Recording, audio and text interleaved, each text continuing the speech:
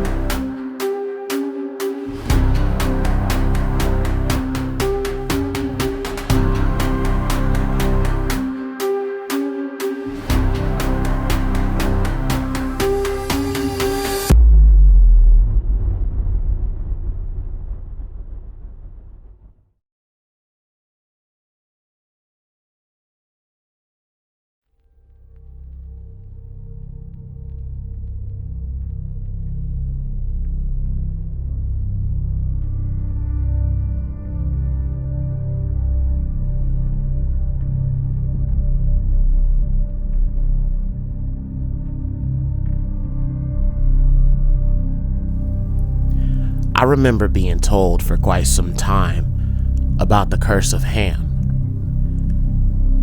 Now, it's actually the Curse of Canaan, but many Caucasian people have used this myth to say things such as melanated people or dark skin was a curse from the Most High to justify the mistreatment of melanated people. Slavery, wickedness, all of these things that have been done against Negroes and other melanated people. This is exactly why you look in the history books, there's nothing about melanated people being the original people of this earth. But what if I told you that the Curse of Canaan may have been the opposite of what you think it is? What if I told you that pale-skinned people are the ones who bear the Curse of Canaan, which is the loss of pigmentation? We know several times in scripture that Yahuwah cursed Mariam, Moses' sister, with leprosy. We know that Gehazi was cursed with leprosy. We understand Noah being born as an albino and his father considering him to be possibly the offspring of the angels. We know histories of pale-skinned giants that people have given a first-hand account of. Throughout this documentary, I will be presenting information that seems to support this idea.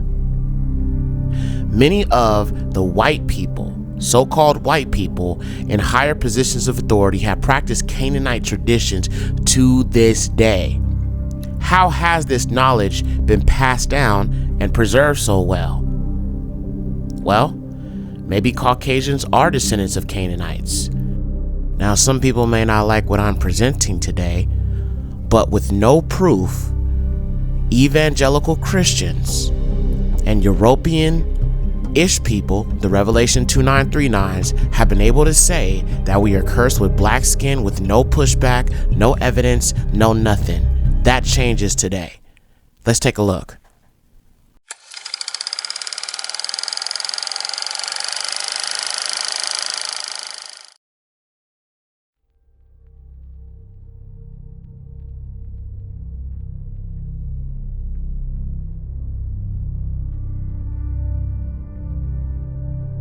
Now, before we dive into this, I want to make a few things clear. that I touched on in my previous documentary, Esau and the Horites. If you have not seen that film, the link is in the description. A lot of what I am saying here will make sense if you have seen the film Esau and the Horites. So one thing needs to be understood. Leprosy and albinism are two different things. A person is born with albinism. Leprosy can develop much later, which I believe fits the description of what many call vitiligo and also Hansen's disease in the modern day. So albinism is a genetic condition present from birth caused by a lack of melanin production due to inherited genes, essentially a recessive trait. It affects skin, hair, eyes, often leading to a very light or white pigmentation. People with albinism are born with it and do not develop pigmentation later in life. It does not spread or worsen over time like a disease.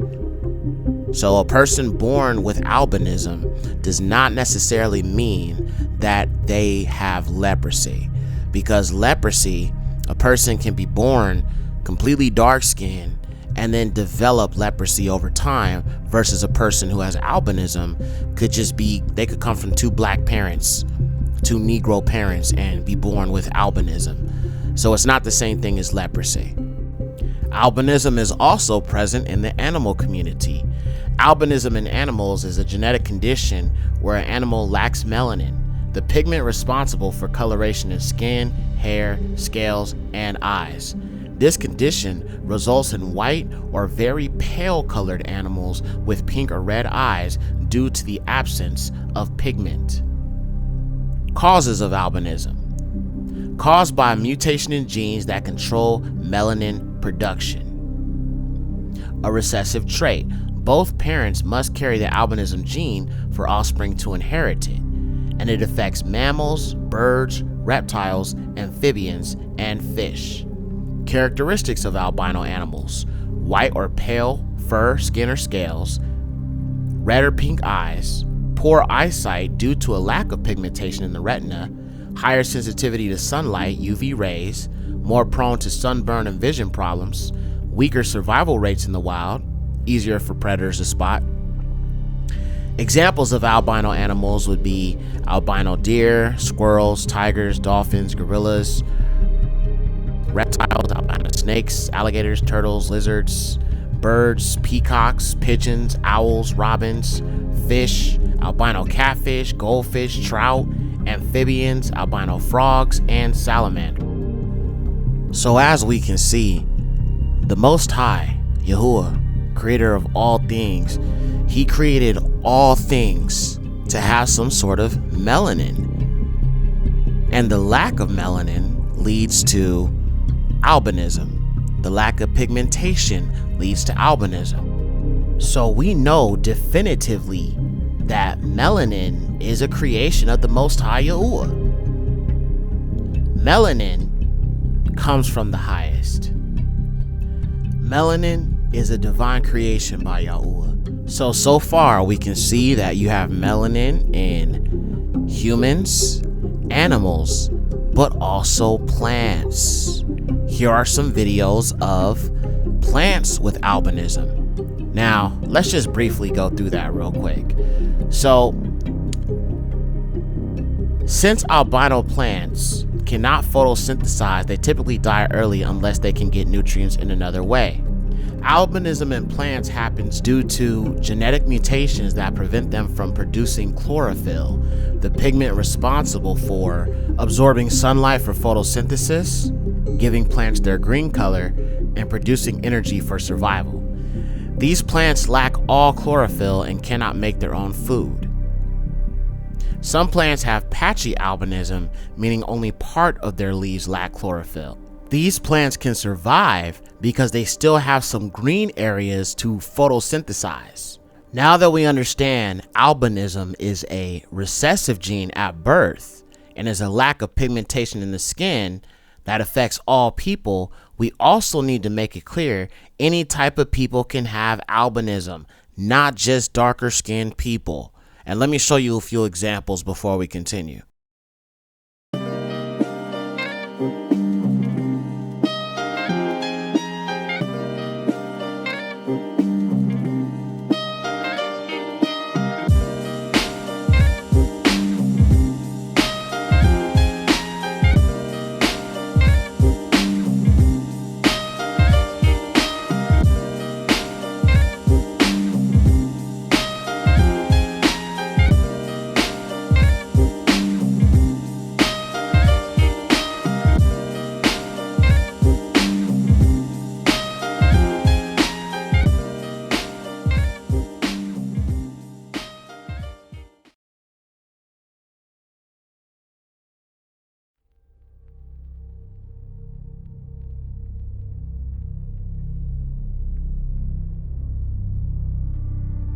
So let's deal with it. The curse of Ham. Is this found in the Bible? Is this actually biblical? Because a lot of these racist white people, including the fake Revelation 2939s, the one who call themselves Jews and they're not, but the synagogue of Satan, they have taught this lie for a very, very long time, and it has been left unchecked. They say that Ham was cursed to be a slave.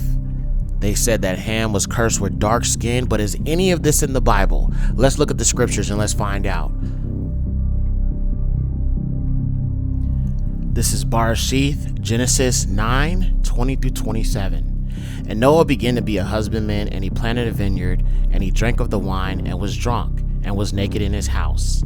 And Cam, or Ham, the father of Canaan, saw the nakedness of his father, and he went out and told his 2 brothers. And Shem and Japheth, having taken a garment, put it on both their backs, and went backwards, and covered the nakedness of their father. And their face was backward, and they saw not the nakedness of their father. And Noah recovered from wine, and knew all that his younger son had done to him. And he said, Cursed be the servant Canaan, a slave shall he be to his brethren.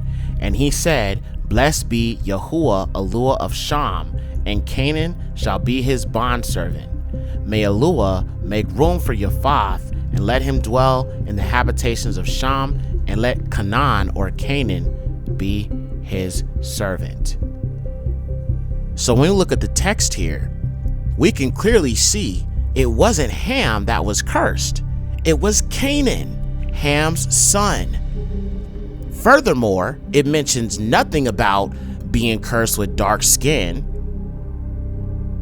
And then also, the curse did not come from the Most High. It was Noah who cursed his grandson, which was Canaan, the son of Ham. But do you see how Europeans twist things? How the Europeans lie to justify their racism? I want to tell the truth about the curse of Ham. Now, there are some religious, but yet racist, white groups that teach that the black people are cursed to be slaves in servitude to white people due to a sin that Ham committed. They claim that Ham is cursed, but if you look at that scripture, God did not curse anybody there. There was no curse by God. The curse was by Noah, not God. And in addition to that, Noah did not curse Ham. He cursed Canaan. So where did this lie come from? Obviously, it's rooted in religious racism. But where did it originate from? I'm going to show you. Take a look at this.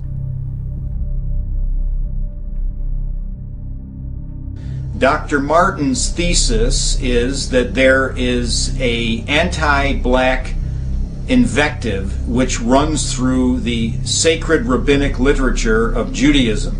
That is not to say that it runs through the literature of the Bible, because there is a distinction between the Hebrew literature and the rabbinic literature. There have been, since Dr. Martin's speech, 2 major texts which have been issued by Judaic scholars. Jonathan Schorsch is professor at Columbia University and the author of a book entitled Jews and Blacks in the Early Modern World. Notorious anti-black racist in Judaism just happens to be Judaism's most influential and revered sage, Rabbi Moses Maimonides, who taught in his book, The Guide of the Perplexed, that blacks are subhuman. Now, Sorge has written 546 pages on the relationship of Jews and blacks. One would think that he would be able to explicate Maimonides' teaching about black people at length, since it forms the heart of Judaism's attitude towards blacks. However, since Maimonides is indefensible, Schorsch dares not. Hence, like any propagandist, the Columbia University professor buries the inconvenient Maimonides in his footnotes, where we find the offending statement quoted in small type with no comment or exegesis of any kind, as if it were the doctrine of some long ago forgotten village rebbe instead of the major halakhic authority in Judaism. Neither can Professor Schorsch bring himself to quote the Talmudic and Midrashic accounts of the curse on Ham, which form the canonical Judaic understanding about black people. By shying away from a confrontation with these texts, he does little to dispel the critique of Tony Martin and others. Professor Martin quotes these anti-black rabbinic teachings during the speech which you are about to see. How can Schorsch claim to debunk the Martins of the world when he can't even bring himself to confront the problem sacred Judaic texts? Book that the Talmud's creators, first of all, were lawyers. And Neusner went on to say, again, I remind you, we are in the hands of lawyers. Let's observe lawyer Schorsch in action. Jews and Blacks in the Early Modern World, page 139. Seeing a Jewish curse of Ham behind every English notion of black accursedness will not do.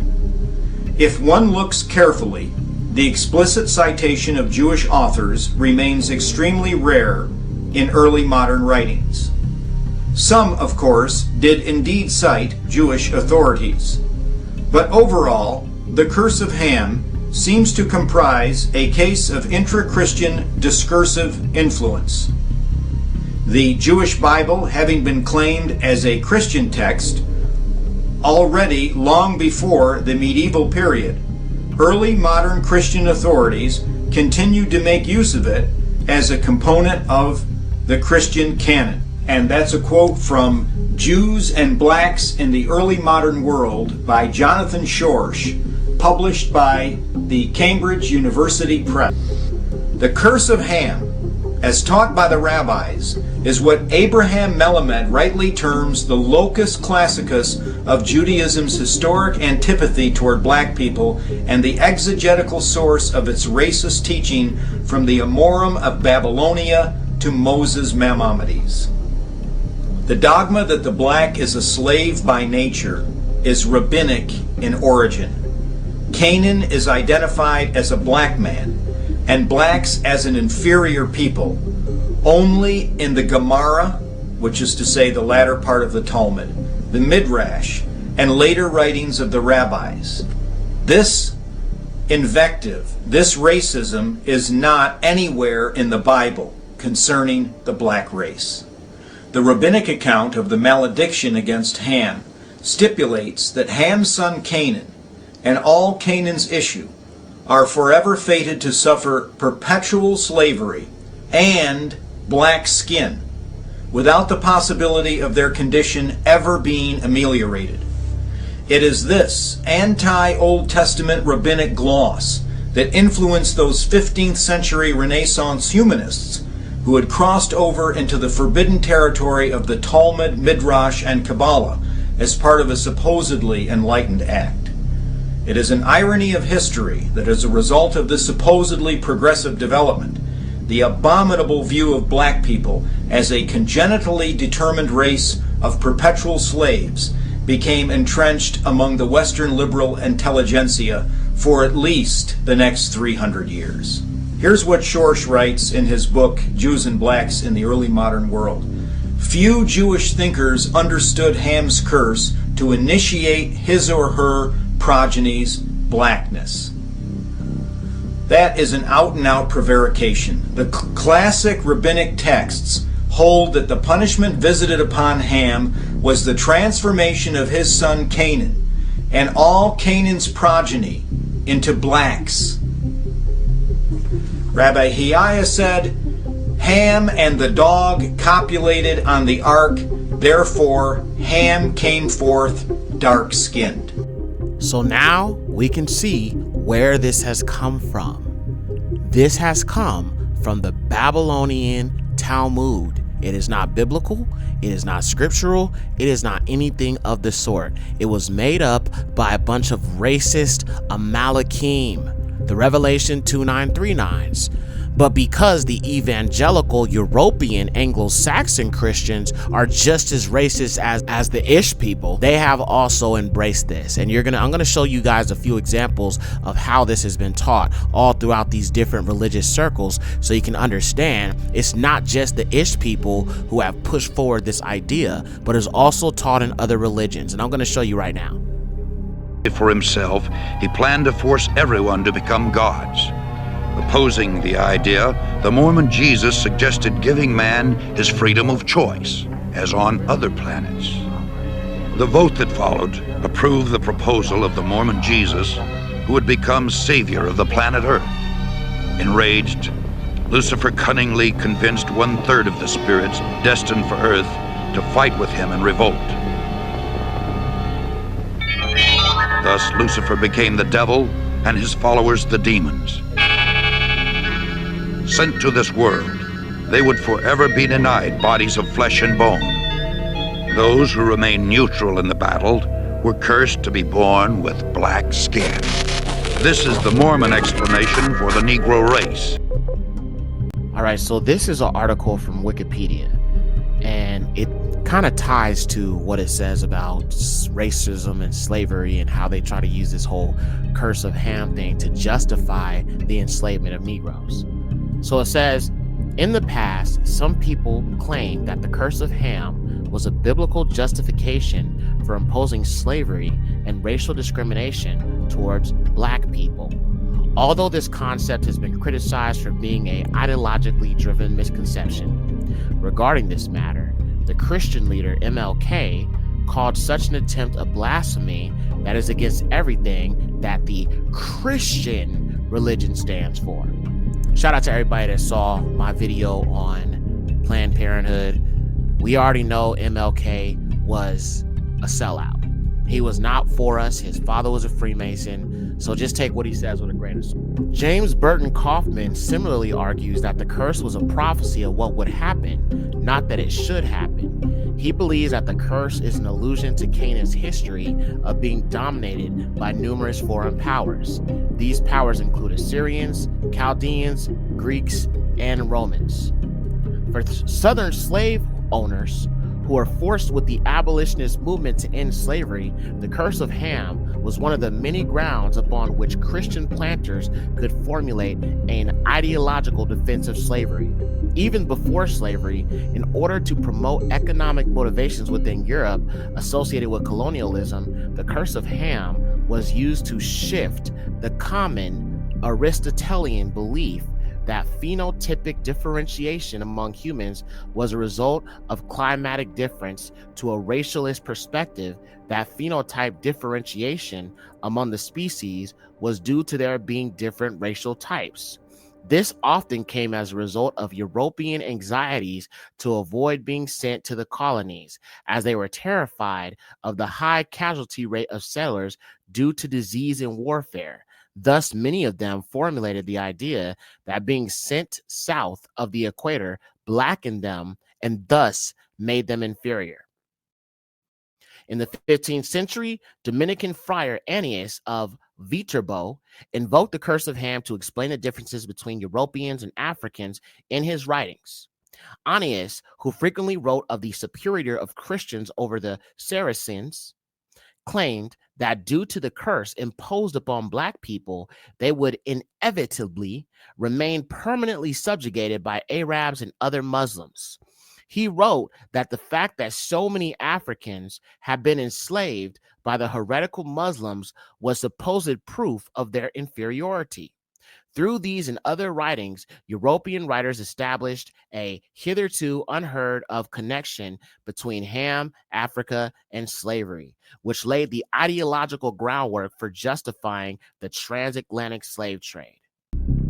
According to Clemens Bretano, writings related to the Catholic mystic Anne Catherine Emmerich, she is attributed to have said, "I see that the black, idolatrous, stupid nations are the descendants of Ham. Their color is due not to the rays of the sun, but to the dark source whence those degraded races sprang."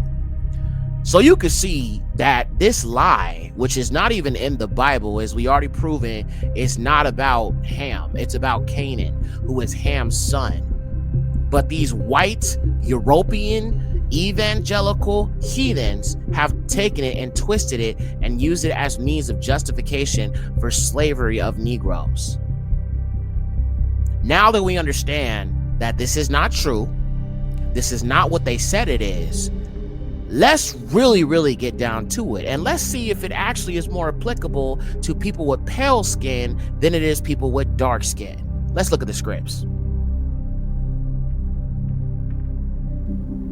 Shamuth, Exodus chapter 4, 6 through 7. And Yahuwah said again to him, Masha or Moses, put your hand into your bosom. And he put his hand into his bosom and brought his hand out of his bosom, and his hand became as snow. And he said again, put your hand into your bosom. And he put his hand into his bosom and brought his hand out of his bosom, and it was again restored to the complexion of his other flesh. So if Moses put his hand into his bosom and it became white, then he put his hand back into his bosom again and it's restored back to his other flesh. What does that tell you? He was not a white man. How does your hand turn white if you're already white? He was a dark-skinned man. In order for the Most High to demonstrate his power, he turned Masha's hand white. Then he put it back in his bosom and it was restored back to his other flesh. This is what these white supremacists won't show you. Let's look at another one. Bamadabar, or Numbers 12, 1 through 3, and verses 8 through 15. And Miriam and Aaron spoke against Masha because of the Ethiopian woman whom Masha or Moses took, for he had taken an Ethiopian woman. And they said, has Yahuwah spoken to Moses only? Has he not also spoken to us? And Yahuwah heard it. And the man Moses was very meek beyond all the men that were upon the earth, and I will speak to him mouth to mouth apparently, and not in dark speeches. He has seen the esteem of Yahuwah. And why were you not afraid to speak against my servant Moses? And the great anger of Yahuwah was upon them, and he departed. And the cloud departed from the tabernacle, and behold, Miriam was leprous, white as snow. And Aaron looked upon Miriam, and behold, she was leprous. And Aaron said to Masha, I beseech you, my master, do not lay sin upon us, for we were ignorant wherein we sinned. Let her not be as if it were like death, as an abortion coming out of his mother's womb when the disease devours the half of the flesh. And Moses cried to Yahuwah, saying, O Eluah, I beseech you, heal her. And Yahuwah said to Masha, if her father had only spit in her face, would she not be ashamed 7 days? Let her be Kadash 7 days without the camp, and afterwards she shall come in. And Miriam was separated without the camp 7 days, and the people moved not forward till Miriam was cleansed. Now let's stop and explain this real quick, because I see a lot of Gentiles take this out of context. The first thing that they do is mention the fact that Miriam and Aaron, Moses' sister and brother, were complaining that he was with a Cushite woman or a black woman. What they fail to understand is, if his hand was turned white in Exodus, he was also a dark-skinned man. If his sister was cursed with white skin, that means she was a black woman. It had nothing to do with the fact he was with a black woman. It's because he was with a black woman of another nation. Had he taken an Israelite black woman, there wouldn't be no problem, right? But see, Gentiles love to twist these things to push their sour cream supremacy. And we're going to look at the leprosy laws and all of that, because we're going to destroy white supremacy today, boy. But the Most High cursed Miriam with white skin. So far, we have a very solid example of somebody being cursed with pale skin. So far, I don't see anything about being cursed with dark skin. But let's look at some more. This is 2 Kings chapter 5, verses 20 through 27. And Gehazi, the servant of Elisha, said, behold, my master spared the Aramee Naaman, so as not to take of his hand what he has brought. As Yahuwah lives, I will surely run after him and take somewhat of him.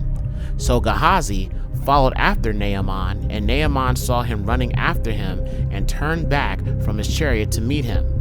And Gehazi said, All is well. My master has sent me, saying, Behold, now are all there who come to me, 2 young men of the sons of the prophets from Mount Ephraim. Give them, I pray you, a talent of silver and 2 changes of raiment. And Naaman said, Take 2 talents of silver. And he took 2 talents of silver in 2 bags and 2 changes of raiment, and put them upon 2 of his servants, and they bore them before him. And he came to a secret place, and took them from their hands, and laid them up in the house, and dismissed the men. And he went in himself, and stood before his master, Elisha. And Elisha said to him, Whence comest you, Gehazi? And Gehazi said, Thy servant has not been hither or thither. And Elisha said to him, Went not my heart with you when the man returned from his chariot to meet you? And now you have received silver, and now have received raiment, and olive yards, and vineyards, and sheep, and oxen, and menservants and maidservants? The leprosy also of Naaman shall cleave to you, and to your seed forever. And he went out from his presence, leprous like snow. So we have now 2 biblical examples of somebody being cursed with leprosy or pale skin. Now we already looked at how albinism is not the same thing. But we can see here, they said people like Negroes were cursed with dark skin. But what I'm seeing here is people who are already dark skinned being cursed with white skin, pale skin, and we got scripture to back us up. Somebody's lying. Let's look at one more example. 2 Chronicles 26:17-21. And there went in after him Azariah the priest, and with him 80 priests of Yahuwah, mighty men. And they withstood Aziyahu the king, and said to him, It is not for you, Aziyahu, to burn incense to Yahuwah, but only for the priest of the sons of Aharon or Aaron, who are consecrated to sacrifice. Go forth of the sanctuary, for you have departed from Yahuwah, and this shall not be for esteem to you from Yahuwah Eluah. And Aziyahu was angry, and in his hand was the censer to burn incense in the temple. And when he was angry with the priest, then the leprosy rose up in his forehead before the priest in the house of Yahuwah over the altar of incense. And Azariah, the chief priest, and the other priest turned to look at him, and behold, he was leprous in his forehead. And they got him hastily out thence, for he also hasted to go out, because Yahuwah had rebuked him. And Aziyahu the king was a leper to the day of his death, and he dwelt as a leper in a separate house, for he was cut off from the house of Yahuwah. And Yahutham his son was set over his kingdom, judging the people of the land.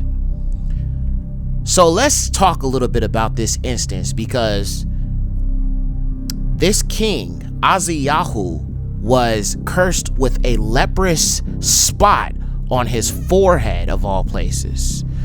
Now, when we think about leprosy, I think it's more applicable in the modern day, much more to what you think of as vitiligo, okay? Which is what I showed you in these other examples. When I talk about Gehazi, we talk about Miriam.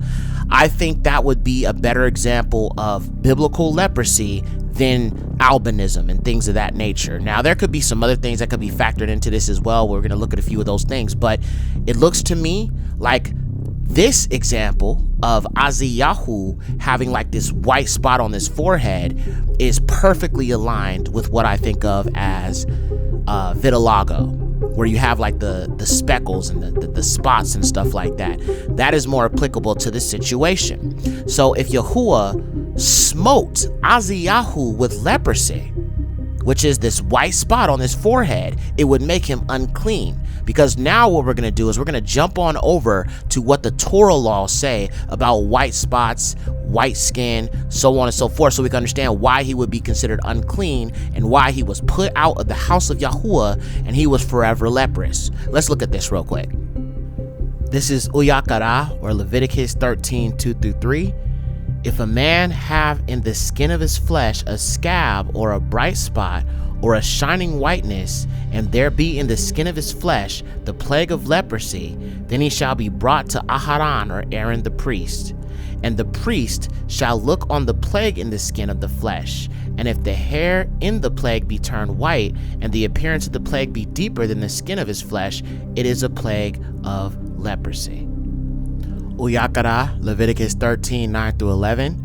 And if a leprosy should spring up in a man, then he shall be brought to the priest, and the priest shall look, and behold, if there be a white swelling in the skin, and it has turned the hair white, and there be quick raw flesh in the swelling, it is an old leprosy in the skin of his flesh, and the priest shall pronounce him unclean, and shall not kadosh him, because he is unclean.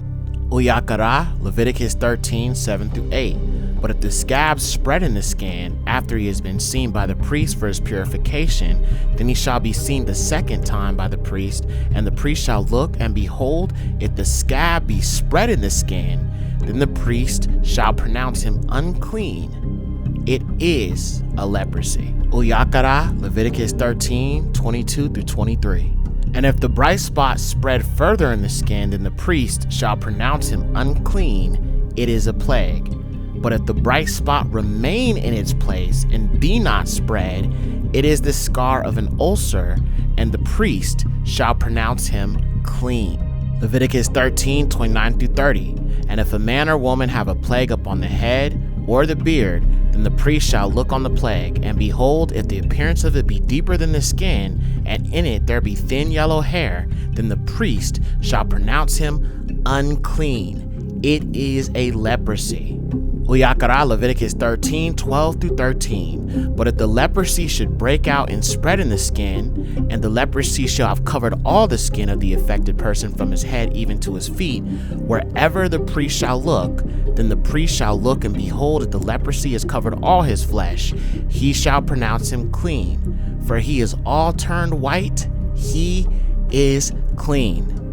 So, looking at all these different examples in the Torah, we went through these scriptures because I'm trying to show you that if a person became full-on white from, vitiligo, they would be considered clean. And if a person has patches, spots, speckles on the skin, they would be considered unclean. Now, looking at this seems to me like vitiligo fits the bill 100%.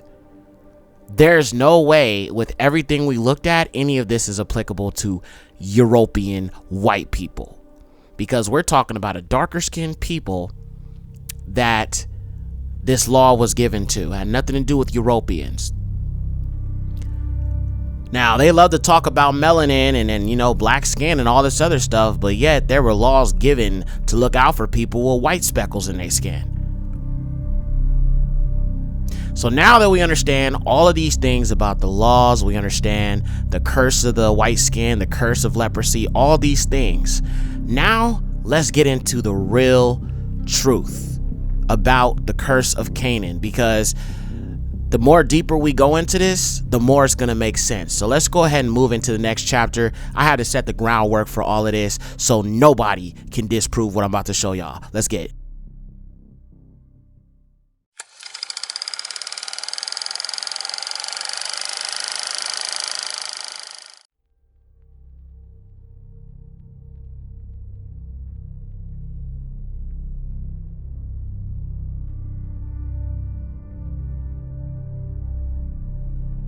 That the old ancient Phoenician Canaanite religion with the Phoenicians, who were a great seafaring people, went all around the Mediterranean and built up a huge banking, trading network, and this is many thousands of years ago. they ended up, the Phoenicians went through the Straits of Gibraltar and north into what we today know as Northern Europe. And with them, they brought their Phoenician Canaanite religion, which came to be known today as the old Celtic Druids. And one of the Druidic symbols that has been used in Northern Europe and especially in America is the magic wand. The magicians use magic wands. Magi, magician, and magic wands, the reference works will tell you, have always been made out of the wood of a holly tree. They're made out of Hollywood. Okay? And that's why you have the name of the city, Hollywood. Consequently, when you understand that there is a legitimate, de jure, and real magical system that's based on some very ancient Canaanite, Phoenician Canaanite blood ritual, all kinds of strange religious systems in operation, and that's how I believe the people who are in real power maintain their power, because they've made a pact with an occult force that operates on this earth. Agreed. In Tunisia, just outside Jerusalem, children were said to have been sacrificed to Baal by being, quote, passed through fire in an area called a Tophet. According to Rashi, the single most influential commentator of the Middle Ages, the massive statue of, quote, Molech, which was of copper, and they would heat it up from underneath with its hands spread out, and they would place the child on his hands, and he would be burnt and mown, and the priests would beat drums so the father should not hear his son's voice and take pity, end quote. It's pertinent to understand the Hebrew Bible referred to Moloch worship as Canaanite idolatry, straying away from Judaism. The quotes from Leviticus are clear. But the religion of Carthage in North Africa managed to continue the Canaanite ritual. With several modifications, they birthed what the Jewish virtual library called the Cult of Moloch, creating the largest Tophet ever discovered, covering almost 4 miles with 9 descending levels. Rabbinical tradition stated, quote, the body of Moloch was hollow, divided into 7 compartments, in one which they put flour, in the 2nd through 6th they put animals, and in the 7th a child, which were all burned together by heating the statue inside. Initially, scholars interpreted these claims as exaggerated fictions, stemming from Greek and Roman propaganda, who publicly shamed these cults as barbaric. But in 1923, French-led excavations at Carthage found some 20,000 burials containing cremated infant and animal bones kept in urns, inscribed with dedications to Baal and the Phoenician theonym for Moloch. They discovered long genealogical pedigrees signifying noble families, with one lineage stretching back 16 generations, suggesting the ritual was, quote, an elite practice. The University of Oxford published a study of the findings, concluding the Greek and Roman accounts were true, and not, as modern scholars believed, propaganda.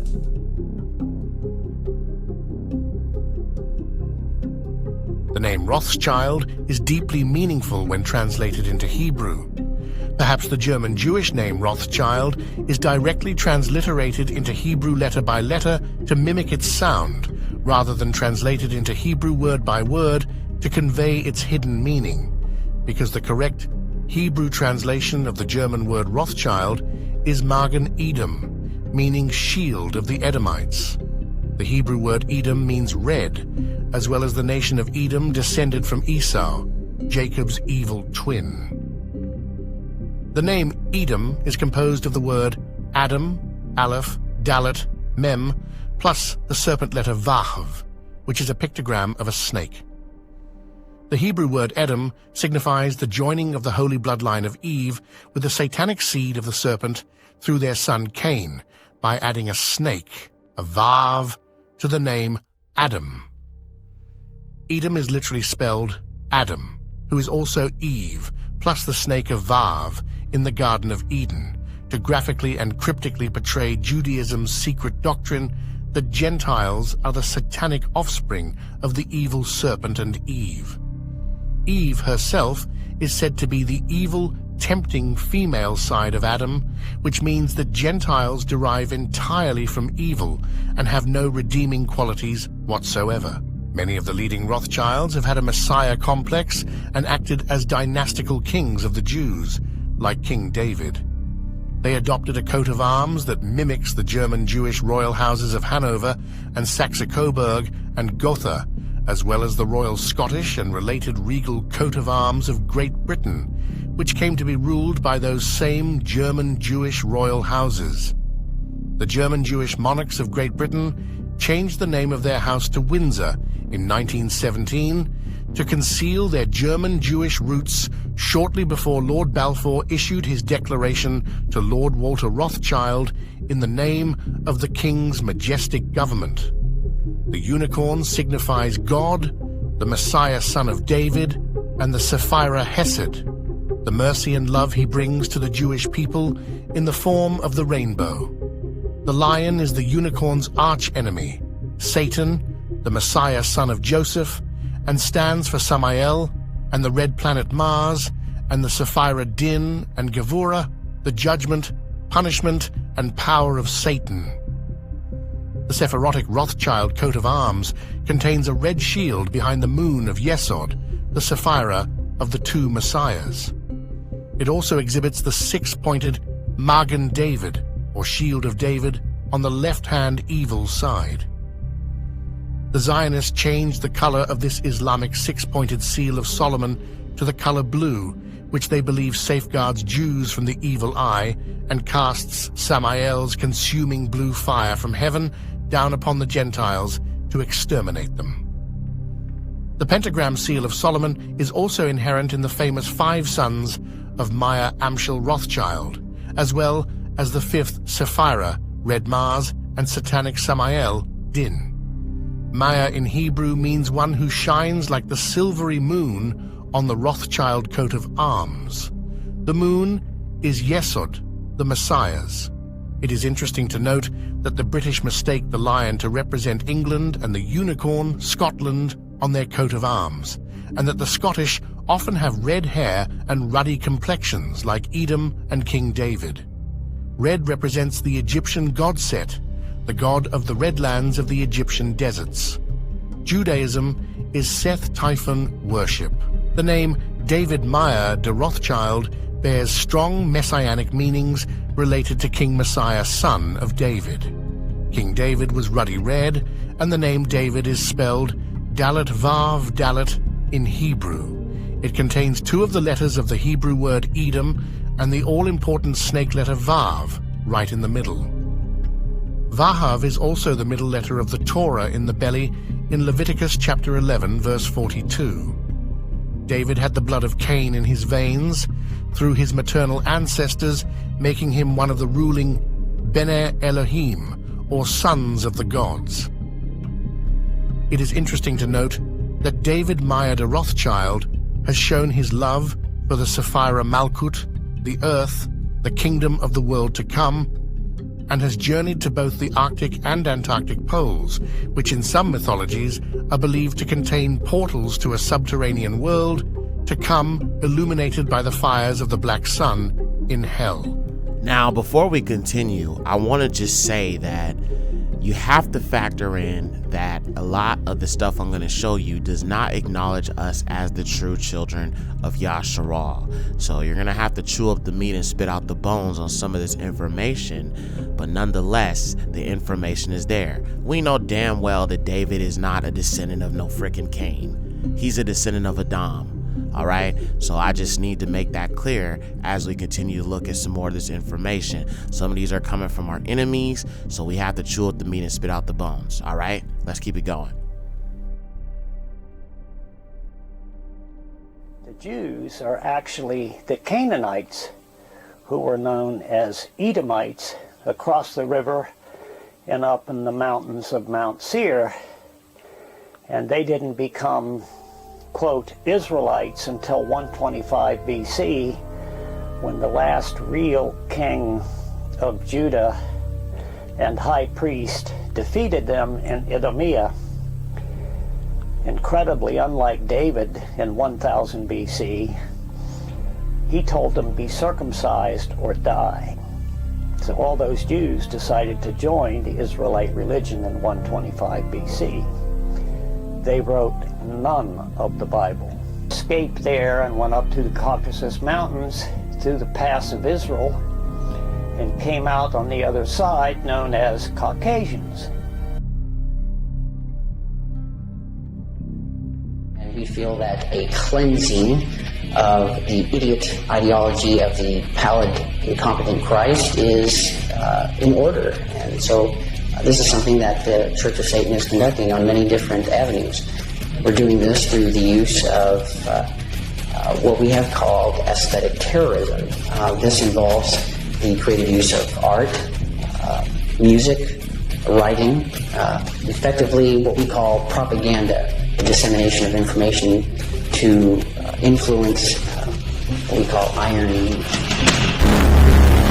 Aquino's association with the Church of Satan and Anton LaVey, who's really Jewish, his real name is Howard Staton Levy, is an extremely important connection, especially given how this culture ties in exactly with the disinformation company. The Church of Satan is really a Jewish front for Jewish mysticism. When the Satanic Bible was released, LaVey shared it with Asaf Dayan, son of Israeli Defense Minister Moshe Dayan, who proclaimed it perfectly suited for the conditions in Israel. This gives a whole new insight to the concept of. It's also worth mentioning LaVey's Jewish-based satanic cult is way more influential in Hollywood than you would ever imagine. Think of it in terms of Scientology, which is also rooted in Dilemma, which Joe Rogan is also associated with. It's a way to rope the Goy and Shiksa actresses and actors into the cult while utilizing mind control and abuse. This is a very selfish religion. We believe in greed, we believe in selfishness, we believe in all of the lustful thoughts that motivate man, because this is man's natural feeling. Sexual freedom is something we feel is very important. That's a necessary requisite of the Satanic Church. But I can do anything that I want to. I can pursue any kind of lustful desires that I might feel. I can engage in any activities that are so-called sinful activities and not really worry about any ecumenical councils making it right for me to do these things. Living for, as I've said, all of the earthly and carnal pleasures.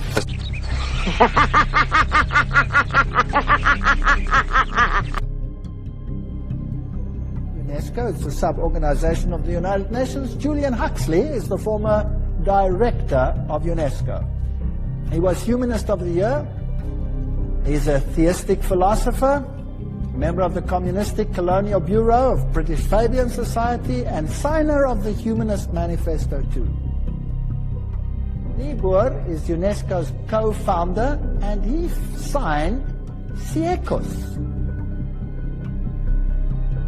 What is 𝐤𝐤𝐃𝑠? These are the founders. It is the position of 𝐤𝐤𝐃𝑠 that contraceptive services should be available to all, including minors, who should enjoy the same rights of free and independent access to contraceptive care as do others. It is the position of 𝐤𝐤𝐃𝑠 that the use of explicit sexual material, sometimes referred to as pornography, can serve a variety of important needs in the lives of countless individuals. Under Huxley's guidance, they prepared a guide for teachers. Now, I would like the parents to take a note. What is the United Nations Guidebook for Teachers? In the classroom with children under 13 years of age, before the child enters school, his mind has already been profoundly marked, often injuriously by earlier influences, first gained, however dimly, in the home. So UNESCO's aim is to change the mindset of your children, to turn it against any values that the parents might instill in the mind of that child.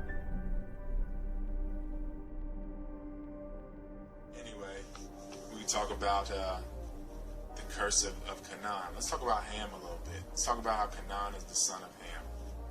So Ham, like many people know, was black. All colors are shades of black. I don't really want to get into this to create any divide and conquer, because we're all black, just different shades. I'm just saying that Ham is black and Canaan is the son of Ham. ultimately they're saying the son of Noah. That's what they say.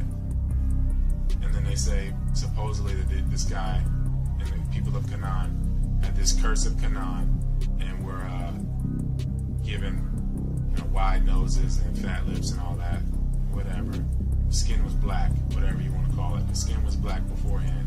Any curse would be to lose color.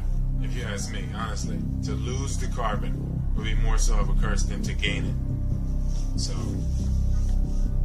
I'd rather be a diamond. A diamond is like high concentration of carbon. And colored diamonds, black diamonds, they hold. I mean, diamonds in general are artificially. They create the artificial scarcity to raise their value. It's just pressed carbon. But all I'm saying is that that's what an ultraviolet black person is like a diamond. So like, it's a beautiful thing to be of high carbon. It's not a bad thing. And I'm not saying the other shades are wrong or bad. I'm just saying that this connotation with black being bad, and it's just wild. It's wild how the darkness has this negative connotation or bad connotation. When the light creates the shade, the light can cast darkness. So it goes both ways. It all has a positive and a negative to it. It's duality. Even a duality has a duality. So we got the son of Noah, who is Ham, and the son of him is Canaan. And the nose of Canaan, this Jew nose, everybody's running around saying the Jew nose, right? Is the nose or facial structure of Canaan. The people of Canaan that were in the Middle East now, that have supposedly suffered this curse, which I feel like is of paleness, Palestine. هذه الأرض لسكانها، هذه الأرض للكنعانيين الذين كانوا هنا قبل 5000 سنة، ونحن الكنعانيون. The people of Canaan that were in the Middle East now, that have supposedly suffered this curse, which I feel like is of paleness, Palestine. You got the Mormons saying that the curse was to become black. Just like they say Native Americans are also from Israel. They might have came through Israel. Some of them may have came up from East Africa through Israel, Silk Roaded it out, and then across Asia, and by land or sea, got to North America, South America. So you got the Mormons saying that the curse of the Native American is that they got pale, just as they said that the curse of Canaan was to get black.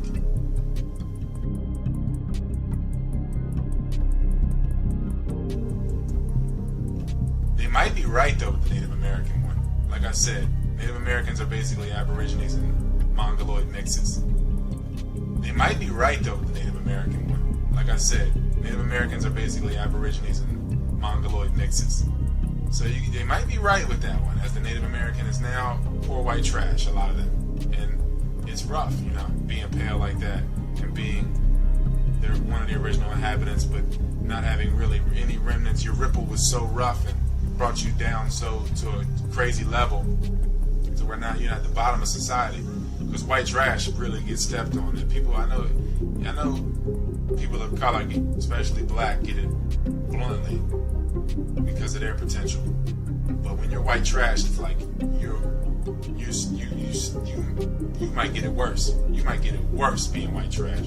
So it's all it's all self-hate to disconnect like that either way. All I'm saying is that it might be true. The Mormons suggested the Native Americans had a curse that made them pale or made them red, because they said that the curse made them red. That's what they said. Ruddy or red skins, and now eventually pale. Because the more you inbreed, you need an injection of color. If there's a lack of an injection of color, then there's no choice but to lose color. Like the Aborigines, when I went to Australia, I was talking to an Aboriginal. He said, "Yeah, man, we back in the day, we used to give people music, and certain verses would take you a certain distance, because that we would give our direction in music. So certain verses would give us a certain distance from where we are now. Say we're in modern day Sydney, and you want to get to Brisbane. So they'll give you enough in the verse to get to Brisbane. And if you go a different route, then you got to make up a verse for those directions to pass on to somebody else, because they refuse to let you inbreed. You couldn't stay in one spot and inbreed, because if you do it long enough, it's like if you breed Bengal tigers together, inbreed pit bulls together, whatever, you're going to get white dogs, white tigers. You're going to lose color. That's what happens with inbreeding. That's what the royalty class has done for millennia.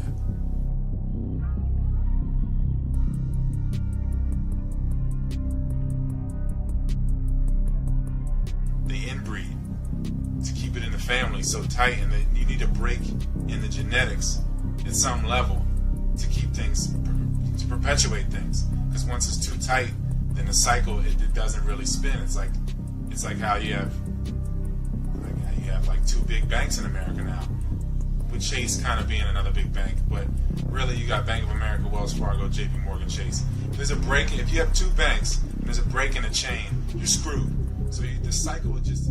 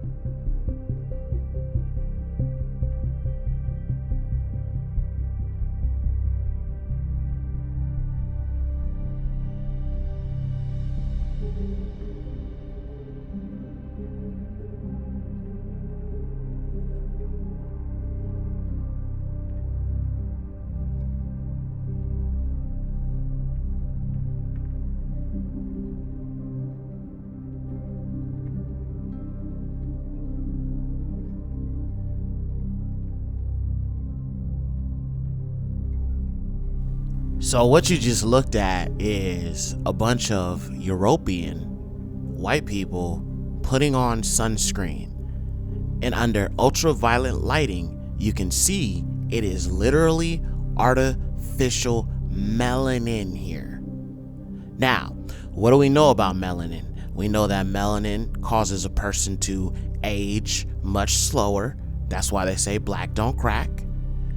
We know that melanin protects us from the sun to be able to dwell in certain areas, especially places like sub-Saharan Africa where the Bible takes place. So obviously the Most High, Yahuwah, would create melanated people to be able to dwell in sub-Saharan Africa, because we all know when you look at the scriptures, where was the Garden of Eden or Eden? It was in sub-Saharan Africa. More precisely, if you look at the scriptures, it mentions Cush, which would be where the Nubian people would be to this very day. Darker skinned people. So if Adam was formed from the red dirt of sub-Saharan Africa, we know he was a melanated man. And we understand when Yahuwah said that he created man in his image, he was talking about melanated people. Now, I've mentioned the Esau and the Horites thing before, but we're going to go back to some of those scriptures because I want to tie this all together for you. If you saw the movie already, it's just a little bit of a review. We're not going to go through everything I discussed in that film. I really think you should watch it if you haven't, but we're going to just look at a few things and we're going to tie this together. And I'm also going to show you in scripture, where I believe it mentions this curse of pale skin. Let's look at it. 𝐤𐤔𐤋, Leviticus 14:34. Whensoever you shall enter into the land of the Canaanites, which I shall give you for a possession, and I shall put the plague of leprosy in the houses of the land of your possession. So we can see here, the Most High has pronounced the plague of leprosy upon the houses of the people of Canaan. Now we are going to revisit the situation with the fallen Malachim, or the fallen angels, and Noah, because that is another one that the Gentiles love to take out of context. Let's really look at this and understand that the giants are described as white or pale skin, and we're going to see that in a second. And I'm also going to show you another book that verifies this. Let's take a look. This is Kanuk or Enoch 105, 1-3. After a time, my son Methuselah took a wife for his son Lamech. She became pregnant by him and brought forth a child. The flesh, which was as white as snow and red as a rose, the hair of whose head was white like wool. Now, I know a lot of people take this out of context and say that Noah was described as a white child. The problem with that is there's no way that this white child who became a white man had a dark-skinned son like Ham. There's no way. As a matter of fact, anytime you see in the scriptures it says white like wool, it's referring to the texture. The texture, all right? But here it says white like wool. Well, we know oftentimes that albino people often have whitish or bright colored hair because of the lack of pigmentation, the lack of melanin. So we're going to look at that a little bit deeper in a second. And long, and whose eyes were beautiful, when he opened them, he illuminated all the house like the sun. The whole house abounded with light. And he was taken from the hand of the midwife. Opening also his mouth, he spoke to 𝐤𝐷 of righteousness. Then Lamech, his father, was afraid of him, and flying away came to his own father Methuselah, and said, I have begotten a son, unlike to other children. He is not human, but resembling the offspring of the angels of heaven, is of a different nature from ours, being altogether unlike to us. Now, let's explain this because it's very, very telling. Now, I think a lot of what we're seeing here in the text is actually more so symbolic than it is literal, as far as him flying around the room and things of that nature. But he was afraid because he assumed, based off of how Noah looked, that he was the offspring of the angels. Now, why would he think that? He would think that because, number one, it was unusual for a child with pale skin to be born to dark-skinned people. So it's very much likely that Noah was the first albino ever seen at the time. So if he said that Noah resembles the offspring of the fallen angels, then what does that tell you? The Naphalym were white or pale skinned. Now, if you look at a white person or a Caucasian, and then you look at somebody with albinism, you can see where I'm going with this. Now, let me just show you a few examples of albinism. And we looked at a little bit of it earlier, but I just want to show this because people love to twist stuff.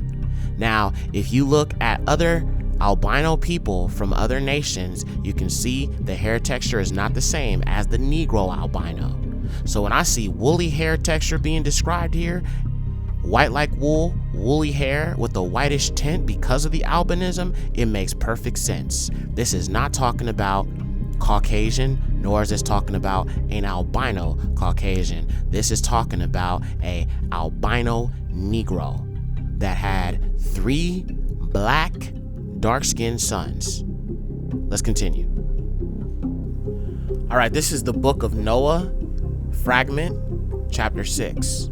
And after some days, my son Methuselah took a wife for his son Lamech, and she became pregnant by him and bore a son. And his body was white as snow and red as the blooming of a rose, and the hair of his head and his long locks were white as wool, and his eyes beautiful. And when he opened his eyes, he lighted up the whole house like the sun, and the whole house was very bright. So we have another example proving when it says woolly, it is talking about woolly textured hair. So much to a point that baby Noah had locks.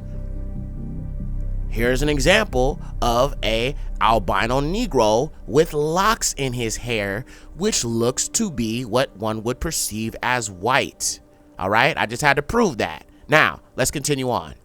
Now, I think it's important as we're putting this together that we go back and we revisit the fallen. We go back and revisit the Naphalym, because the Naphalym is where you get these satanic bloodlines, these Illuminati, Luciferian, serpentine bloodlines, okay? And many of those bloodlines were found in the Canaanite tribes, okay? So we know about the cave dwellers, we know about the Horites, all right? We know that there were 3 races of giants that were born from the Naphalym. So even today, there are still descendants of these fallen bloodline Canaanite type people, all right? Now, the Neanderthal is one of those examples, all right? And I'm going to show some proof in a minute because we must tie this all together, family. So let's go back and let's look at the scriptures. We're going to break this down. Bereshith, Genesis 6, 1 through 2, and verse 4. And it came to pass, when men began to multiply on the face of the earth, that daughters were born to them, and that the sons of Eluah, having seen the daughters of men, that they were beautiful, took to themselves wives of all whom they chose. Now the giants were upon the earth in those days, and after that, when the sons of Eluah went unto the daughters of men, they bore children to them, and those were the giants of old, the men of renown. So this reference is talking about these Naphalym, these giants that were born when the sons of Eluah, which are not men and women, okay? I got a lot of people on my last video, the Esau and the Horites thing, telling me it's talking about men. It wasn't talking about men. It was talking about angels. All right? That's what it was talking about. And I'm going to show you more proof in a minute. Let's keep going. Enoch 3, 1 through 2, and verses 7 through 10. And it came to pass, when the children of men had multiplied, that in those days were born unto them beautiful and comely daughters.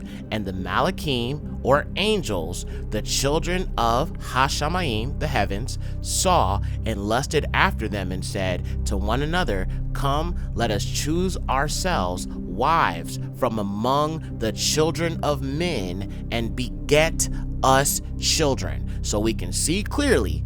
See, this is why they removed this out of the biblical canon, the book of Enoch, because it gives so much more context to what is mentioned in the book of Bereshith, or Genesis chapter 6.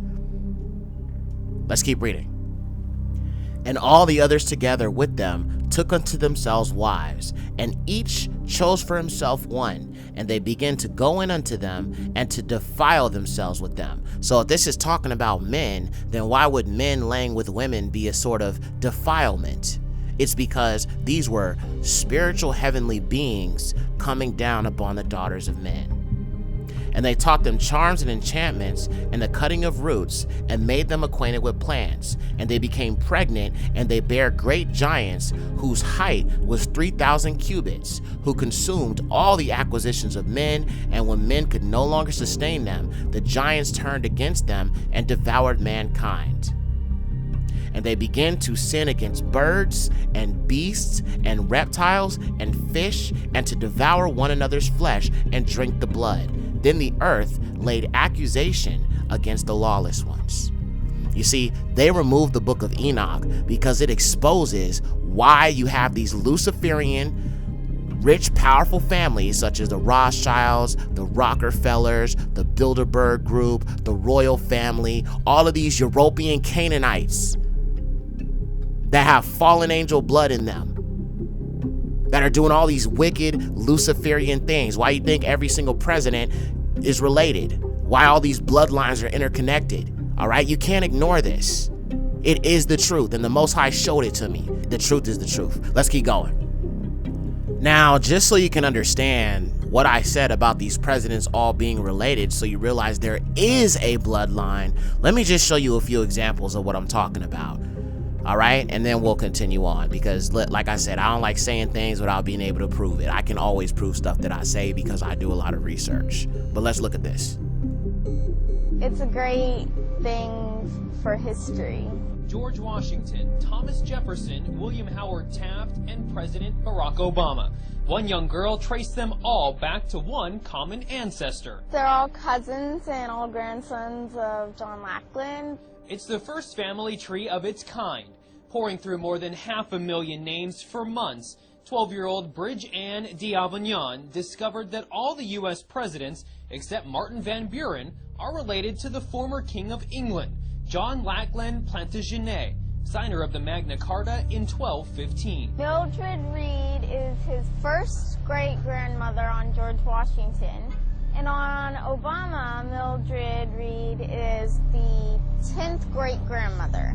It started as an assignment to research her own lineage, tracing it back to roots in France. But Bridget wanted to branch out. Well, I think we just all go back somewhere. It's just a matter of proving it. She started with George Washington, but unlike other professional genealogists that only looked at the male family lines, Bridget was able to link the presidents together using both male and female ancestry. Before this, historians had only been able to link 22 family trees. She kind of created a triumph of women's studies here. Bridget also figured out she's an 18th cousin of President Obama, something she hopes to be able to share with him in person. I've written a letter to Obama, but I just gotten standard reply. I hope to meet the president and explain it to him. In Paso Robles, Adam Rakusin, your Central Coast News.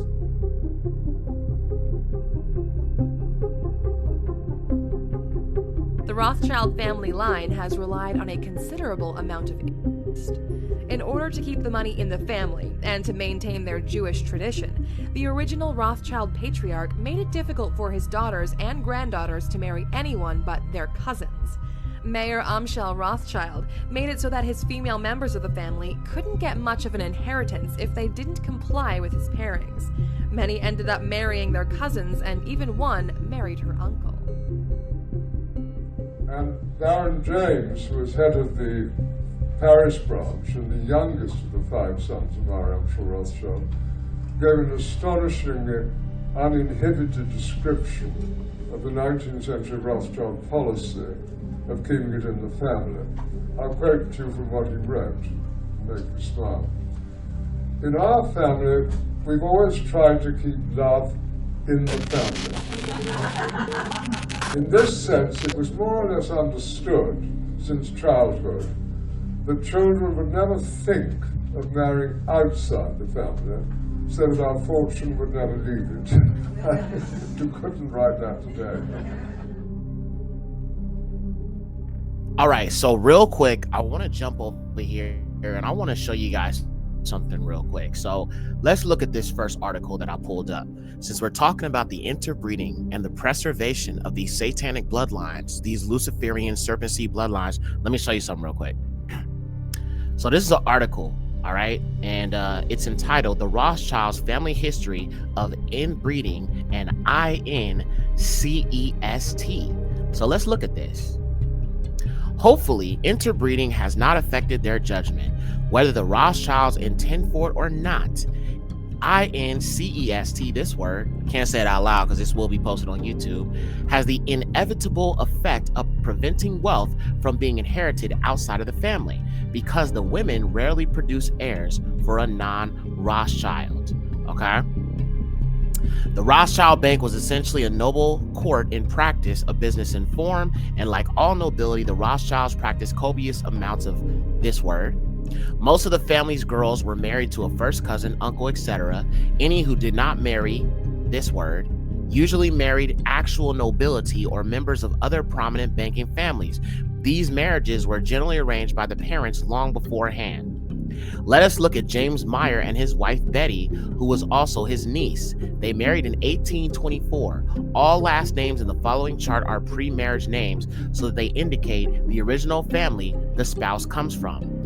This is only a very shallow picture of the extent to which this word, marriage, was practiced among the Rothschilds. By the second generation descending from Father Mayer Amschel, we are left with 17 Rothschilds plus the original 5 men. So basically, these heathens are nothing but a bunch of inbred bastard heathen children. That's what they are. Their children are heathens, they're bastards, they're illegitimate, they're mixing with their own people. I mean, it's just disgusting, but this is what they do. Why? To preserve this satanic Luciferian bloodline.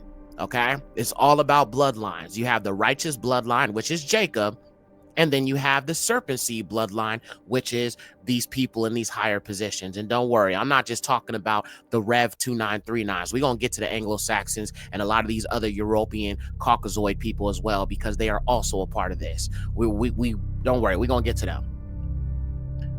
Of these 22 fellows, 15 were married, this word. By the 4th generation, the British banker Nathan Rothschild will marry his cousin Emma Louise. They shared not only both grandparents on the maternal side, but on the paternal side too, making them double first cousins. It is an undeniable fact that a double's first cousin wife is something which requires generations of this word to even render possible. James Rothschild also married his 17-year-old cousin. Oh my gosh. Wow. Dorothy, when he was 35, he married his 17-year-old cousin when he was 35. Well, you shouldn't be surprised, right? And so on. The reader gets the point and may look further into that if they wish. The in you know what word is important to note because while it may seem like only a bizarre quirk, it is actually an economic mechanism. Whether the Rothschilds intend for it or not, this word has the inevitable effect of preventing wealth from being inherited outside of the family because the women rarely produce heirs for a non-Rothschild. Okay, all right. So I just wanted to show you that. I'm not going to read the whole thing. Now, you still don't believe me? Take a look at this. These are some depictions of some of these peoples from ancient times. Now, you can see obviously at the very bottom, on the bottom left, you see this like Hamite individual with this really, really, really big skull. Well, Yekcyr, what does this have to do with the Rothschilds? Take a look.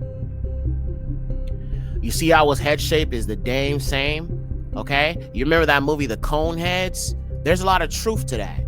So these people are really descendants of these black Canaanites that were cursed with leprosy, pale skin. That's why you can see the cone kind of shape that his head has, and that's because of centuries of you know what, all right? And then you look and you compare that to this, and you can see that the original people would have been melanated. These Canaanite tribes would have been originally the melanated people, but we can see that some of these Canaanites here obviously have the same cone shape, but a difference in complexion, all right? So I just wanted to show you that so y'all can know that this stuff is real. These bloodlines are real, okay? And we're going to continue on.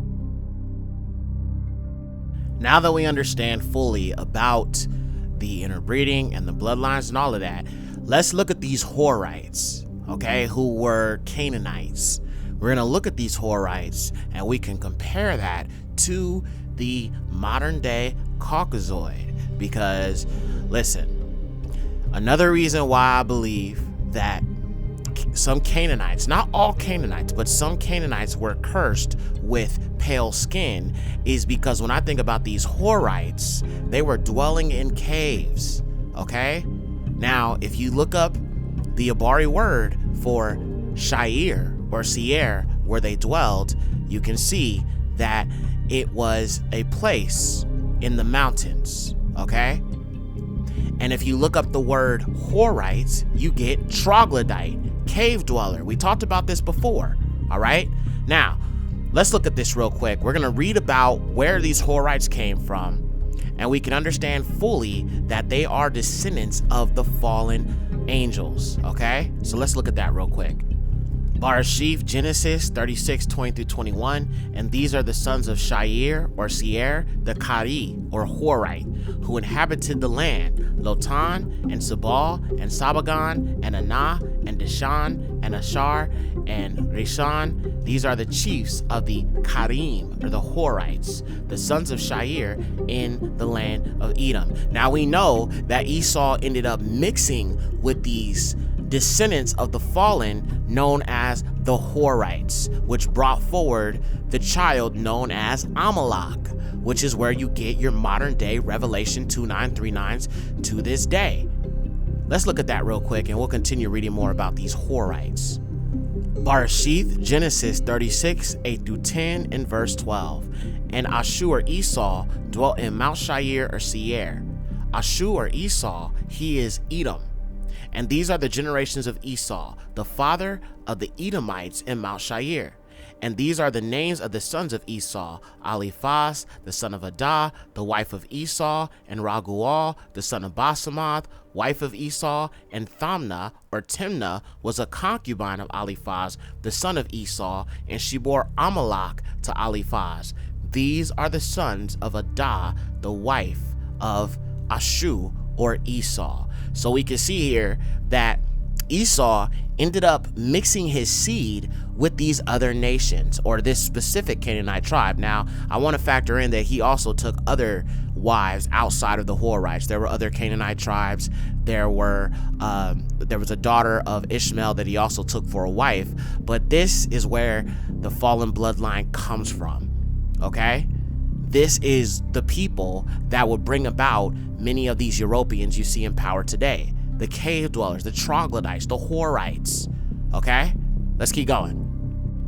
This is Yashar or Jasher, chapter 10, verse 28. And Yekcyr, the son of Hor, son of Hivi, son of Canaan, went and found a valley opposite to Mount Paran, and he built a city there. And he and his 7 sons and his household dwelt there. And he called the city which he built Yekcyr, according to his name. That is the land of Yekcyr to this day. These are the families of the children of Ham, according to their language and cities, when they were scattered to their countries after the tower. Okay, so we can see here that these Horites are descendants of Canaan, Hamites. And as we've already explained, some of these Canaanites, which are actual Hamites, were cursed with white skin. Let's continue.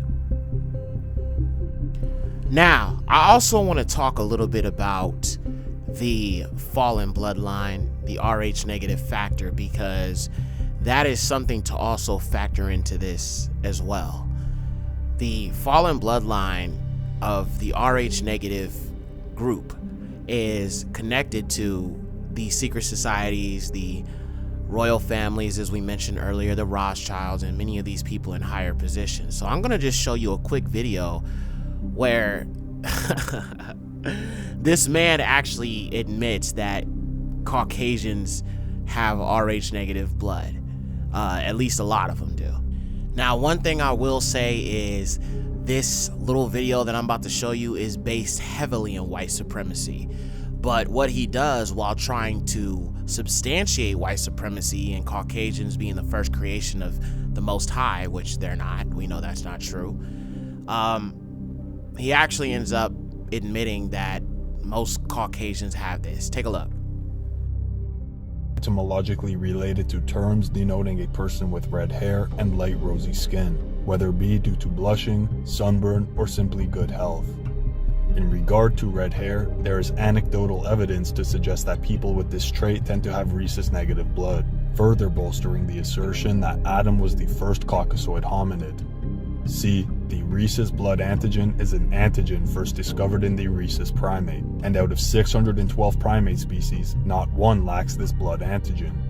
If all humans descended from primates in an evolutionary manner, we should expect the rhesus blood antigen to be present in all humans. However, it is not.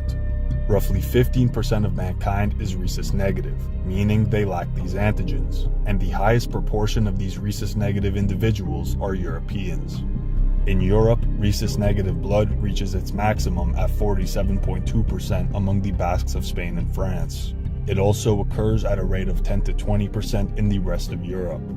Of course, it also occurs at a rate of 1 to 5% among non-Europeans, but this can be explained by the presence of Caucasoid haplogroups in each region in which it is found.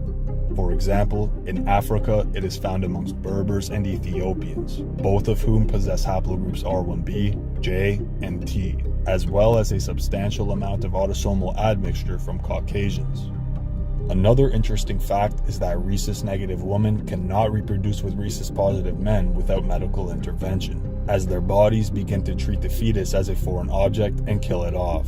Likewise, if a rhesus-negative individual receives a blood transfusion from a rhesus-positive individual, their anti-rhesus antibodies will attack the foreign rhesus-positive red blood cells, leading to hemolytic transfusion reaction. This can result in fever, chills, organ failure, hemolysis, hypovolemic shock, septic shock, and possibly death. Conclusively, this rare blood type, which lacks primate antigens, is primarily found among Europeans and other Caucasoid populations. Anecdotal evidence also indicates that individuals with this blood type tend to have red or blonde hair, blue, green, or hazel eyes, piercing eyes, heterochromia, prominent blue veins, and sometimes an extra rib or vertebrae, which many conclude to be a result of Adam's original form, as one of his ribs were removed and used to create Eve. As for the psychological traits, individuals with rhesus-negative blood also tend to have rare personality types such as INFJ, higher than average IQs, extrasensory perceptive abilities, psychic or intuitive abilities, humanitarian-like tendencies, and often experience higher rates of unexplained phenomena such as UFO sightings. Essentially, Eve's birthing pains are multiplied in comparison to the birthing pains experienced by the rest of mankind, and this is substantiated by genetic studies on women with rhesus-negative blood and red hair. Factor 1 is Rh-negative incompatibility. During pregnancy, red blood cells from the unborn baby can cross into the mother's blood through the placenta. If the mother is Rh-negative, her immune system treats the Rh-positive fetal cells as if they were a foreign substance. The mother's body then creates antibodies against the fetal blood cells. These antibodies might cross back through the placenta into the developing baby and destroy the baby's circulating red blood cells. Essentially, Rh-negative women, Eve, may only reproduce with Rh-negative men, Adam, or else their bodies will reject and kill the offspring. Not only is this fatal for the fetus, but the mother also suffers health complications as a result. Factor 2 is ROGAM shots. For rhesus-negative women to reproduce with rhesus-positive men, they must obtain a ROGAM shot. The reported side effects of ROGAM are nausea, diarrhea, vomiting, stomach pain, headaches, dizziness, drowsiness, weakness, generally ill feeling, joint or muscle pain, flushing, itching and skin rash, increased sweating, and pain or tenderness where the shot was administered. This is so easy to disprove. So he's basically saying that the Rh-negative blood factor is of the Adamic people or the Adamic people, the people that descend from Adam. But how can that actually be true? Like, really think about this for a second. This is what I'm saying. They just make stuff up, pull stuff out their butt, and just run with it, right? If that's actually true, right, then Yahuwah commanded his people to be fruitful and multiply, right? So if a person cannot have children without getting that ROGAM shot, what does that tell you? Because there was no ROGAM shot thousands and thousands and thousands of years ago, right? Okay, thank you. They didn't have the medical technology that they have now. That tells you that this is not something the Most High created. It comes from the fallen. It comes from a bunch of rebellious angels that decided to corrupt humanity, corrupt all creation, by coming down and laying with the daughters of men, creating these hybrid species known as the Naphalym. And we're going to look a little bit more at these Naphalym too, because this also ties to what I think when the Bible mentions the 3 races of giants. Let's look at that real quick before we continue, because I think that's also important to factor in. Let's keep it going. This is the book of Giants, chapter 7, verse 2, and it's also in the book of Kanuk or Enoch, in the Sefer, chapter 7, verse 11. And they conceived from them and bore to them great giants, and they bore to them 3 races first. The great Naphalym, the great Naphalym brought forth the Naphalym, and the Naphalym brought forth the Eliud or Eliod, and they were growing in accordance with their greatness. Now, I said in my Esau and the Horites documentary that the Eliud or Eliod is where you get your modern day Neanderthals, okay? So we have 3 races of giants, and I believe as they continue to reproduce, they got smaller and smaller and smaller and smaller, right? So this shows that there weren't just one type of Naphalym. There were 3 races of giants here, and the Eliud or Eliod is the Neanderthal, okay? Now, let me take it a step further. Let's look at at a little bit more about this fallen bloodline to explain it a little bit more, because again, if we understand that the people in power have this bloodline, we can connect the dots and prove that they are actually descendants of these Canaanite Horites. Let's look at it. Ever wondered where different human races come from? Let's dive into this intriguing mystery. In the realm of science, a popular theory often echoes in academic halls and research papers, the out-of-Africa theory. It posits that all humans, regardless of their current geographic location or racial makeup, originated from our ancestral homeland, Africa. This theory is backed by a wealth of genetic and archaeological evidence suggesting that our most distant relatives sprang from this vibrant continent, spreading out and populating the rest of the world. This leads us to a thought-provoking question. If all humans originated from Africa, where did white people come from? The scientific explanation, as complex as it is fascinating, takes us back around 60,000 years. It was during this time that a group of our African ancestors decided to venture out, migrating to the colder northern regions of our planet. And then something extraordinary happened.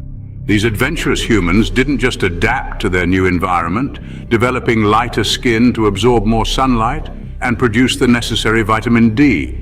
No, according to this theory, they also interbred with entities that were not entirely human. This idea might sound like a plot twist in a science fiction novel, but it's a theory grounded in genetic research. These non-human entities were likely the Neanderthals, our distant cousins who had left Africa far earlier and had already adapted to the colder climates of Europe and Asia. So, in essence, the scientific viewpoint suggests that the diversity in human races today is a result of migration, adaptation, and interbreeding with other hominid species. A fascinating theory, isn't it? But what if there's another perspective to consider? A viewpoint that isn't grounded in genetics and evolution, but in ancient texts and religious belief. Yes, we're talking about the biblical explanation of human race origins. So that's the scientific viewpoint, but let's take a look at another perspective. The biblical explanation. According to biblical accounts, the origin of races takes a different turn. The book of Genesis, in the ancient text of the Bible, introduces us to an intriguing narrative. It speaks of a time before the Great Flood when 200 angels, known as the Watchers, descended upon Mount Hermon. Enamored by the beauty of human women, these celestial beings took them as wives.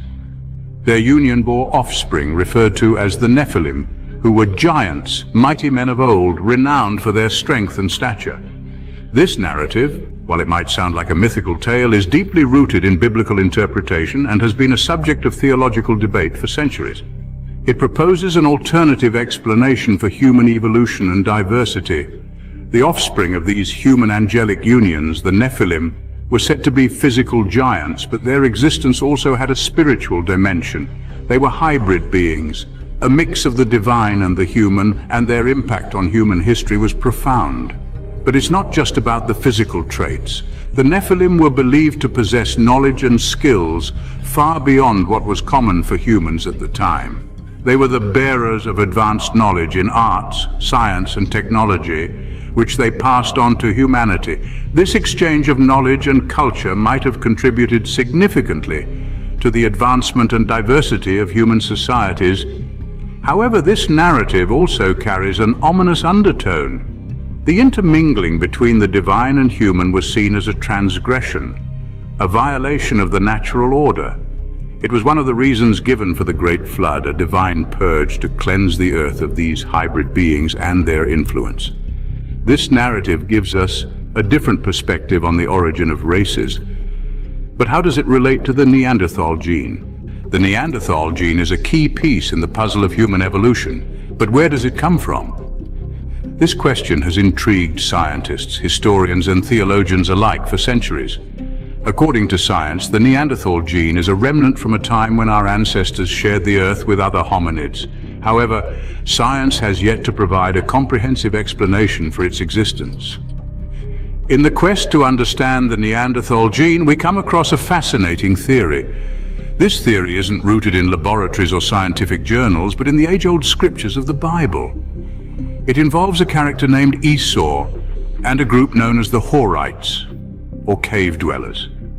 Esau, according to biblical narratives, was the elder twin brother of Jacob, who later became the patriarch of the Israelites. Esau was famously known for his red hair, a trait that has been associated with Neanderthals. The Bible tells us that Esau's descendants mixed with the cave-dwelling Horites. Could this mixing of populations have introduced the Neanderthal gene into the human gene pool? The Bible verse Jeremiah 49:10 states, "But I have made Esau bare, I have uncovered his secret places, and he shall not be able to hide himself. His seed is spoiled, and his brethren and his neighbors, and he is not." Could this spoiling of Esau's seed refer to the introduction of the Neanderthal gene? As intriguing as these theories are, we must remember that they are interpretations of ancient texts. The Bible, like any other historical document, is open to interpretation. What we perceive as facts today may be understood differently tomorrow. However, the mystery of the Neanderthal gene remains. Science has yet to provide a definitive answer, leaving room for alternative theories and explanations. The biblical account of Esau and the Horites offers one such perspective, a perspective that challenges us to think beyond the confines of our current understanding. So in the absence of a definitive scientific explanation, the biblical account offers an alternative perspective. The mystery of the Neanderthal gene continues to provoke thought and invite exploration. It is a reminder that our understanding of human evolution is still evolving, much like we are. The biblical narrative doesn't stop with Esau. His descendants, according to the Bible, have spread far and wide. This narrative suggests that the lineage of Esau extends beyond the borders of the ancient Near East, reaching into the distant corners of Asia, the Americas, and Europe. It paints a picture of a world where the descendants of Esau are not singularly represented by Asians, Mexicans, or Europeans, but have intermingled with populations across the globe. Imagine a tapestry, woven with threads of diverse colors and textures. Each thread represents a different nation, a distinct people, and the varied strands of Esau's lineage are intertwined within this vast, complex weave. Over the course of history, these threads have become so intermingled that it's nearly impossible to separate them, creating a rich, intricate pattern of human ancestry. The narrative also draws a stark contrast between native populations and those we see today. It suggests that the indigenous peoples of the world, those living in harmony with their lands long before the advent of modern civilization, have been overshadowed, their stories often lost or forgotten in the annals of history. These native populations, rich in culture and tradition, have been largely replaced or assimilated by the descendants of Esau, according to the biblical account. This shift in power dynamics, this replacement of native populations with modern ones, can be seen in the historical record, from the conquests of Alexander the Great to the colonial era to the present day. The narrative of Esau's descendants spreading and mixing with all nations is reflected in the ebb and flow of empires, the rise and fall of civilizations. This account provides an intriguing view on the distribution of races around the world. It's a perspective that invites us to consider the complex interplay of history, culture, and genetics in shaping the world as we know it today. It's a narrative that, whether you subscribe to it or not, adds another layer of complexity to our understanding of human ancestry and the interconnectedness of all peoples. The biblical narrative suggests that Esau's descendants have had a significant impact on the world. Their influence, it seems, extends far beyond their initial proliferation and has shaped the socio-political landscape of our planet in subtle and not so subtle ways. The descendants of Esau are believed to be embedded in the fabric of our society. They are the leaders, the governors, the presidents, and the rich. This belief is not merely a speculation, but a perspective that is deeply rooted in historical and biblical narratives. For instance, let's take the story of the European invaders in America. It's a tale that echoes the narrative of Esau's descendants. These individuals, believed to be descendants of Esau, journeyed across vast oceans, arriving on a land inhabited by a vibrant indigenous population. However, the arrival of these invaders marked a significant turning point in the history of the continent. The Europeans, much like Esau's descendants, established themselves as the new leaders of the land. They took control of the territories, transforming the socio-political landscape in ways that still resonate today. The native population was pushed into the shadows, their voices often drowned out by the overwhelming might of the invaders. The new leaders, the governors, the presidents, and the rich were now the descendants of Esau, reshaping the continent in their image. This narrative of the European invaders in America is but one example of the supposed impact of Esau's descendants. It is an echo of a pattern that has repeated itself in various forms and in various places across the globe. From the corridors of power in modern nations to the wealth that fuels the global economy, the descendants of Esau have left their mark. This narrative paints a fascinating picture of the influence of Esau's descendants on the world. It's a tale of power, of transformation, and of a lineage that has, according to the biblical narrative, shaped the world as we know it today. Ever wondered if white people could possibly be the lepers from the Bible? Quite the thought, isn't it? This intriguing question is more than just a conversation starter. It's a probe into the mysteries of our human past, a journey through biblical narratives and a scientific exploration of genetics and disease. It's a question that may lead us to rethink our understanding of history, race, and biology. Let's delve into this, shall we? Leprosy is a condition that has been around since biblical times, a disease that has left an indelible imprint on human history. This condition, known in medical parlance as Hansen's disease, is characterized by symptoms that are both physical and systemic. It has the potential to cause sores that eat away at the limbs and facial features, sometimes leaving the individual handicapped and disfigured. The disease attacks the skin, cartilage and bone, causing parts or all of the body to turn white, pale, or even acquire a pinkish hue. In some instances, it even causes the hair to turn blonde or light in color and the eyes to adopt hues of any color but black or dark brown. But leprosy's impact is not merely skin deep. It also wreaks havoc on the immune system, leaving the individual more susceptible to other diseases. One noteworthy consequence of this disease is its effect on the body's ability to absorb sunlight. Individuals affected by leprosy often find themselves unusually sensitive to sunlight, which can lead to issues absorbing adequate amounts of vitamin D. Now let's delve a little deeper.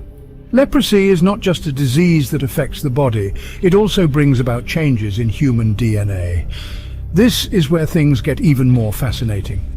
Leprosy is capable of causing gene mutations which can lead to a permanent depletion of the body's melanin, the pigment that gives human skin, hair and eyes their color.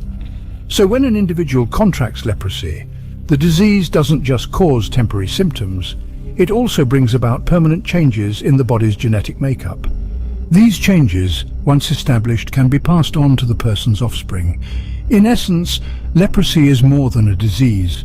It's a biological event that can shape the genetic destiny of individuals and their descendants. Now let's ponder how this relates to white people. What happens when leprosy changes one's DNA? This is a question that unravels the hidden facets of genetics and disease transmission. Leprosy, a disease known for its debilitating physical effects, also has an insidious impact on the human genome. It triggers a gene mutation that permanently depletes the body's melanin, a vital pigment responsible for the color of our skin, hair and eyes. Once this mutation occurs, the new DNA bearing the mark of leprosy becomes the blueprint for the individual's physical traits. This altered DNA is not superior, but rather inferior to its original form, as it carries the permanent symptoms of leprosy. The pale skin, light hair and non-dark eyes, all signs of the disease, become a part of the individual's genetic identity. When two full-bred lepers, bearing all these permanent symptoms, have offspring, their children inherit the same leprosy-affected DNA. Occasionally, a recessive gene trait may surface from their original melanated ancestors' DNA, resulting in dark hair or eyes. However, the skin still bears the telltale signs of leprosy. Now let's consider a different scenario. What happens when a full-bred leper and a full-bred melanated parent have children? The leprosy gene becomes recessive, and the offspring may exhibit one or two symptoms of the disease. Yet it's the melanated parent's DNA that dominates, showcasing the resilience of the melanated genome. In the case of offspring from two mixed-bred parents, they may inherit either a recessive melanated gene trait or a recessive leprosy gene trait. This genetic shuffle demonstrates how leprosy, through its DNA-altering power, can influence the gene pool. So, is it accurate to say that leprosy is diluting the gene pool? It's a question that invites us to ponder the complex dance of genetics, disease, and human diversity. Let's not forget about modern diseases.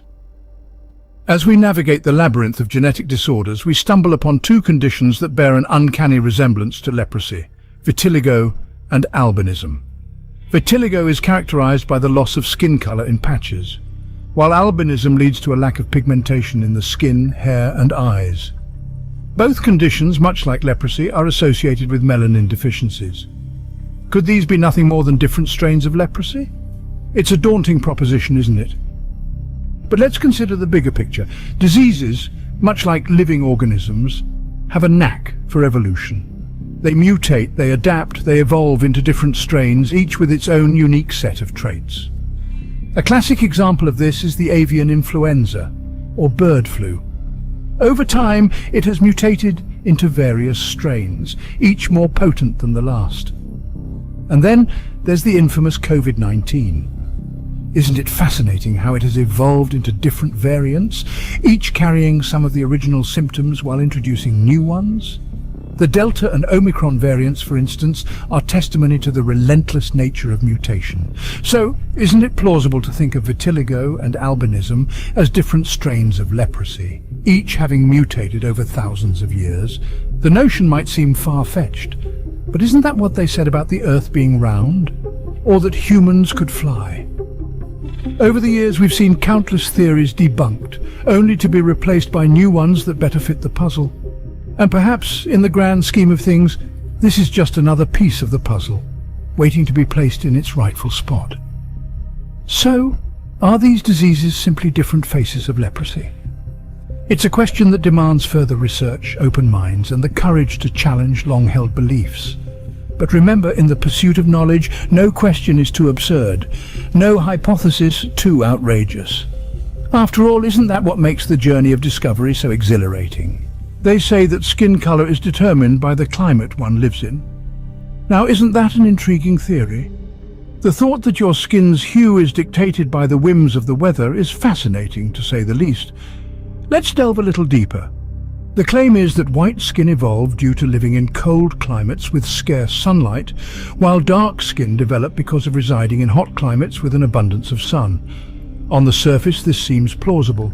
After all, it's a known fact that darker skin pigmentation is a natural sunscreen, protecting against the harmful ultraviolet rays of the sun. Similarly, it is suggested that lighter skin tones evolved to absorb more sunlight and synthesize more vitamin D in regions with less sunlight. But is this the whole truth? Could it be that simple? Consider this. We have populations living in similarly sunny or cold climates, yet their skin tones vary widely. For instance, the indigenous peoples of the Arctic regions have relatively dark skin, despite living in an environment with minimal sunlight for half the year. Conversely, the San people of southern Africa, who dwell in sun-saturated areas, have lighter skin compared to other African groups. Furthermore, if skin color was solely a result of climate adaptation, wouldn't we see a gradual shift in skin tones along geographical latitudes? Instead, we witness a multitude of skin tones in close proximity, suggesting a more complex interplay of factors. Beyond the climate, there's the factor of human migration, interbreeding, and genetic mutation over thousands of years.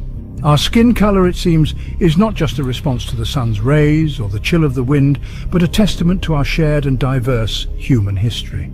So as we ponder this theory, we must ask ourselves, is it really about the climate, or is it about something more? Perhaps the answer lies not in the vast expanse of our external environment, but within the microscopic world of our DNA. The proof, as they say, is in the pudding, or in this case, the DNA.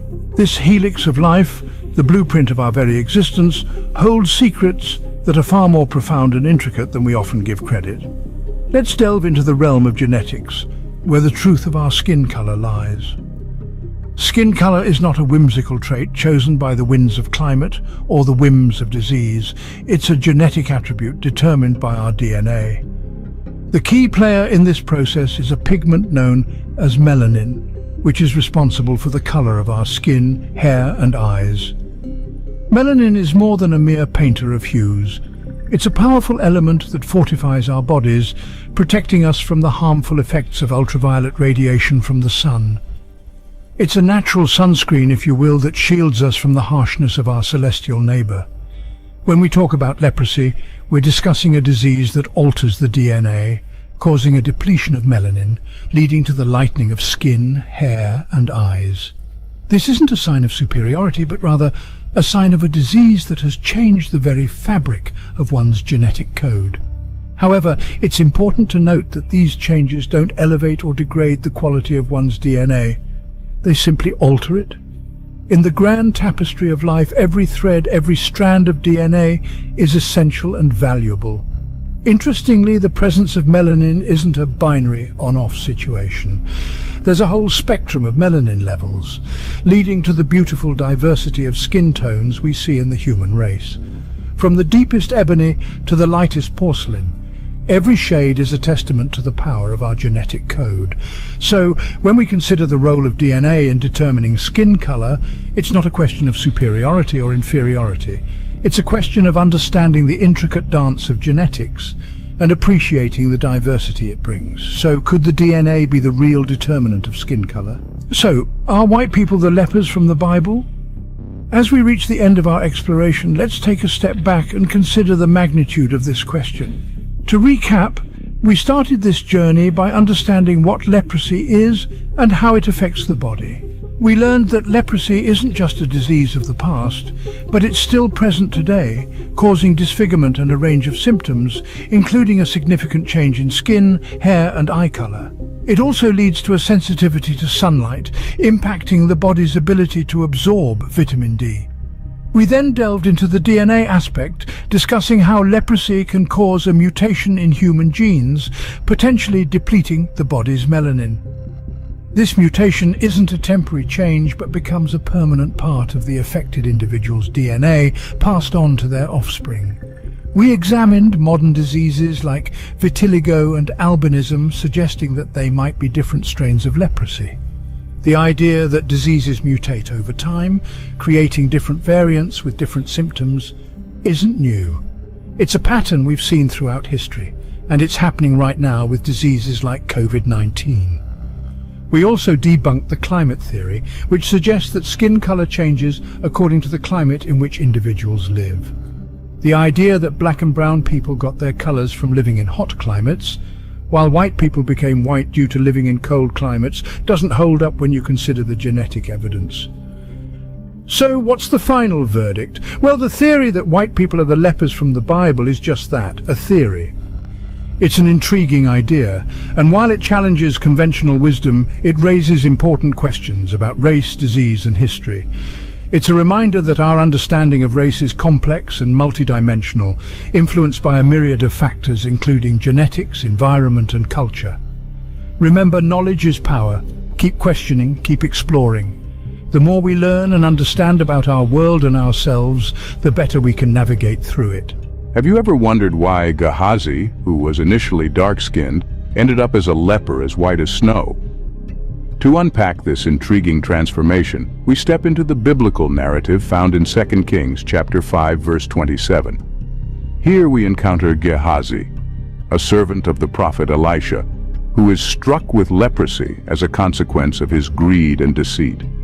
The scripture tells us, "The leprosy therefore of Naaman shall cleave unto thee, and unto thy seed forever." And he went out from his presence a leper as white as snow.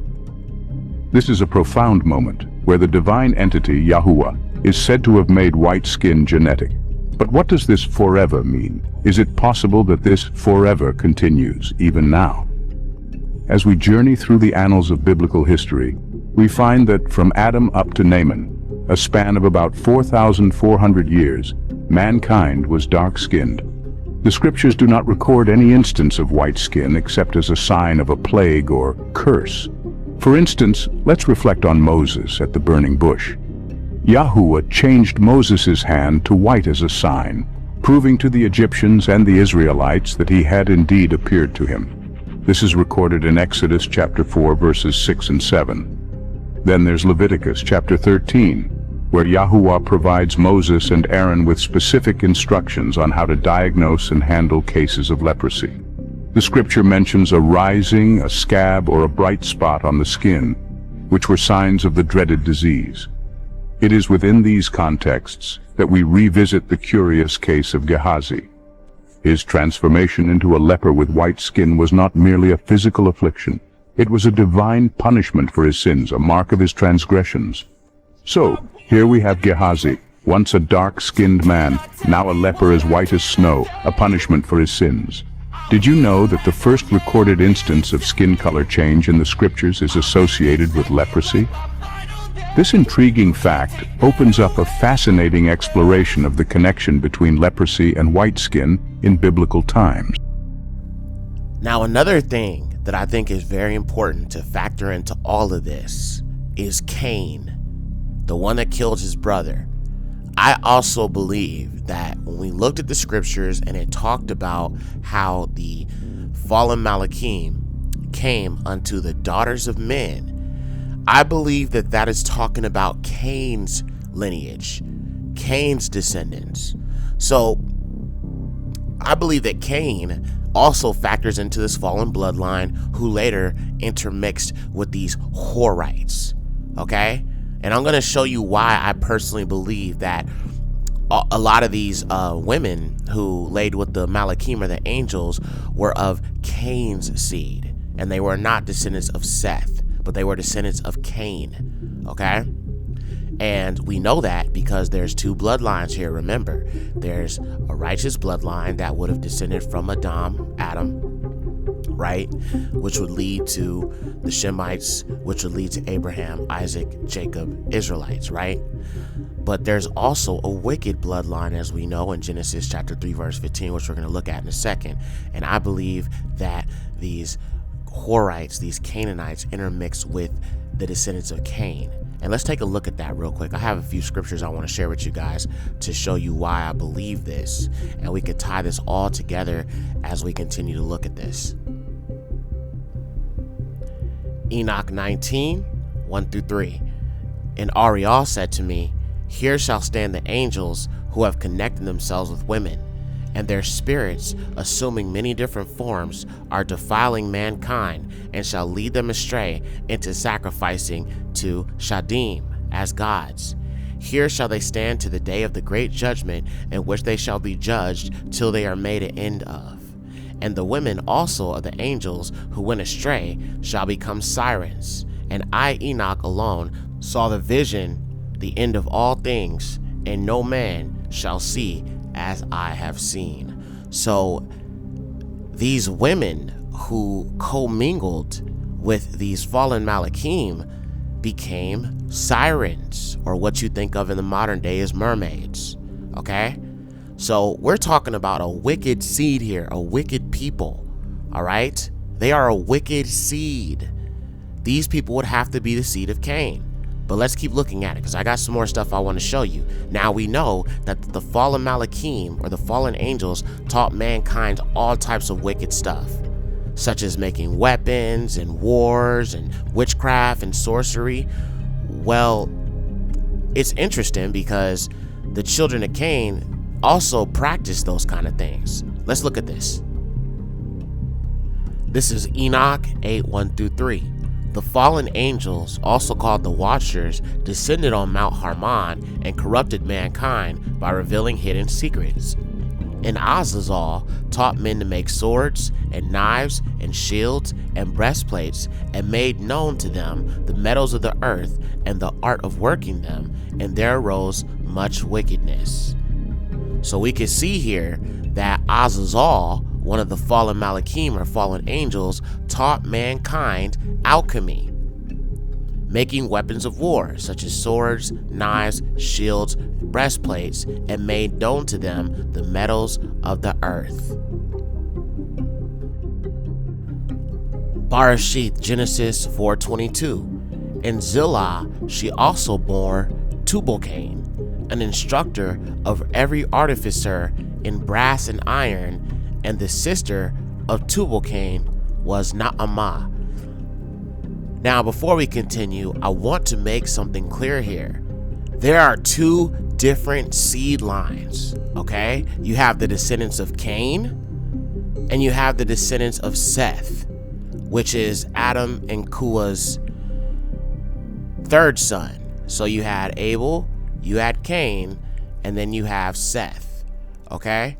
Now, Lamech is the father of Tubal-Cain, but he is not the same Lamech that came through Seth's seed line. And I'm going to show you the difference, because you have two Enochs and you also have two Lamechs, okay? And I want to make a distinction real quick so people don't get confused. There are two different seed lines. Let me show you. So continuing on from Bereshith, or Genesis 4, we're going to read 23 and 25. And Lamech said to his wives, Adah and Zillah, hear my voice, you wise Lamech. Consider my words, because I've slain a man to my sorrow and a youth to my grief. Because vengeance has been exacted 7 times on Cain's behalf. On Lamech's it shall be 70 times 7. And Adam knew his wife again, and she bore to him a son, and she called his name Shath, or Seth. For Elua, said she, has appointed me another seed instead of a ball whom Cain slew. So we can see here that we have a Lamech, or a Lamech. Now this is not the father of Noah that we read about earlier, okay? And I'm going to show you in a second, but I just want to show you two different seed lines, okay? So we see this Lamech, who was born before there was a Seth, because Seth was born shortly after Tubal-Cain was born, okay? So now let's look at the Lamech that came from Seth, so we can make that separation between the two Lamechs, or Lamechs. Bereshith, Genesis 5:24 through 26. And Canuk, or Enoch, was well pleasing to Elua, and was not found, because Yahuwah translated him. And Methuselah lived 167 years and begot Lamech. And Methuselah lived after his begetting Lamech 802 years and begot sons and daughters. So we can see here that we have Enoch, who was pleasing to the Most High and was righteous and was taken up by Yahuwah because of his righteousness. He walked with Elua, right? Then you have Methuselah, and he begot Lamech, okay? This Enoch is a descendant of Yared, or Jared, who is a descendant of Seth. So we have the righteous line of Seth that is giving us the genealogy here in Bereshith, or Genesis 5:24 through 26. Now, let's go back and look at the descendant of Cain, Lamech, and we'll also look at the Enoch as well, so we can tie all this together. Let's keep going. Bereshith, Genesis 4:16 through 18. So Cain went forth from the presence of Yahuwah and dwelt in the land of Nod, over against Adon, or Eden. And Cain knew his wife, and having conceived, she bore Enoch. And he built a city, and he named the city after his son Enoch. And to Enoch was born Gaidad, and Gaidad begot Mahalalel, and Mahalalel begot Methuselah, and Methuselah begot Lamech. So you can see here that these are the descendants of Cain, not Seth. Even this Enoch, even this Methuselah, even this Lamech, even this Mahalalel, all of these people are descendants of Cain. Now, I don't want people to get confused, which is why I'm breaking this down so extensively. All right, now I'm going to show you how you can tell that these are talking about two different seed lines, and we're going to bring it home and we'll move on. If you look at the descendants of Seth, you're going to notice a son called Enosh, and you're going to notice a son called Canaan. Okay, now it's not the same Canaan that's a descendant of Ham that came later, but These two sons are not at all mentioned in Cain's genealogy at all. And that's how you know we are talking about two different seed lines, even though the names are the same. Okay, let's continue. Now, the reason that I brought up alchemy and that this was secret knowledge taught by the fallen is because this ideal of alchemy is linked to Jewish mysticism as well as Freemasonry, and this is why they use the square and compass. One of the central characters of Freemasonry is Hiram Abiff. He helped Solomon build the temple, and we're going to look at that in a second. But let me just show you this passage from 33rd degree Freemason Albert Pike and him talking about alchemy and Tubal-Cain. Let's take a look at that real quick. This is a passage from his book Morals and Dogma, page 152, and I quote, "Masonry, like all the religions, all the mysteries, Hermeticism, and alchemy, conceals its secrets from all except the adepts and sages or the elect, and uses false explanations and misinterpretations of its symbols to mislead those who only deserve to be misled." Now, one thing that needs to be understood as we continue to break this down is Freemasonry is based heavily on ancient Egypt. The ideal of alchemy comes from the Book of the Dead and the light of who they call Thoth, which is this bird head deity. And the reason why I'm bringing this up is because these are teachings that have been passed down from the fallen. And even the Hamites embraced this pagan ideal of this witchcraft, sorcery, Eastern mysticism, which is why Yahuwah told us not to do nothing that the Egyptians do. Freemasonry is based heavily on Kemetic Egypt. And we're going to look at a little bit more information on that so we can tie all these things together. Let's keep it going. Now, before we move on, since we're talking about Kemet or Egypt or Mitzrayim, we also need to look at Deuteronomy 28:68 and what Yahuwah said, because a lot of people take this out of context and do not understand that Egypt itself, ancient Egypt in Africa, Al-Kebulan, and the foundation of America is Egypt. Let me show you. Dabarim, Deuteronomy 28:68. And Yahuwah shall bring you back to Egypt in ships by the way which I said, you shall not see it again. And you shall be sold there to your enemies for bondmen and bondwomen. In other words, male and female slaves. And no one shall buy or redeem you. Now, I see a lot of people look at this and say, well, you're not in Egypt right now. This isn't talking about you. No, Yahuwah was referring to another house of bondage. Egypt is referred to several times in scripture as a house of bondage, okay? And if you look at the Hebrew, the Abari, that's actually what it's called, is Abari. If you look at the Abari script, the word for buy, no man shall buy you, is kana. And kana actually means redeem. So what it should say is no man will redeem you, because literally right before that it says you will be sold as male and female slaves. So yes, you would be sold. Man did buy us, but no man redeemed us. No man can redeem us, and no man will redeem us other than Yahusha, Hamashiach, the son of Yahuwah. The scriptures say that Yahusha redeems us from the curse of the law, not the law itself, but the curse is prescribed in Deuteronomy 28:15 through 68. The curses that have been on the Negroes in America and all around the world through the transatlantic slave trade and even the sub-Saharan slave trade. These curses have been on us. The Yahudim specifically were taken into the transatlantic slave trade. The descendants of Yahuda and the southern kingdom. I don't want to get too sidetracked with this, but I just want to say that the northern kingdom are the Bantu Israelites that live throughout Africa. The Igbo, the Yoruba, the Ashanti, the Malawi, the Kikuyu. There are many, many African tribes who are actual descendants. The Limba tribes, the Ewe tribes, the Zulu tribes. Just so many different groups of African people that are also Israelites. So just keep that in mind.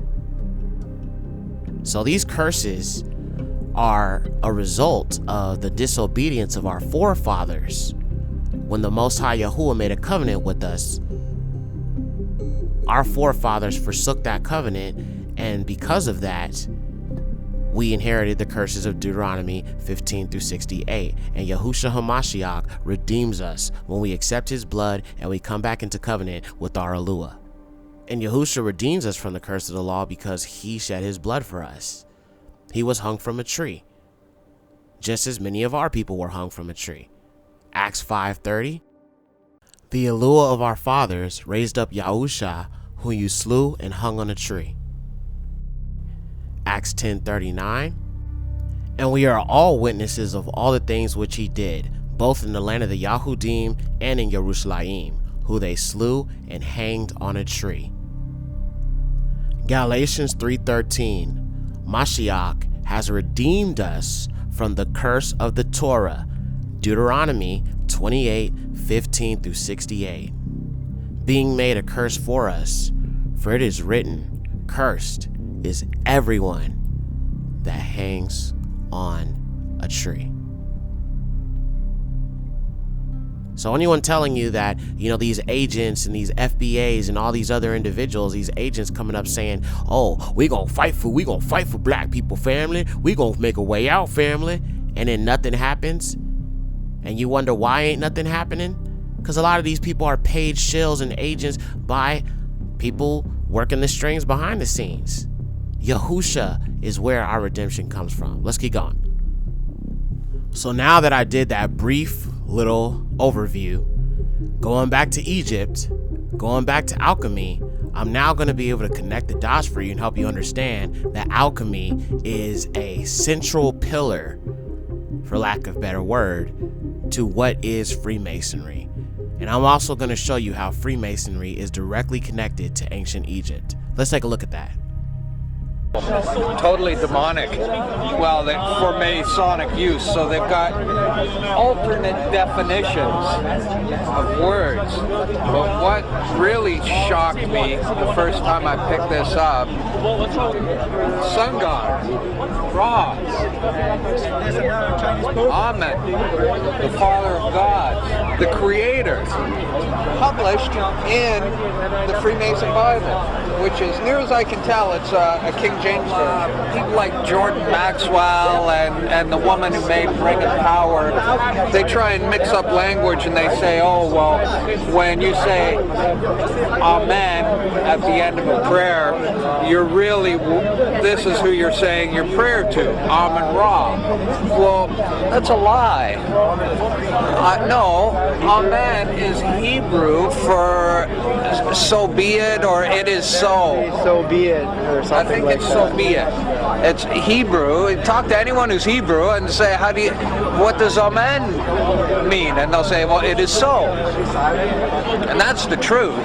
That's why we say Amen at the end of a prayer, because it's Hebrew for so be it. I think it's so be it. But these liars are trying to convince everyone that you're praying to Amen Ra, the sun god. That's the mystery religions. They mix in all these lies and pagan sun worshipping, trying to corrupt and pervert everything. So the Christian halo comes from these. Yeah, I know, yeah. The halo never appeared. Never in the Bible says anything about anything like that. Until the 4th century, yeah. And so we've got all this Babylonian crap mixed in here. And these are, there's an obelisk. Well, that's That was Osiris's penis. That's worship for fertility. Phallic worship. Yeah, and the Washington Monument, it's an Egyptian obelisk. There's one at the middle of St. Peter's Square in the Vatican. There's another one in the middle of the city of London.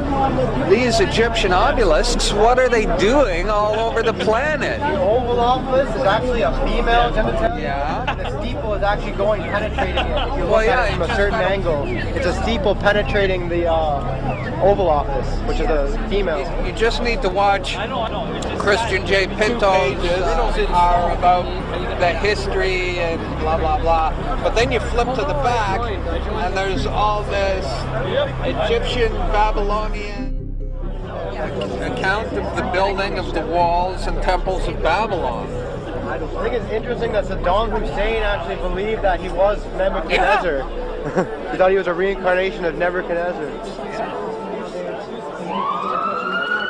There's even a statue in Iraq that says that. Of its founders. Recently, of course, I've been doing an investigation into the Vatican, where I linked the snake symbolisms from the inside and out with the very Eye of Providence, as you can see here. I also cross-linked this with the outside architecture of the post-1999 European Parliament building. The actual Eye of Providence in this context matches the actual Eye of Providence to the Vatican. Also note the architecture of the pre-1999 EU Parliament building, the inside matching the architecture again of the Vatican itself. But if we follow these breadcrumbs, what else do we find as far as the occult goes? Well, stay tuned as the Outer Dark brings you 5 clues that the occult's presence is in Canberra, Australia. Number 5. First, some context. The Washington street maps have been analysed on this channel and other channels in detail. The fact that the street maps match up and make a perfect pyramid where the very Eye of Providence or the all-seeing eye or massive owl is in fact around the Capitol building, as you can see here. The owl being, in fact, the very symbolic relationship between the occult's philosophy of being a predator class that preys on the actual public through the dark occult itself. That is, an owl can see in the darkness, so can the actual occult masters can see in the darkness as well. So in essence, I do not need to go on about this at length. I just want to point out the actual symbolism here in regards to the street map, so you can remember this architecture, because we're going to go into that in a little bit more detail. But this next thing shocked me, because it showed me how massive this conspiracy is and how wide in scope. So what shocked me? Well, number 4, if we go to the other side of the world, literally to Canberra, Australia, we see the same inlay in the actual street design. This in fact is the street design that surrounds the actual Australian Parliament. Same inlay as we've seen in Washington, thereby giving us a cross-reference between the occult symbolism of Washington DC with that of Canberra, Australia. This is a view from Google Earth. You can see the pyramid here. Now you might say, this is a mistake. This is just a high anomaly. Because if this was really Masonic symbolism or likewise mystic school symbolism, then you would need another form of symbolism to cross-reference. Well, number 3, if we do go in close, we see at the very capstone or the top of the pyramid that surrounds the actual Parliament itself, we can actually see at the very top an actual true pyramid. An actual literal pyramid made of glass. As you can see here, it's indeed the exact capstone. So again, this matches the actual architecture as we see within Masonic mystic school philosophy. That is a capstone at the top of the pyramid. But you might ask, what else do I have? Well, there is another thing, and that brings us to number 2. Have a look at the back of the dollar bill. If you don't have one, then do a quick Google and take a look at the steps on the Masonic pyramid to the Eye of Providence. In fact, there are 12 steps on that actual pyramid, the 13th step being, in fact, the eye itself. Just remember the number 12. Now have a look at the symbolism at the Australian Parliament, indeed the landscape architecture. If you don't want to count them, then you don't have to. Basically, you can see here the symbolic relationships of steps towards the actual capstone. How many are there? Well, there are actually 12 steps, the exact same number of steps which were on the Masonic pyramid. Of the sacred sciences. Its origins are stretching far back into history. In the terms of the alchemists themselves, alchemy was the transformation and transmutation of metals. But in a broader sense, this transformation takes place on all different levels, not just a physical level, but mental and spiritual levels, and not just for metals, but for all creatures. All of creation is going through this process of transformation. One alchemist described alchemy as celestial agriculture. Oh my God. And this is a sense that everything in nature is alive and transforming, going through a process of development. Frater Albertus described alchemy as a process of consciously assisted evolution, where the operator himself is consciously involved in his own evolution. Oh yeah, I like that. I like that a lot. Yeah, it's a lot more than the commonly held belief that it's transmuting base metals into gold. If you look in the dictionary, that's the standard definition for alchemy, turning lead into gold. But there's quite a bit more to it than just that. Mm-hmm. And can you go into a little more depth about the origin of alchemy?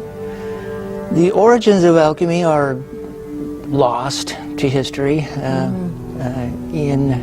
Most of the scholars will agree that alchemy in the Western tradition began in ancient Egypt, possibly 10,000–12,000 years ago.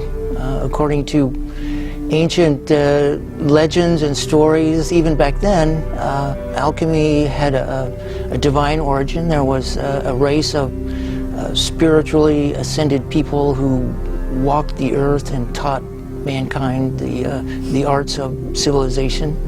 And even in ancient times, there were fantastic stories that God taught it to Adam, later to Moses and Abraham.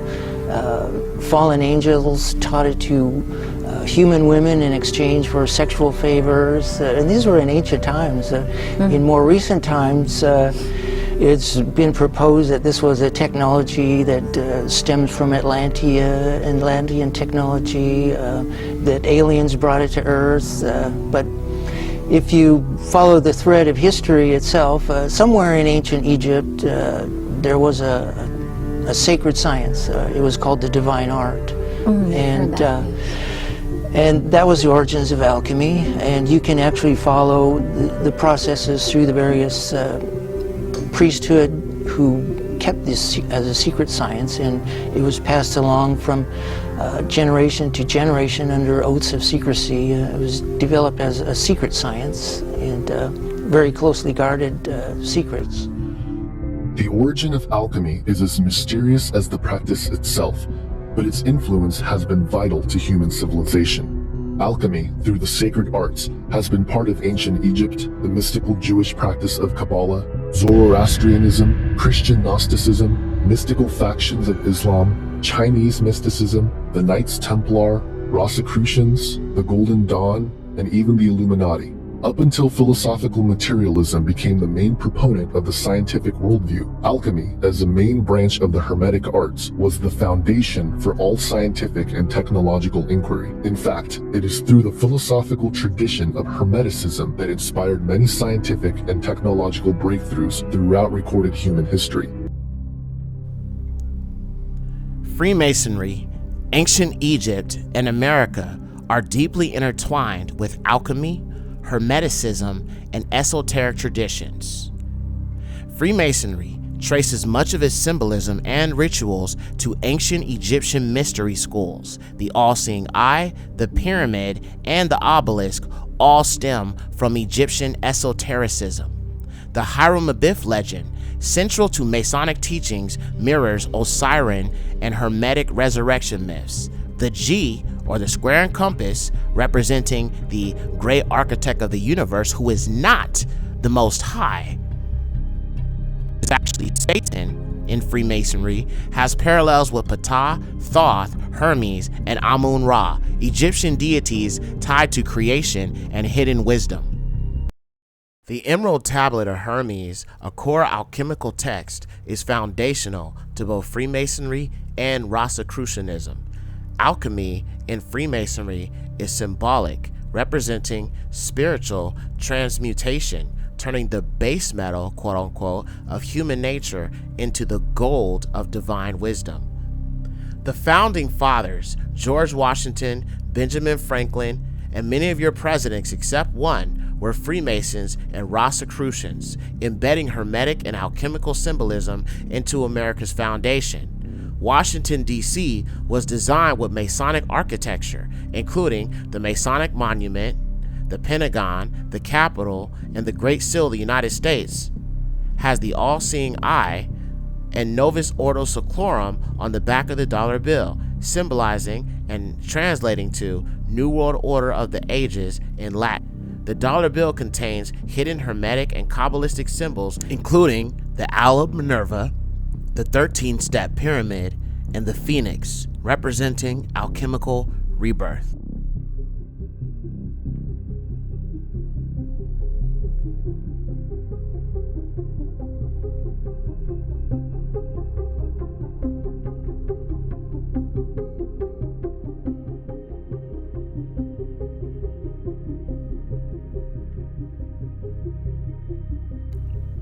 The U.S. was designed as a Hermetic New Atlantis based on Francis Bacon's book, which envisioned America as the center of a new world order, combining alchemy, Kabbalah, and Masonic principles.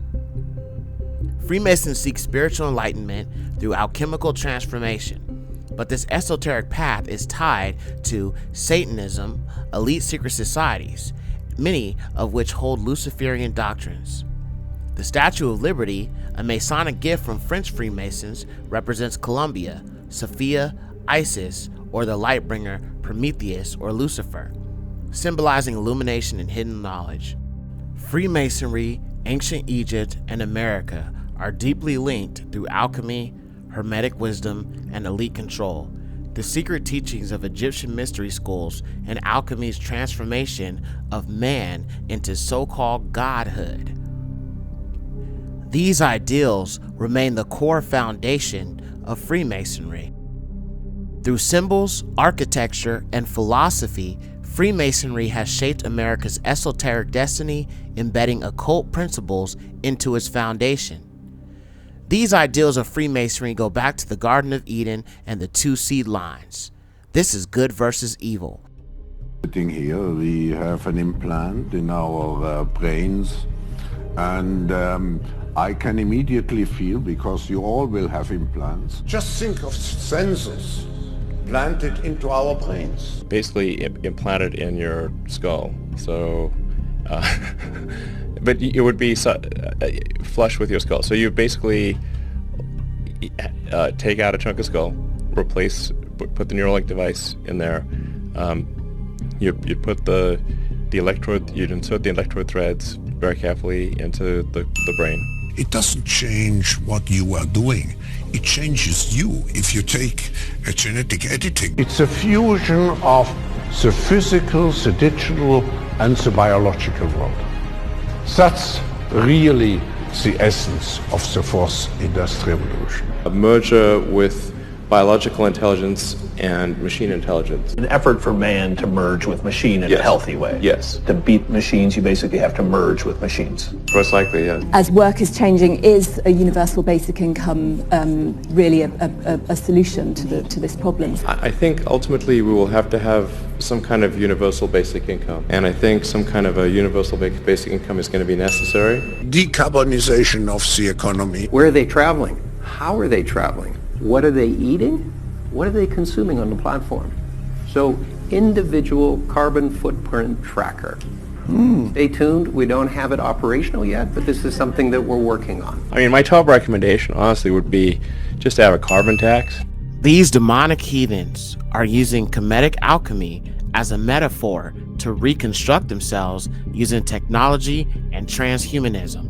By merging technology with flesh, with the purpose of becoming superior, godlike beings based upon their own ingenuity and strength, thus is born the ideal of Freemasonry and the philosophy of architecture.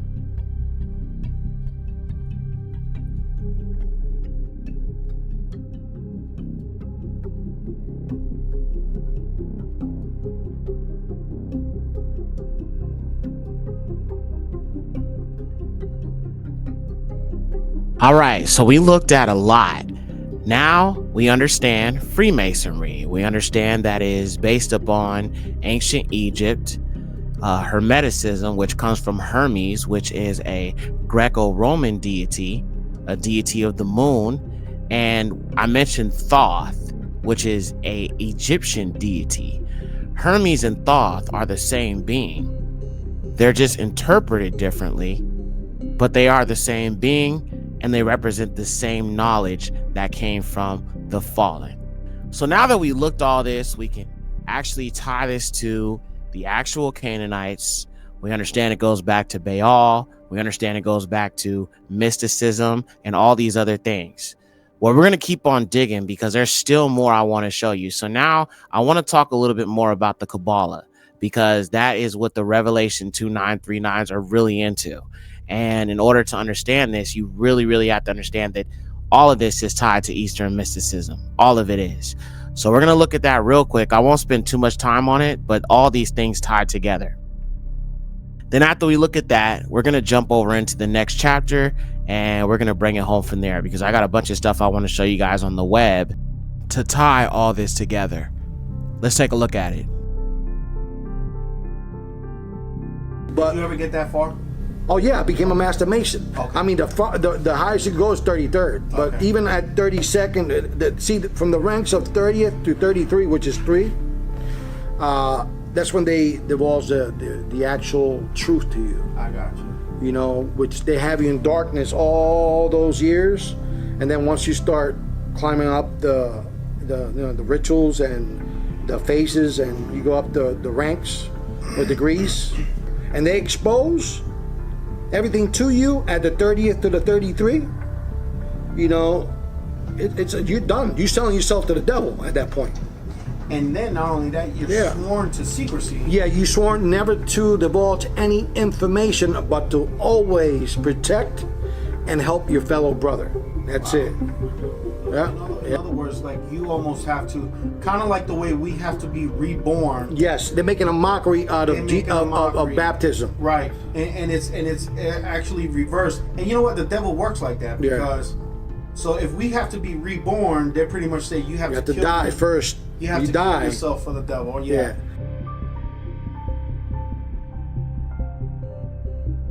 Their ultimate goal is pretty much one world order, one world religion, and one world currency. Yep. To eventually rule the world. Rule the world, right? Which is to usher in also the Antichrist. The Antichrist, mark of the beast, and so on. Mark of the beast, right? You have to be a master mason before you become anything else.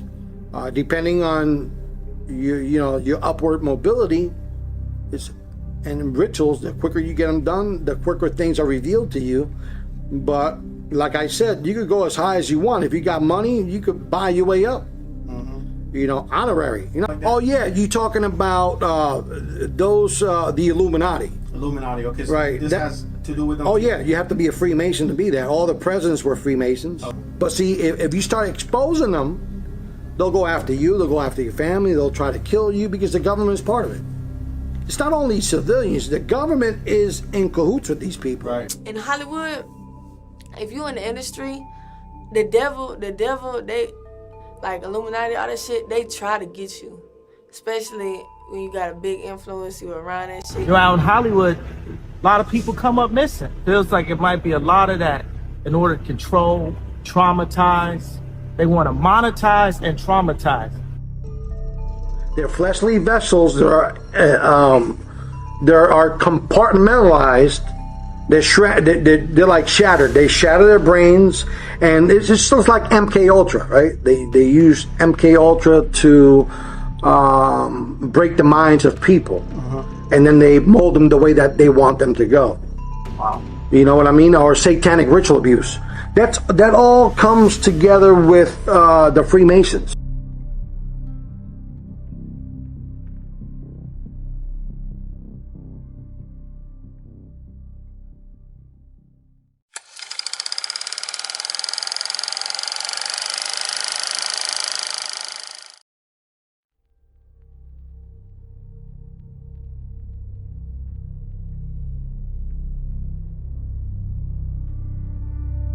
Beneath layers of history, Behind religious dogma and mystical traditions lies an ancient and secret knowledge, a knowledge that has been passed down from the fallen to the initiates of Kabbalah, the occult orders of Freemasonry, and even the dark rites of Canaanite priesthoods.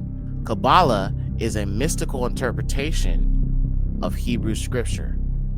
It claims to be an ancient wisdom passed down from the earliest patriarchs. It revolves around the tree of life, a structure of 10 Sephiroth, or divine emanations, that supposedly connect man to the divine. But the Kabbalah's true roots do not go back to Torah. This is mysticism, high-ranking witchcraft mysticism, and it goes back to what we discussed in the previous chapter about alchemy. To understand the deeper, darker aspects of mystical traditions, we must look at the Canaanites, a people whose religious practices were so abominable that Yahuwah commanded their destruction. The Canaanite priesthood practiced child sacrifice. These same ritualistic themes resurfaced in secret societies and esoteric orders. The Jesuits, high-degree Freemasonry, engage in symbolic death and rebirth ceremonies. Alchemy and Hermeticism teach the transformation of the soul through ritualistic purification akin to ancient blood sacrifices. The Golden Dawn and Thelema orders adopt similar sex magic practices from the Canaanite fertility cults. Has their own version of the Tree of Life. Some of the early texts about Kabbalah date back to the 1st century of the Common Era. You may hear some traditional Kabbalists say to not use this stuff for magic, but if you dig a little deeper, you will find that Kabbalah is definitely used in magic, mysticism, and to obtain gnosis since its roots. Also, the more that you dive into what magic truly is, you will realize that it's probably not what you thought. You will find that there are different ways that you can spell Kabbalah, and depending on the spelling, this will tell you what kind of Kabbalah that you're working with. When Kabbalah is spelled with a K, this means that we're talking about the more traditional Jewish mysticism. This is going to have a bit more of a religious tone. It will discuss most of the same things as other forms of Kabbalah, but it may be much less practical, and it will be more conceptual. It also may be a bit exclusive. When Kabbalah is spelled with a C, we're talking about the Christianized version of Kabbalah.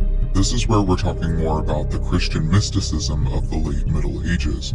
It's been said that this form of Kabbalah was used to try to convert Jews. When we're talking about Kabbalah with a Q, we're talking about the hybridization of Kabbalah with alchemy, pagan religions, Christianity, and other Hermetic philosophies.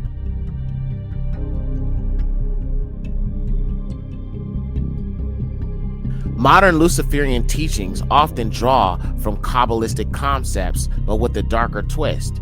In a cult, Kabbalah, the left-hand pillar of the Tree of Life, the Qliphoth, the Tree of Death, is the darkened version of the Sephiroth connected to demons and fallen angels.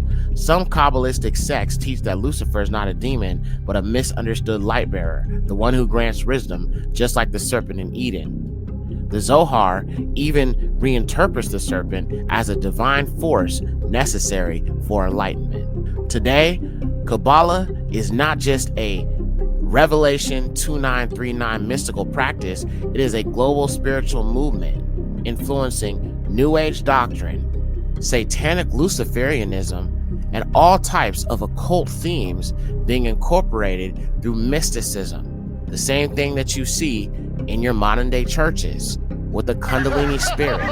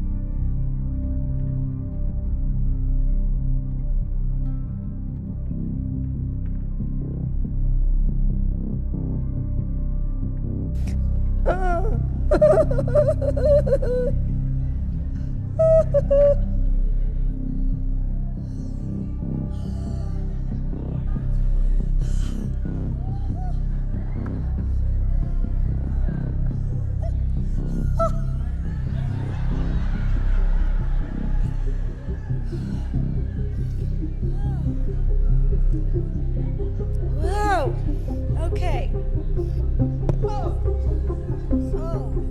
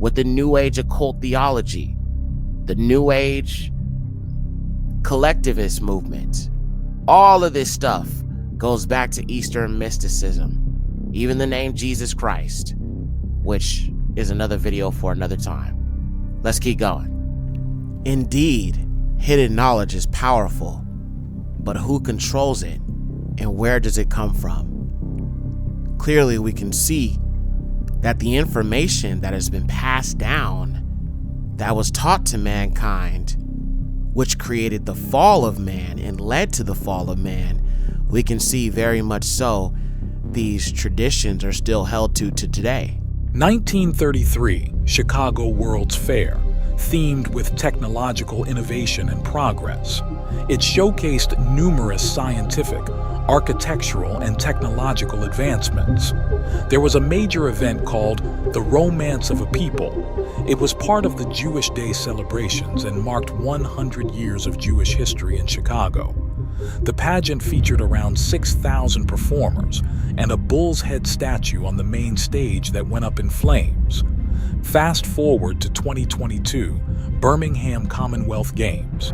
A giant mechanical bull dominated the stage during the opening ceremony, evoking a sense of ancient mystery. Along with a stage that some believe was designed to echo the Tower of Babel, it set the perfect scene for delving into esoteric narratives. Do these symbols suggest a deeper, forgotten history? A history to the Israelites during their time in Egypt. The calf could be seen as a syncretic symbol, merging elements from various pagan practices known to the Israelites, including those associated with the Egyptian god Apis and the Canaanite deity Baal. Apis was a sacred bull worshipped in ancient Egyptian mythology and religion. Apis was associated with fertility, strength, and the protection of the king. He was considered an intermediary between humans and the gods. Apis was usually depicted as a black bull with distinct white markings and sometimes shown with a solar disk and uraeus, a rearing cobra, between his horns, symbolizing his connection to the sun god Ra and the pharaoh. The Apis bull was kept in a temple in Memphis, where it was worshipped and given divine status. When an Apis bull died, it was mummified and buried with great ceremony, and another bull was chosen to take its place, believed to be the reincarnation of Apis. Apis was initially associated with the god Ptah and later linked to Osiris, symbolizing death and rebirth. The golden calf could also be seen as representing Baal, due to the cultural and religious influence of the Canaanite neighbors on the Israelites. The bull was a common symbol of strength and fertility in the ancient Near East, and Baal, often associated with these attributes, was worshipped widely in the region. The worship of Baal, popular in Egypt from the New Kingdom in about 1400 BC to its end. Baal was a major deity in the Canaanite and Phoenician pantheon, worshipped in various forms across the ancient Near East. Baal was primarily a storm and fertility god, responsible for rain, thunder, and agricultural productivity. Baal was often depicted as a powerful warrior holding a lightning bolt, emphasizing his control over storms and weather. Baal was worshipped in many forms, with local variations such as Baal Hadad, Baal Zephon, and Baal Peor. Worship of Baal was meant to ensure good harvests and prosperity, particularly among the Canaanites and Phoenicians. Ritual practices often involve sacrifices, including animals and sometimes humans, to appease Baal and secure his favor. Altars in high places were common worship sites. Baal is associated with Beelzebub, demons, and the devil in the Bible, with worship involving various rituals and practices aimed at appeasing the god and securing his favor. Animal sacrifices, particularly of bulls symbolizing strength and fertility, were common, as their blood and meat were believed to nourish Baal. In extreme cases, human sacrifices, often involving children, were made during crises to gain Baal's favor. Archaeological evidence from Carthage, a Phoenician colony, indicates the practice of child sacrifice to Baal Hammon, a form of Baal, with the Tophet of Carthage containing urns with the cremated remains of infants and young children, suggesting this practice was used to appease the deity in times of crisis. Worship typically occurred on high places like hilltops or mountains, closer to the heavens, marked by altars for sacrifices. These altars, constructed of stone or other durable materials, were central points for offerings and were often accompanied by standing stones, masboth, symbolizing the deity. Sexual rituals, including sacred prostitution, were performed as acts of imitative magic to stimulate the fertility of the land. So we can see here that one of their cultures, these Canaanites, was human sacrifice to Baal. And that even includes babies, children. And what are our people doing today? What are our people doing today? Okay? They are encouraging, these modern day white-skinned Canaanites are encouraging our people to continue going and getting an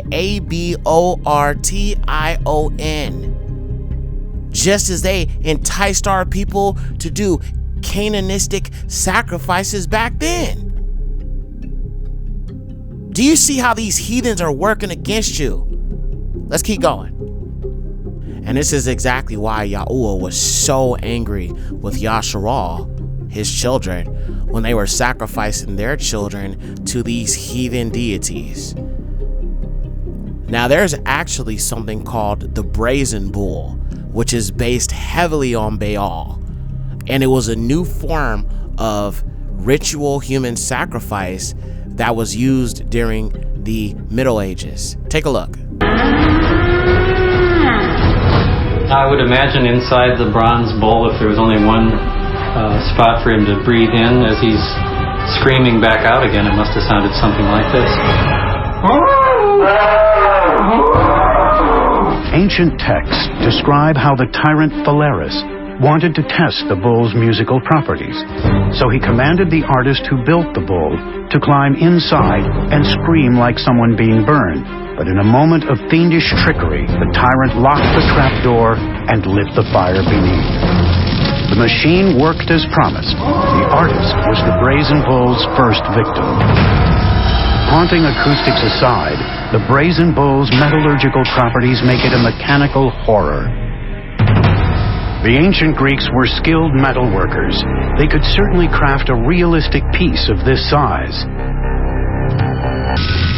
When the person is placed inside this brazen bull, it's just like cooking a turkey in your oven. You burn the outside of the skin and you slowly dehydrate the inside, and if you leave them in there long enough, it will eventually become very tough and very dry. The heat itself would slowly cook you from the inside out.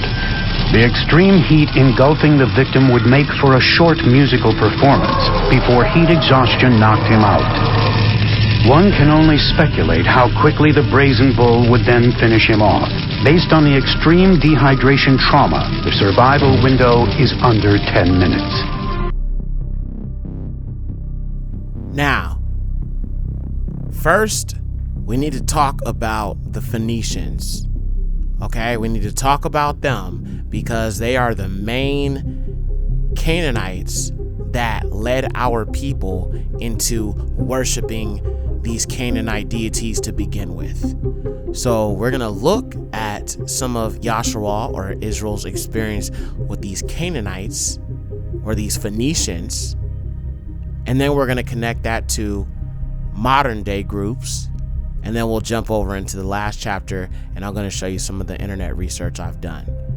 So let's talk about these Phoenicians and these Canaanites and how they led Yashar'AL astray to begin with, which is why, again, learn not the way of the heathen. Shaphatim or Judges 2:11-14. And the children of Yashar'AL wrought evil before Yahuwah and served Baalim. And they forsook Yahuwah, Eluah of their fathers, who brought them out of the land of Egypt, and walked after other Elohim, or deities or gods, of the Elohim of the nations round about them. And they worshipped them, and they provoked Yahuwah, and forsook him, and served Baal and Astartes. And Yahuwah was very angry with Yashar'AL, and he gave them into the hands of the spoilers. And they spoiled them, and he sold them into the hands of the enemies round about, and they could no longer resist their enemies. Genesis 10:15-19.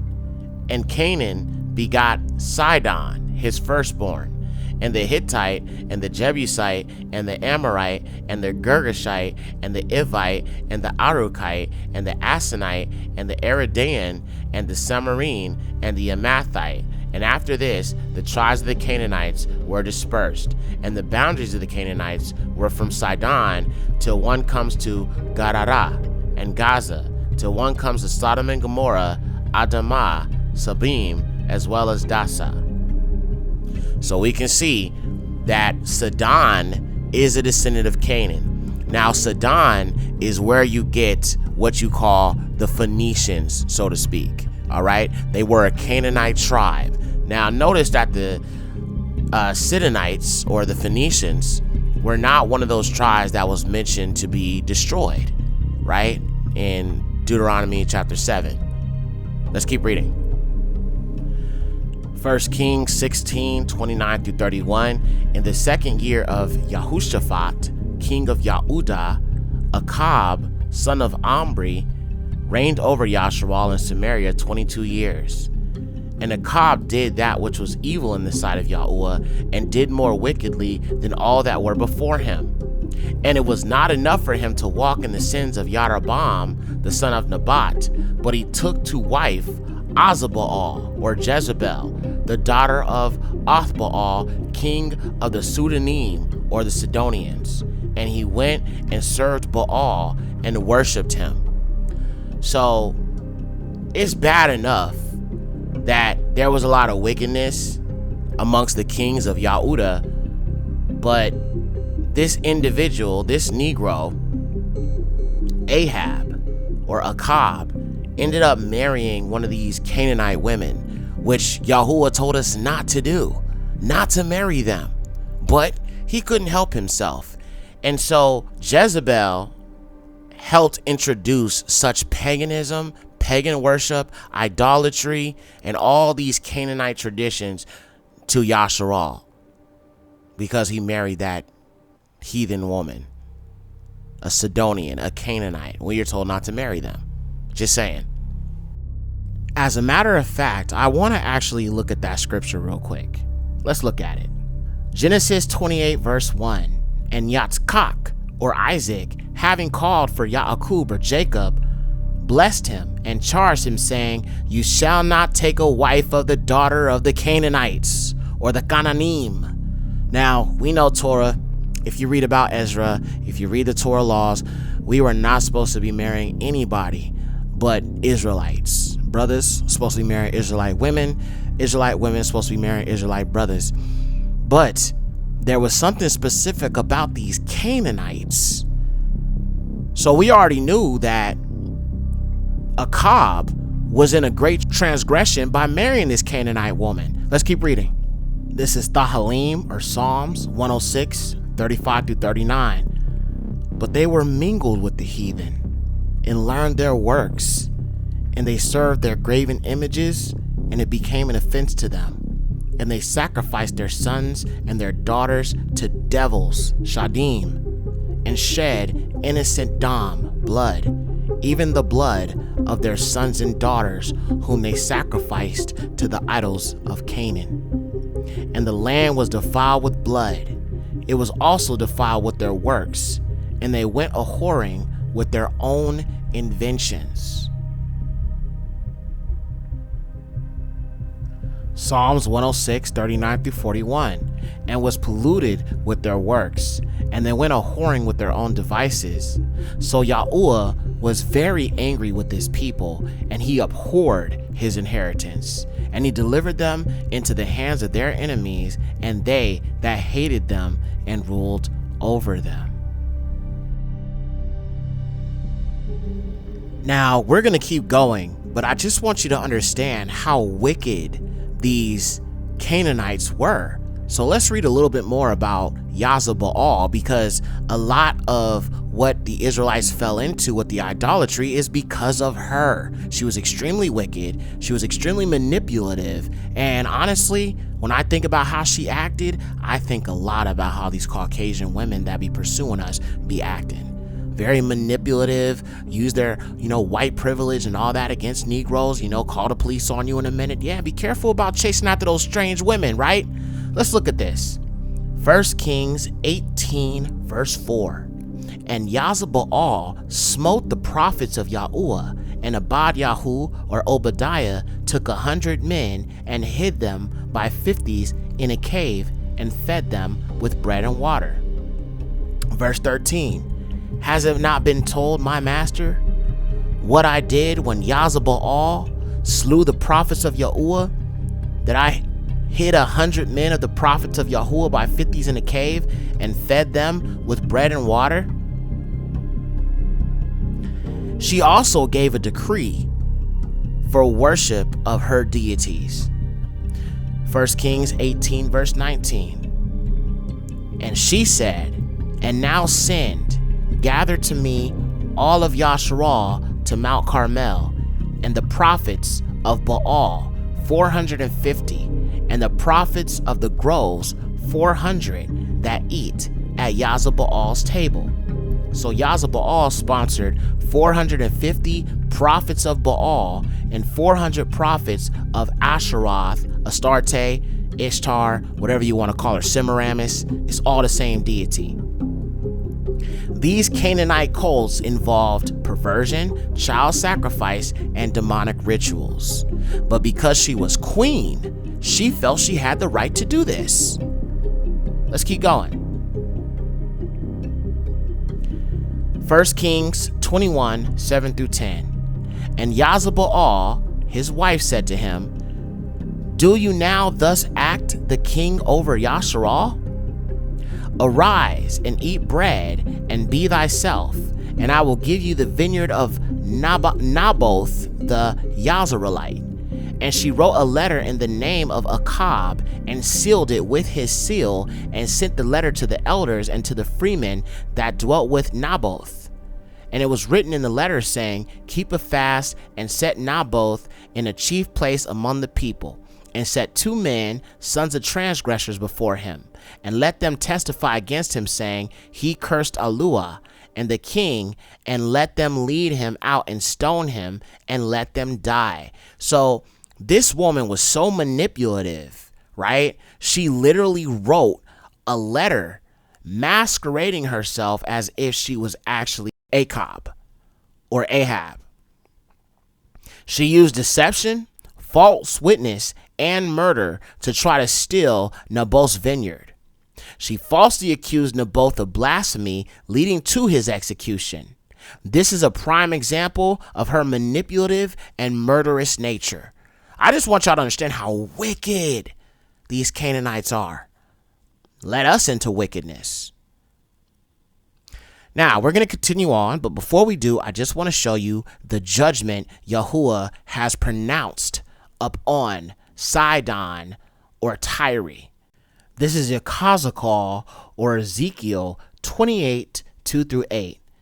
And it reads thus, Son of man, say to the prince of Tyre, thus saith Yahuwah, because your heart has been lifted up, and you have said, I am Aluah, I have inhabited the dwelling of Aluah in the heart of the sea, yet you are man, and not Aluah. Though you have set your heart as the heart of Aluah, are you wiser than Danyal? Or have not the wise instructed you by their knowledge? By your wisdom and your knowledge, you have gained power for yourself, and gold and silver have you treasured up for yourself. By your abundant wisdom and your traffic, you have multiplied your power.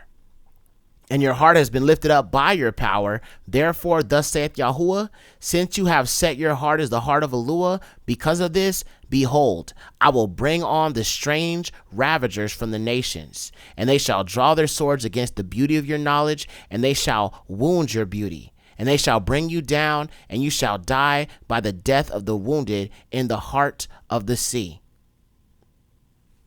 So now that we understand the wickedness of these Phoenicians, these Canaanites, these particular Sidonians, because Yashar'AL is the daughter of the king of the Sidonians, and his name literally means Baal is with me.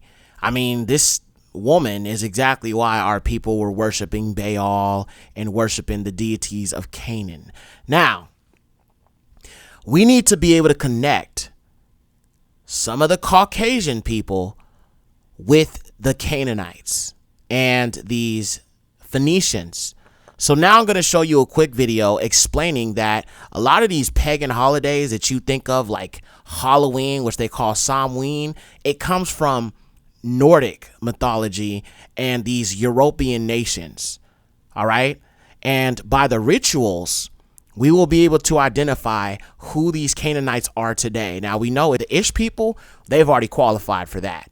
But now we need to focus on these other European peoples and see if these pagan festivals, the wild men and all of that, if these are really Canaanites as well. Let's take a look at it. Very important for parents, especially Christian parents, to realize that Halloween is not a Christian holiday. In fact, its roots go back to ancient paganism and the Celtic and Druid beliefs that involved such things as divination, contact with spirits, and even something as horrible as human sacrifice.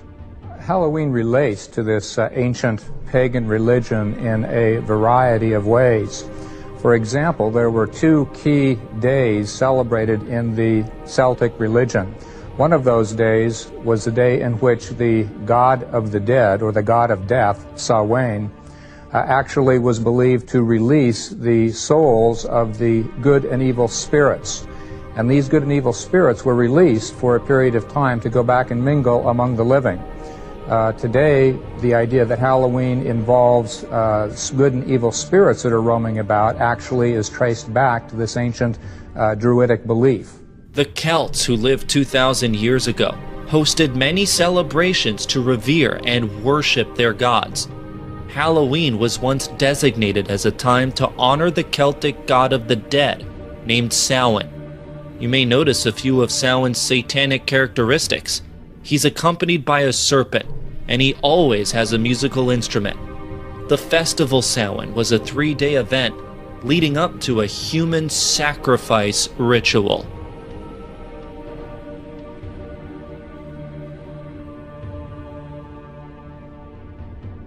Was considered part of a pageant of festivals that were of course pagan in origin. They were satanic in origin.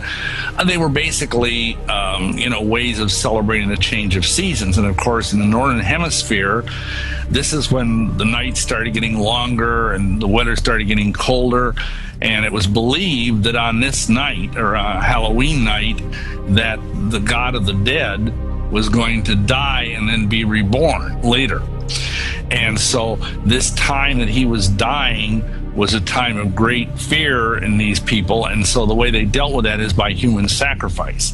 They felt that if they could shed enough blood, especially the blood of that they could somehow let this passing of their god be a propitious one.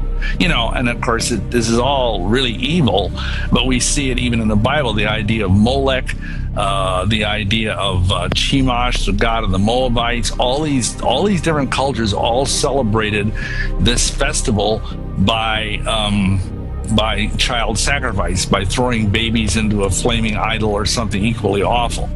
The leaders of the Samhain festival were known as the Druid priests. They were known for predicting the best time for harvesting, as well as drinking blood. The festival mainly took place at Stonehenge. Archaeologists have unearthed more than 4,000 skeletal remains underneath Stonehenge. The night of Samhain is the highest, most sacred night of human sacrifice among the pagan religion. Carving pumpkins. It's something kids love to do, and it's something parents love to do with their kids. But what was the original intent of this tradition? Where did it come from? They had previously taken gourds or turnips. In America, we use pumpkins and hollowed them out, and they would fill them up with human fat. This fat had been gathered from previous human sacrifice offerings to the various pagan gods of the Druids. The remains of these poor unfortunate children, and they would make candles out of them, and they'd put these inside of either skulls or inside of large gourds or something of that nature. And they would believe that if they pointed this grinning face outward, it would be a sign to the demons to leave this house alone. So it was kind of like a talisman to ward off evil. Trick-or-treating is related to the ancient Celtic practice. If food was not placed out for the spirits could get angry. The Celts believed it was important to appease the spirits in order to keep them happy. Now, I'm sure that if I were to ask the question, why do you go out and do this? Why do you say trick or treat?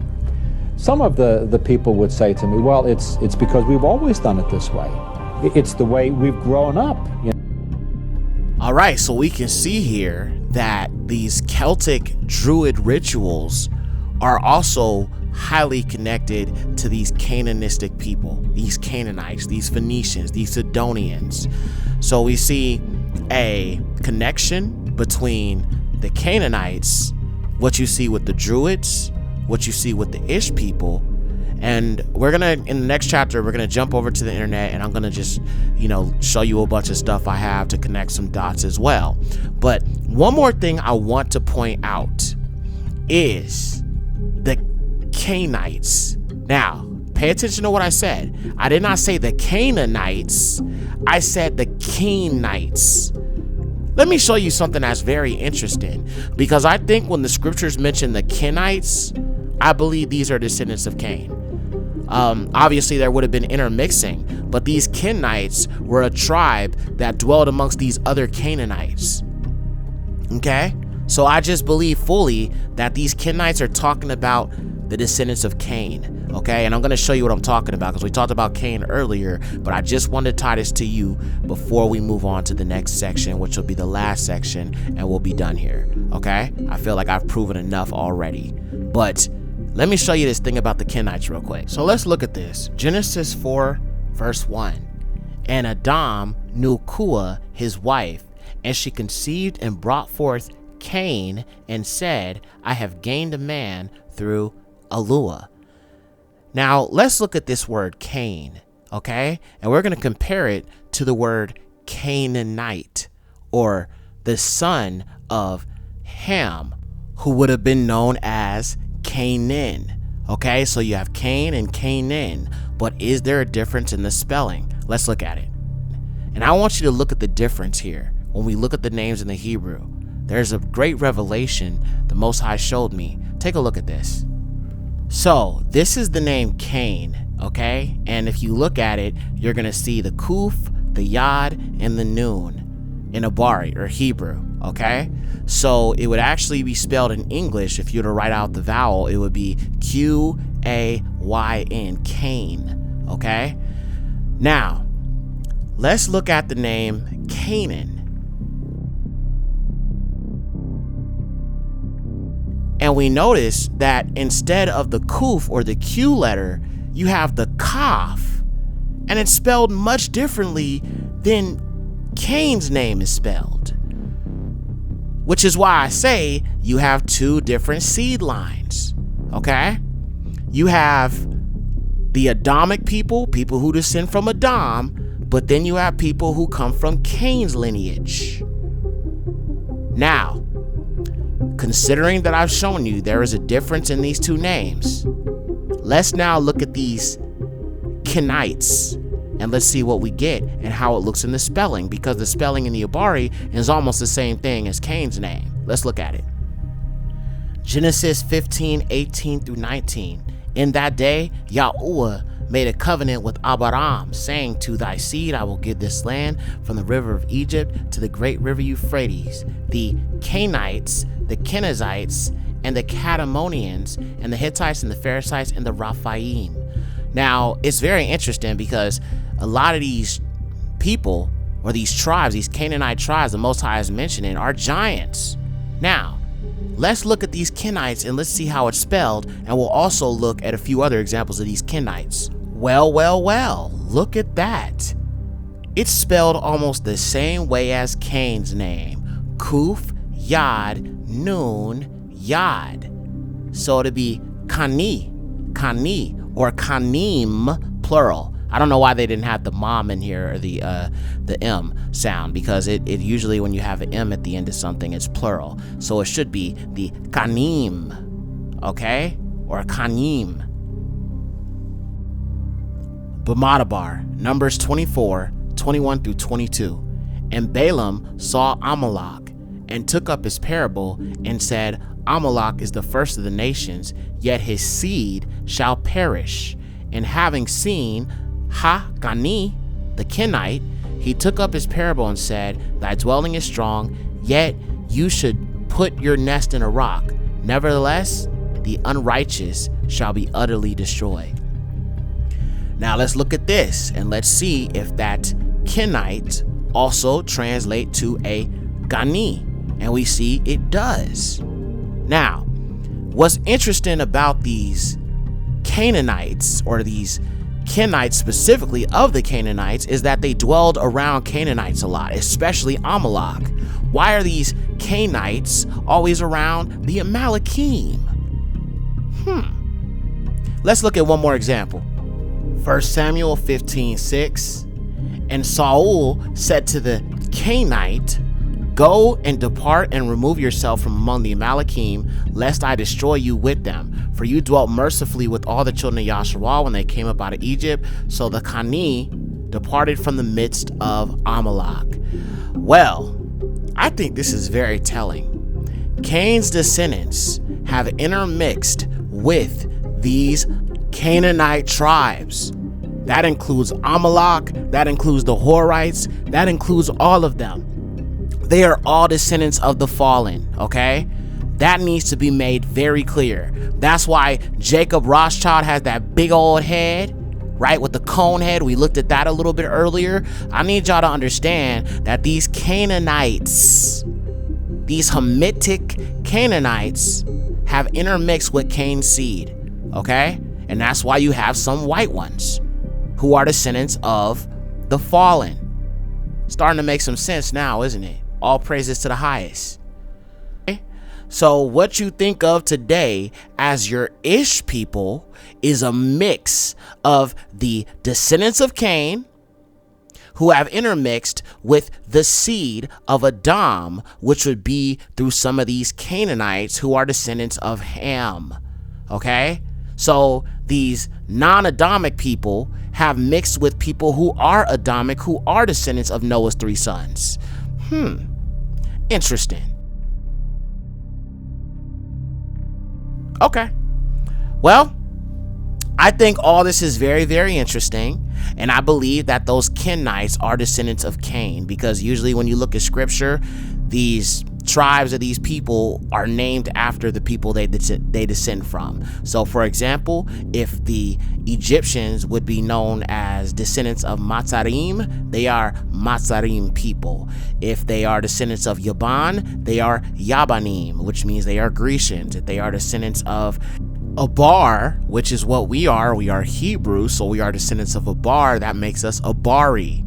Okay, it's just a simple thing that you kind of understanding the language of Abari Hebrew and all of that.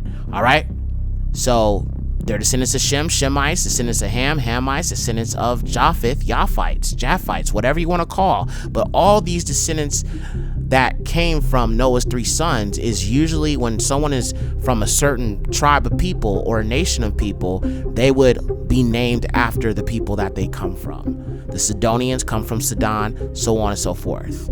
So it's looking to me like Cain's descendants intermix with these Canaanite tribes. Now, we looked at a lot here already, so we're going to go ahead and move into this last chapter because I feel like I've proven enough in this one. But let's go ahead and let's do that. Actually, wait, one more thing I want to mention before I move into the next part of this video, this documentary, is one thing about the Midianites is the Midianites were also connected to these Kenites. So it's very likely that that woman that Moses married was a descendant of Cain. Okay? The one he had children with and all of that was most likely a descendant of Cain, because if you look at her father, he was also a Kenite. And that's why, you know, I just think that, yeah. But she was a Canaanite because her dad would be a Kenite.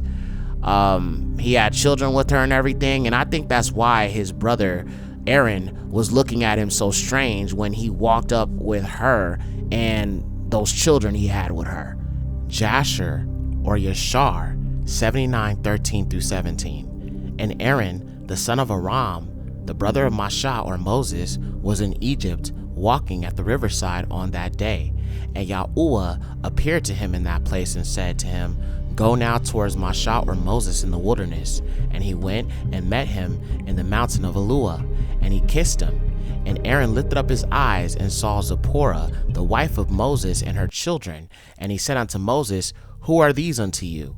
And Moses said unto him, "They are my wife and sons, which Eluah gave to me in Midian." And the thing grieved Aharon, or Aaron, on account of the woman and her children. And Aaron said to Moses, "Send away the woman and her children, that they may go to her father's house." And Moses hearkened unto the words of Aaron, and did so. So why was Aaron grieved so much about this? Because Moses married a heathen woman. The same reason why his brother and his sister were antagonizing him about marrying the Cushite woman. Okay, you see how all these things tie together. All right, I just wanted to point that out. Now let's keep going. His brother was just like, he was giving him this look like, why are you with her?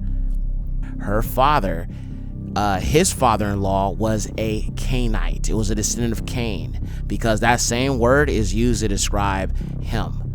So if Cain was a wanderer, as the scriptures say, he would have wandered around Canaanites, he would have wandered around Midianites, his seed would have come in contact with many different peoples and intermixed with them. So just keep that in mind. All right, let's continue.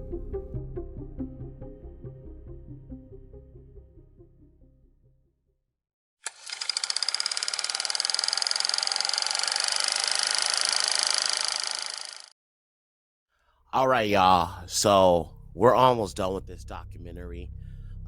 It's been long enough already, so I want to just jump into this. So I have a few videos that I want to show you guys and some articles that I pulled up, some information I want to share. So first, so we talked about the Canaanites. We are able to understand that some people of the Canaanites would have been cursed with pale skin. And we understand that the fallen were a bunch of blood-drinking, cannibalistic beings. and were described as white. We know that the Horites, which were one of those Canaanite tribes, is where the fallen bloodline comes from, along with these other Canaanite tribes that had the fallen bloodline, right? So I found a bunch of videos, man, and these Canaanites, they love to eat bloody raw meat. Here's a handful of videos of this, because this is just wild, but take a look. You just gonna eat it raw?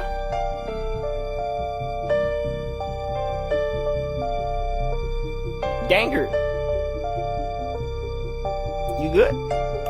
Yeah, people don't know. Bro. That's nasty. That is nasty. Lady spotted eating raw meat in store. Ew. See, this is what I'm saying. These Canaanites, they have it in them to just like to eat bloody meat, to eat raw meat. This is what uncivilized people do. These descendants of Cain, they're a bunch of bloodthirsty individuals that enjoy eating raw meat. Disgusting. Absolutely disgusting. I found this grass-fed. It's grass-finished beef, never frozen. I'm excited to try it. I bought all these cheeses. These are all raw cheeses. So Whole Foods has a whole selection of raw cheeses. But let's eat some of this grass-fed, grass-finished raw beef at Whole Foods.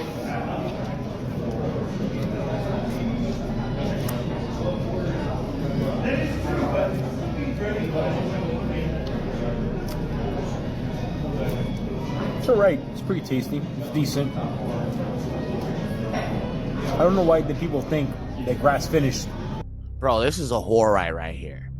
This is a wild man. If y'all seen the Esau and Horites, y'all know what it is. This is a wild man. Look how comfortable he is doing this.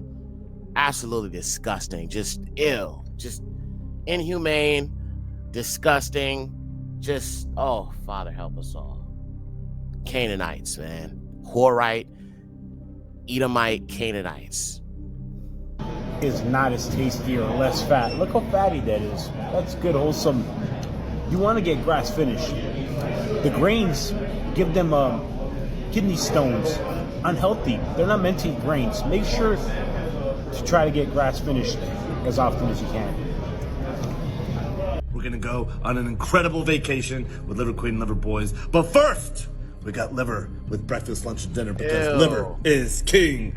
Look at this incredible femur. We're gonna take all that pure marrow right out of it. And you already know we got a whole beast protein shake that's not blended for some reason. I'm gonna have to blend that after this. And you know the drill. Who needs vegetables when you can eat testicles? Eat your testicles, folks. Primals. And then we got a pound of some fresh ground ribeye. We got the olive oil on top. We got a little bit of salt. We got some egg yolks in the middle. We got the real salad right here. These are pork rinds. We got the salad dressing also right here. We got some Liver King concoction, Liver King bar, some yogurt. We got some fish eggs. We got some more testicles. And we got the sacrifice bowl. The carbs wearing that we're not having. This is what Liver King's at for today. Liver King out.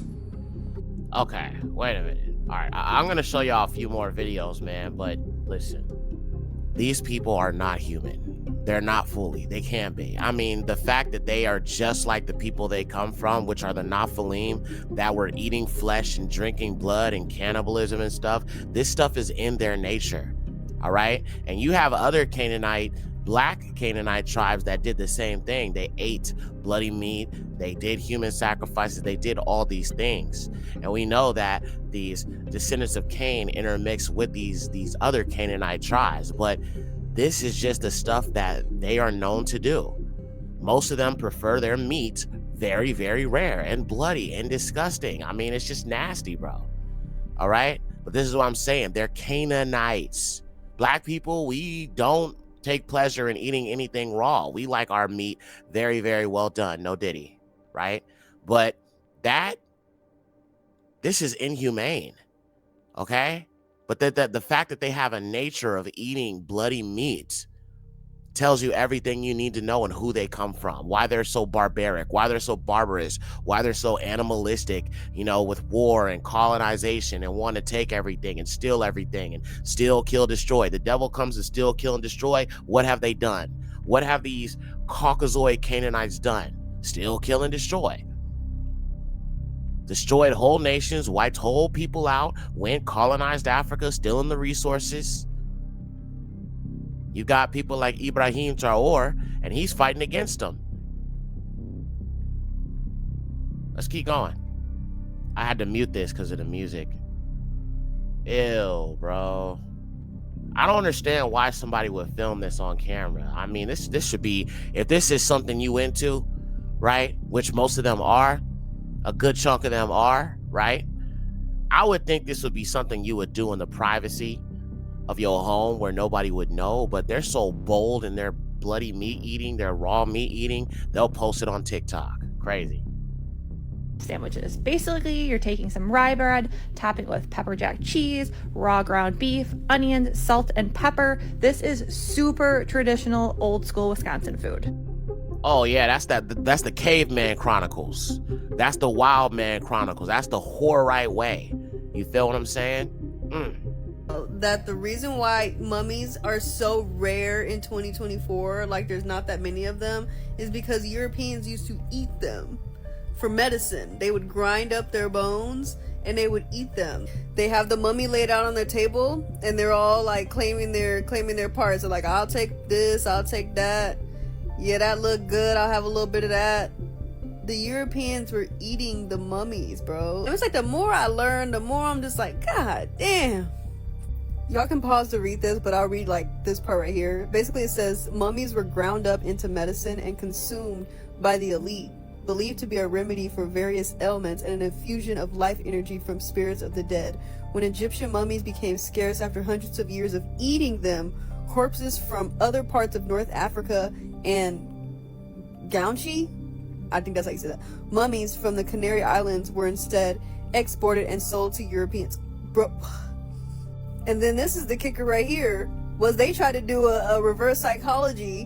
One of the primary ways that Europeans demonized indigenous people was by naming them all savages and cannibals. Whole time they was the cannibals the whole time. They were that's what I say, bro. Listen, these Canaanites, Horites, heathens, shaggy Edomites, everything that they said about so-called black people is really just a deflection of what they actually are. They're the ones with genetically recessive genes. They're the ones with shaggy, hairy bodies. They're the ones who are savages and always have been savages because they descend from savages. They descend from the Naphalym, who are just killing and destroying and all of that.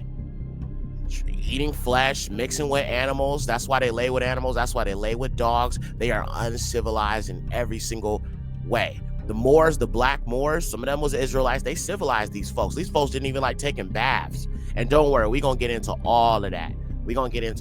But they are the actual savages. So as I continue to show you more of this information, I'll prove to you they're the actual savages, not so-called black people.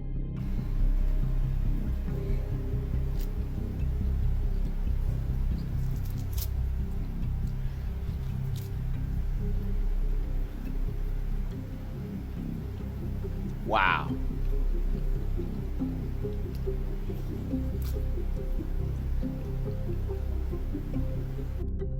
Nasty.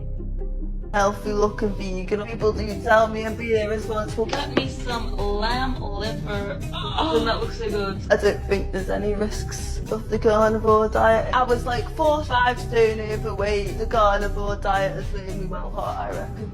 Yeah. I've not tried raw meat before. Oh, and it's brought me out of such a terrible bad place, mentally and physically. The amount of Neanderthal DNA on Earth is increasing. Many people, including me, white ones, have up to Gay! I can't stand these like sissified men, you know what I'm saying? It's like they sound like women, act like women, just you know what I'm saying? I cringe, but anywho, yeah, just so gay. They all gay. 4% of our DNA that can be traced back to Neanderthals. And since the human population has now passed 8 million people, statistically there is more Neanderthal DNA from people like me who got it in me right now on Earth, because there's so many of us, than there was when Neanderthals actually existed, because their populations were so small. No one knows. Okay, so that's the great lie. Neanderthals never died out. They're here. This man is a Neanderthal, okay? So what you call the so-called Yeti, the so-called Bigfoot, you know, all these other mythical, the abominable snowman and all that other stuff, that is really them. They're the wild men. They're the Horites. They're the cave dwellers, okay? Why do you think white people show so much attention to your animals, okay? Why you see white women making out with dogs and all this other stuff? They have this animalistic nature to them. Nasty. Who knows exactly why Neanderthals died out, but by studying their remains, they found that the males had very compact, muscular bodies. They would wear really interesting clothes, wear jewelry, even put flowers down for their dead. So I think that maybe Neanderthals died out because all the males were, I don't know, gay? Yeah, probably. I mean, y'all do have a heathenistic culture, so I wouldn't be shocked if the Horites was getting it popping with other male Horites. In them caves, who knows what type of wicked stuff that they was doing, but we gonna keep going because there's still more I want to show you. The most disgusting customs of the Middle Ages, the Queen Isabella of Castile frequently boasted about her status as a warrior queen, often emphasizing her adherence to certain customs. Among these, she proudly proclaimed that she had only taken 2 baths in her entire lifetime, one upon her birth and the other prior to her wedding. Weddings were typically scheduled for June, as May was considered the month when bathing was most frequent. This practice led to the tradition of bridal bouquets intended to mask any potential odors. Additionally, fans were commonly utilized by women to conceal their decaying teeth and to mitigate unpleasant breath. Hair should be as long as possible, and the more oily, the better. Tiaras and hats were also usually used to hide lice and prevent them from falling into food. During this era, the state of one's teeth was indicative of wealth, with rot and yellowness signifying access to expensive commodities like sugar. Furthermore, there was a belief that excessive washing of a woman's private parts could lead to infertility, so she had to live with that odor. Sold just as culinary things during the slave trade. Specialized in eating us. A lot of us were sold just as culinary things during the slave trade. But we just focus on this chain and stuff, but a lot of us were just good eating. And a lot of Europeans got in the slave trade for the eating. Yeah, they cooked it. They were actually cooking black people. They hung you up, but they had a fire underneath you. They were cooking us and selling the oil. They sold Nat Turner's oil as aphrodisiac right here in America. Nat Turner, you didn't know they kicked the heads off of babies. You didn't know that they ate us in general. You didn't know that they used your teeth as goddamn their teeth. You didn't know that they used your skin to make leather shoes, leather in general. You didn't know that they put your hair in the furniture to stuff it. You don't know who you're messing with. You don't know who you are also in the world trying to integrate with. But it's not your fault. The information was definitely erased, policed. You weren't allowed to know it. And now you don't know. So what are you going to teach your kids? Nothing. So what are they going to do? Go into a world also not knowing even less than you. Buy these books, pass them down, so your generation, your lineage can understand and know who they're going out into the world dealing with. They were her property. The Willie Lynch Letter, The Delectable Negro, and Slavery by Another Name. If y'all have any other books or anything, any other information that you would like to also add in, please comment that. Now, let me say this, bro. It is true that they were eating Negro slaves. That is a fact, okay? You could go look it up, but they were doing that. I mean, if they're eating bloody meat, I don't know why you would think that they're not eating Negroes, all right? So let me just show you this real quick. The Delectable Negro is a 2014 book by Vincent Howard. The book explores the homoeroticism of both literal and figurative acts of human cannibalism that occurred during slavery in the United States. I have this book. It is true. All right. These Canaanites, all right, they did these things. Even when you think about the Triple K, right? The Triple K, the, you know, people with the white sheets on their head. Yeah. A lot of times they killed us and unalived us and hunted us down because they were connected to secret society. These are Canaanites, all right? But let's keep going because there's more. But I highly suggest if you got the type of, you know, the type of strength to accept some of the history of these people, you can understand that they are clearly not people created by the Most High. They have like a barbarous nature that is very much like the Naphalym, that is very much like the Horites, that is very much like the Canaanites, just bloodthirsty. You know what I'm saying? But let's keep this going. Do I have news for you? Are you ready?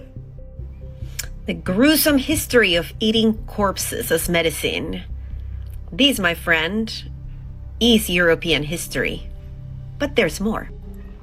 Oh, look, Europe's hypocritical history of cannibalism. And there is more. We ran out of mummies because Europeans ate them. And there is more. The Europeans that ate Egyptian mummies. And there is more. From the Daily Mail, Europeans indulged in cannibalism until the 1900s. By eating corpses, rich Europeans once thought they could heal themselves. White cannibalism in the slave trade. And there is a lot more, just look it up. Yup. And like I said, I'm showing you multiple different sources to prove this. Just about eating raw meat, this is a great way to start. Before diving all the way in and eating it completely raw, you can sear the meat on both sides to where it's kind of cooked, but kind of not. There are so many benefits to eating raw meat. Bruh, these people are disgusting. I mean, you can get worms in your body. You could get sick. She's over here talking about benefits. Bruh, absolutely disgusting. Moving on, man. History, and you did not take over this country by singing "We Shall Overcome." You did not gain control of the world like you have it now by dealing fairly with a man and keeping your word. You're treaty breakers, you're liars, you're thieves, you rape entire continents and races of people. Then you wonder why these very people don't have any confidence or trust in you. Your religion means nothing. Your law is a farce, and we see it every day. You demonstrated it in Alabama. And I can say you because you're part of the whole system. You profit from it. In fact, you make your living from it. You couldn't walk around and talk to people, stand up in your pulpit on Sunday and preach nice little songs and say, now we're going to give thanks to the Lord for he is good and old Jesus be among us. As far as we're concerned, your Jesus is contaminated, just like everything else you've tried to force upon us is contaminated. Facts. JC, Jesus Christ is contaminated. I don't want the white man's God, especially knowing that they God is a damn Canaanite, a damn Neanderthal Horite. I don't want nothing of their God, bro. Yahuwah is the Eluah of the Hebrews. Yahusha is Hamashiach of the Hebrews, which are the Negroes. Why would I want the white man's God? Why would I want the God that's created in the white man's image? Because the Most High did not create white people. We've already proven that throughout this thing. Matter of fact, he cursed people with white skin. So why would I want a God that looks like them when my Father in heaven is melanated and created melanated people to inherit the earth? This is what jasper stone looks like. See? So he that sat on the throne was as jasper stone, meaning he was a black man. Gotta start bringing these visual aids out here so that you people can understand what the Bible is saying. Okay? This is jasper stone. Get it right.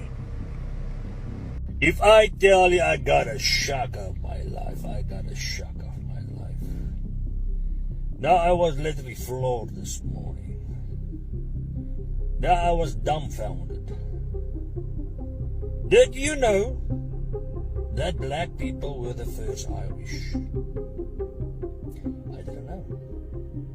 I went on X this morning, that's Twitter if you didn't know, and I saw that black people claim that they were the first British, the first Irish, the first French, the first Europeans ever to set foot on European soil. I said, damn, I didn't know that. Then I saw another article.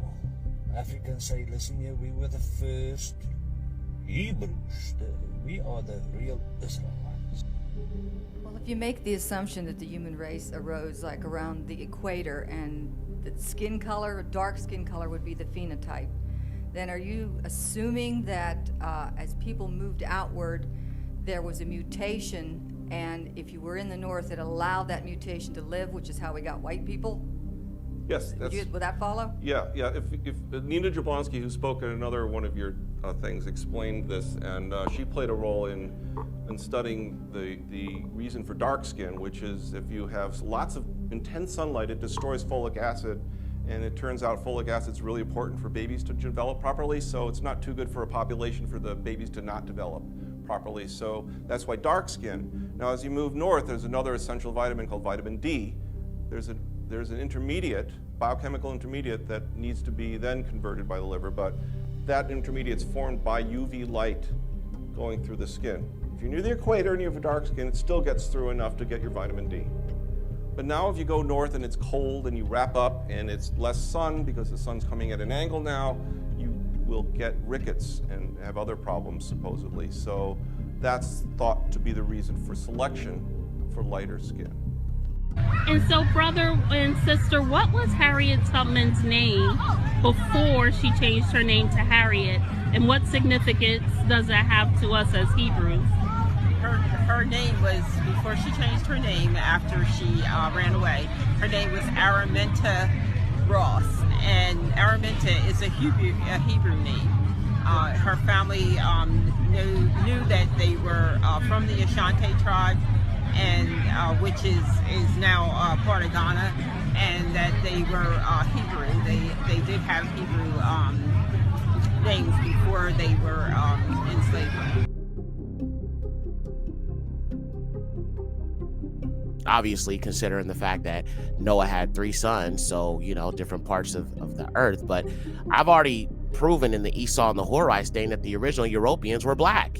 They were not these Caucasian people. The thing we're going to look at is this book, which is called The Observations Concerning the Increase of Mankind, Peopling of Countries, etc. This was written by Benjamin Franklin, and this book was published in 1751. Okay, so this book is from over 100 years ago. All right, so let's take a look at what it says. Now, I have the PDF here, but I want to focus here on page 224 and this last paragraph right here, because it tells you some things that I think are very interesting for you to know. So it says, which leads me to add one remark, that the number of purely white people in the world is proportionately very small. All Africa is black or tawny. I mean, we already know that. There's no mystery there, right? But let's keep reading because it gets very interesting. So it says, and chiefly tawny, America, exclusive of the newcomers, wholly so. And in Europe, the Spaniards, Italians, French, Russians, and Swedes are generally of what we call a swarthy complexion, as are the Germans also. Now, what does swarthy mean? Let's take a look at the definition of the word swarthy, and we will get our answer. Swarthy, meaning dark-skinned. So what is this telling us? Benjamin Franklin is telling us that the original inhabitants of these European countries were dark-skinned. All right, so this is the website blackcentraleurope.com. Now, if you guys are interested in looking into this stuff yourself, I will leave, if I can remember, I will try to leave the link in the description so you guys can look up these sources yourself, just in case you want to do a little bit more digging, okay? So this says, Black Central Europe, as we've proven, the original Germanic-speaking people were black, the Moors, the Moorish black people, okay? It says, we bring you over 1,000 years of black history in the German-speaking lands and show you why it matters right now. Okay, so before I read this, I want to show you this. This is the tapestry. This is part of the tapestry. It's not the whole tapestry. But if you look here, you can obviously see 2 swarthy or dark-skinned people, okay? And you have the king right here and you have the queen right here. All right, the original Europeans or the Japhites were black. Noah had 3 black sons. He was an albino, but he had 3 black sons: Shem, Ham, and Japheth. All right, let's keep this going. Then I'm gonna jump over here to these articles. So I just want to show you guys a few more things, man. Check this out. When I think about like Neanderthals, I think about people that frolic with animals, lay with animals, do things with animals. You look at the Romans, you look at the Greeks, how they got images of like satyrs, or those half man, half goat deities with, you know, full blown hard-ons and all that, no diddy, because they was doing all these things with these animals. And even today, you see white women, you know what I'm saying, making out with dogs, kissing dogs, going on social media talking about they done mess with a dog. I mean, it's just nasty. But check this out. We have a warning before this next story, as it contains some very disturbing allegations that may be hard to hear. A Weir man is under arrest accused of sexually assaulting multiple victims, including 2 dogs. 34-year-old Michael Stanikmis was arrested Monday on several charges, including sexual contact with animals and kidnapping. The charge stemmed from a series of incidents that involved 1 adult victim, 2 victims who were minors, and 2 dogs. According to court documents, he allegedly raped and strangled an adult victim. That same victim was also allegedly forced to witness the suspect sexually assaulting 2 different dogs. He's also charged with sexually assaulting a minor under the age of 14. A second minor was reportedly held against her will in a closet and then forced to eat from a dog food bowl. He's due back in court January 21st for a dangerousness hearing. Ever cheated before? Not with another human. What do you mean? I cheated on my boyfriend with his dog. It was a golden retriever. I mean, how did your boyfriend find out? He opened the door and I was in the doggy position. Wow. Now, see, I told you that this documentary is going to destroy white supremacy today. Let me show you something else. They love to say that black people are the most savage, and all this other stuff. Well, let me take you over here to this website, because like I said, this video needs to be shared. It needs to be known, because there's some information that literally shows who commits the most crimes based on race. All right, this might blow your mind, but like I said, we're gonna destroy white supremacy today for sure. So let's look at this, bro. This is the FBI website, UCR.FBI.gov, all right? And what they did is they laid out statistics on the racial groups that commit the most crimes. Now, off top, we can already see the overwhelming majority of people who commit crimes are white people, okay? So you have black and you have white, okay? As far as total crimes, and we're gonna go through all these crimes and we're gonna see who really is the savage, okay? But we look, so you have white, black, native or Alaskan, then you have Asian, then you have Native Hawaiian, okay? These have the more lower numbers, so we're gonna focus on these 2 groups, white, Negro, all right? But we can already see, overwhelmingly, it's the white people. But let's just look at this.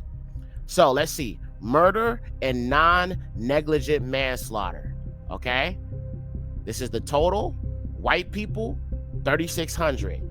Blacks, Negroes, 4,000. Okay, so not too much of a difference. Obviously, black people, there's a little bit more higher numbers, but let's keep going, all right? Handing people bags of grapes, okay? The white man, 11,000, okay?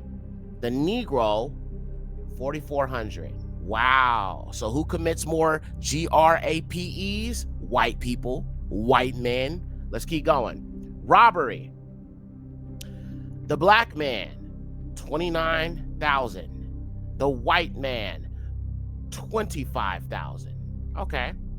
Now, I can admit that a lot of things that black people do when it comes to crime is usually economically based. Most of the reason why Negroes commit crimes is because of economic disenfranchisement. That doesn't make it okay to commit crime.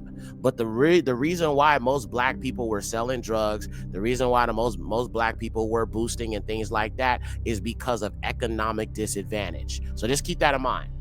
All right. Aggravated assault. The black man, 91,000. The white man, 169,000 cases. Oh, it's getting interesting. Let's keep going. Burglary. The so-called black man, 34,000. The white man, 81,000. Total, 118,000. Larceny or theft. The black man, 178,000. The white man, a whopping 393,000 offenses. And these are based on offenses that I'm giving you in these numbers, okay? Motor vehicle theft. The black man, 16,000 offenses. The white man, 38,000 offenses. Arson. The black man, 1,553 offenses. The white man, 4,453 offenses. Violent crime. Oh, now we get into it. Okay, look. The so-called black man, 129,000. The white man, let's look at this, 209,000. They're the savages. They're the criminals. They're the problem with the world. It is these wicked, heathen, shaggy, Canaanites, fallen descendants, children of Cain. It's them. Let's keep going. Property crime. The so-called black man, right here, boom, 231,000 cases. The Caucasian Neanderthal man, or the wild man, 517,000. Other assaults. The so-called black man, 219,000 offenses, right here, boom. And then the white man, a whopping 455,000. Bruh, look at this. This is crazy. Forgery and counterfeiting. The so-called black man, 9,000. The white man, 21,000. Oh boy. Let's keep going. Fraud.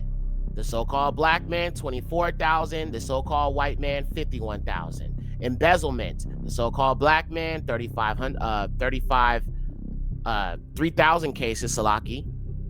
The so-called white man, 5,000. Stolen property. The so-called black man, 21,000. The white man, 38,000. So far, they are killing us in these numbers. They're really the savages. This is what these Republicans, these conservatives, these far-right, sour cream supremacists won't show you. They are really the most dangerous, most criminal people on this earth, you know? But let's keep going. Vandalism. They always talk about we destroying everything and Black Lives Matter. And listen, I don't support the organization, but I support the sentiment. Our lives do matter, especially to the Most High. Just remember that. That's why the heathen's going to be judged. But anyway, so vandalism. The so-called black man, 34,000 offenses. The white man, 86,000 offenses. Weapons, carrying, possessing. The so-called black man, 45,000 offenses. The white man, 60,000. Prostitution and commercialized vice. The so-called black man, 8,000. The white man, 10,000. Offenses except handing people bags of grapes and this word, okay? The black man, or so-called black community, 5,900 offenses. The white community, 21,000. DRUG, abuse violations. The so-called black man or black woman, 274,000. The white man, 748,000. Wow. Gambling. The black man, 553. The white man, over 1,000. Offenses against the family and children. Oh, now we get into it. Let's look at this. And I'm going to go back up because I want you to see who I'm referring to here. So let's go back. All right, so black and white. I just want you to keep your eye on this, okay? Black or white is what we're focusing on right here, okay? So, offenses against family and children. The black man, 16,000. The white man, 38,000, y'all.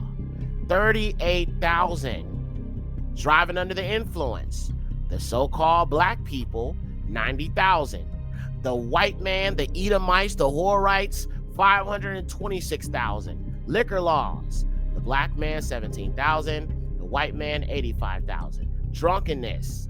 The black man, 32,000. The white man, 164,000. Disorderly conduct. The black man, 64,000. The white man, 132,000. Vagrancy. The black man, 4,400. The white man, 10,000. All other offenses except traffic. The black man, 577,000. The white man, a whopping 1.5 million. Bro, these people are straight up criminals. And black people, see what I'm saying? Black people, if Negroes learned how to challenge their talking points and use statistics to destroy sour cream supremacy, they wouldn't have so much power over us if you throw this in their face. And you'd be like, y'all are the most violent.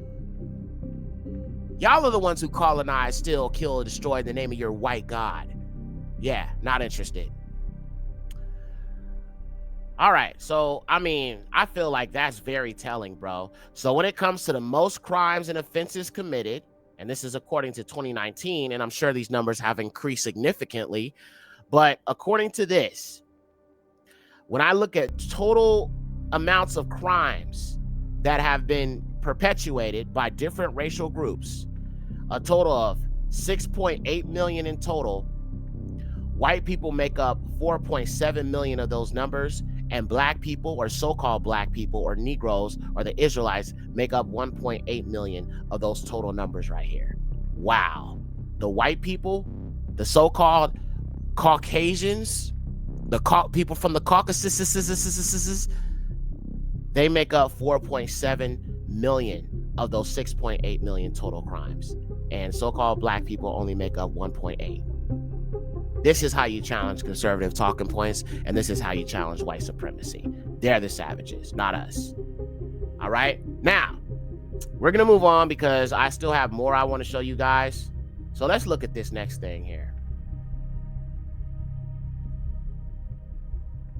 The Horites and the Hivites. The Horites of Mount Seir are mentioned in Genesis 14:6 during the Great War of the Kings, which took place in Abraham's day. Genesis does not take us any further, so we do not know whether Seir is a Horite named after one of his ancestors. Well, we do know that Shire is a Horite, and he descends from the Canaanites. That's why it's so important to read the Apocrypha, because you can get a little bit more context. All right. So let's listen to this, because it actually connects the Horites to a certain European people. And I want y'all to kind of understand that. So let's read this. It says, there are arguments pro and con concerning identifying the Hurrians with the Horites. Horite could have been the Semitic rendering of the name, just as those mentioned in Genesis 36:20-21 could have had their names Hebrewized, as these names are not strictly speaking Hurrian names. The Hurrians, which again may or not have been the Horites, were a group of people forgotten about for thousands of years. It was not until this past century when we realized that such a people existed. They lived in the northern portion of Mesopotamia, in Syria, and in Palestine just prior to 2000 BC. We also find evidence of them living in lower northern Egypt. However, there are no records indicating that they lived in Moab. Okay, so let's look at these Hurrians, because these Hurrians are said to be the actual Horites. So let me pull this next thing up here. So let's go over here. We can understand some stuff. All right. So let me switch over to this next page, and I'm going to show y'all some interesting information about these Hurrians, or these Horites. So let's jump over here. All right, so the Hurrians and the Horites. We identify Esau with Edomites. We have shown how, as well as having a small enclave to the southeast of Judah, the Edomites also gave rise to scattered groups of importance throughout the Middle East. Now, the Middle East is not where the Bible actually takes place. That's a lie. The whole Bible mostly takes place not just in North Africa, but sub-Saharan Africa. Okay, what they call the fake state of Israel is fake. I don't believe that is the real land. Just like you got fake people claiming to be the chosen, claiming to be the Yahudim, you got a fake land claiming to be the true land, which is not the land Yahuwah gave to us. Okay, that land is owned by the Rothschilds. But anyway, Horites linked to Esau. Horites, or Horim, were a people mentioned in the Torah. All right, we know all this already. Who were the Hurrians? The Hurrians spoke a Yrtarian language, including Hurrian, and lived in Anatolia and northern Mesopotamia. The largest and most influential Hurrian nation was the multi-ethnic king of Mitanni. The Mitanni perhaps being Indo-European speakers who formed a ruling class over the Hurrians. The population of the Indo-European speaking Hittite Empire in Anatolia included a large population of Hurrians. There is significant Hurrian influence in Hittite mythology by the early Iron Age. The Hurrians have been assimilated with other peoples, except perhaps in the kingdom of Urartu. According to the hypothesis by I.M. 𤤄𤔄𤋑 and S. Startosten, the Hurrian and Yrtarian languages are related to the Northeast Caucasoid Caucasian languages. Okay, so we know that the Horites dwelled in caves. When some of the Edomites went to war with the Horites were basically driven out of MalkiYah, taken over by the Edomites. And the Horites, it would have made sense if they would have went further north to the Caucasus Mountains. All right. And that's why you have a lot of these Europeans mixed with these Canaanites. Those Canaanites would have migrated. Those Canaanites would have moved around. The Horites, the Rephaim, some of those descendants of Anak, those Naphalym Canaanite tribes, they would have definitely migrated. Then you think about Cain. Cain intermixed with the Canaanites, spread the seed all over the place. Let's keep going. The Hurrians are believed to have been in the areas to the north of Israel for a long time. They were scattered all over, but concentrated at first in the region of the Harbor River, and then later in the neighboring kingdom of Urartu, otherwise known as Ararat, in the approximate region of Armenia. We found Taman of Edom as the Timanu, who had a center in Gazan in northern Syria on the Kabor River. This was also the area of the Mitanni of Indo-European culture. All right, so let me just move on because there's more I want to show you guys. Now, I want to talk about another thing as well. So we talked about the giants, right? Well, there's actually a people on this earth that are thought to be an alien race. Now, I don't believe in aliens. I only believe in fallen angels. But there's a group of people called the Tall Whites, which are very pale-skinned, Nordic-looking individuals. And a lot of white people tend to think that they're actually the creators of civilization. And I'm just wondering if these people could be remnants of the fallen, or could they be descendants of the fallen or something of that nature? Because remember, we talked about 3 races born from the giants. So let me show y'all this next thing real quick here.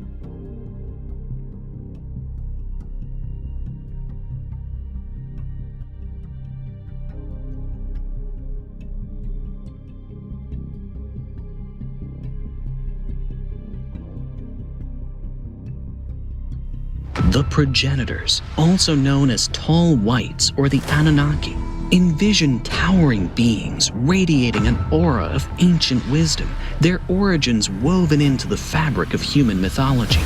These celestial giants, standing as silent sentinels of our history, are said to have shaped the very core of early humanity. Are they the architects of our distant past? Throughout ancient texts, they raise many questions about our origins.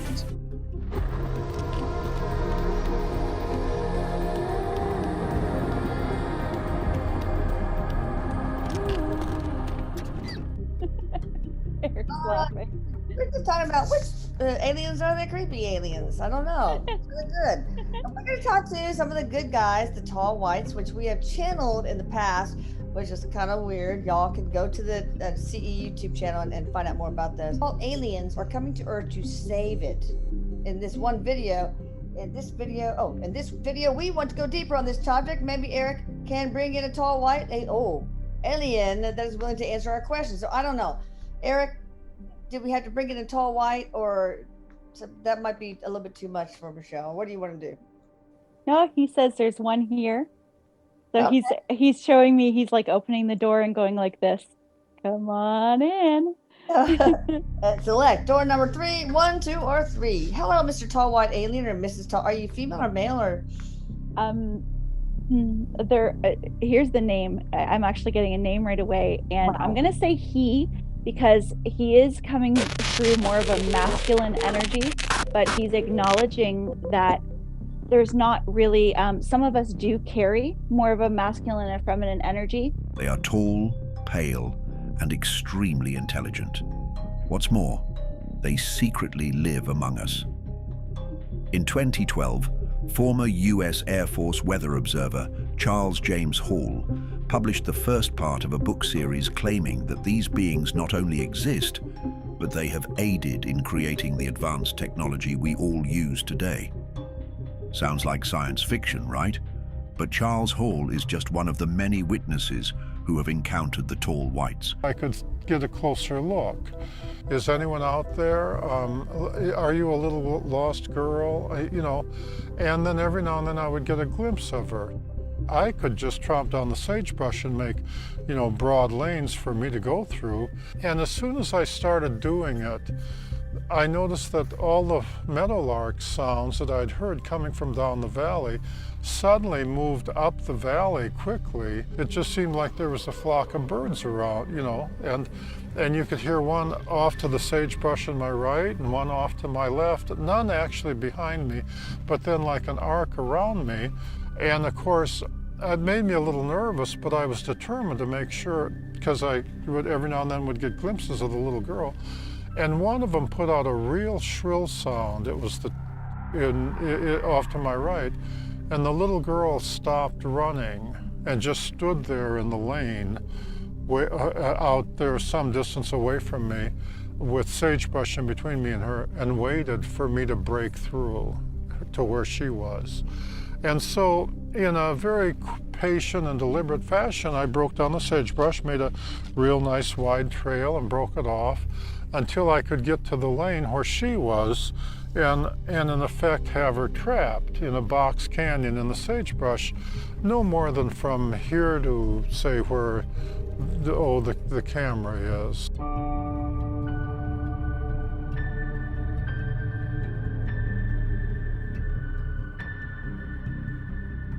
Don't be afraid, I'm not going to hurt you. I'm the weatherman over there. I just thought you might need to be with your parents. And I turned around and I looked at her and I saw that she was a little girl, but she wasn't a human little girl, okay?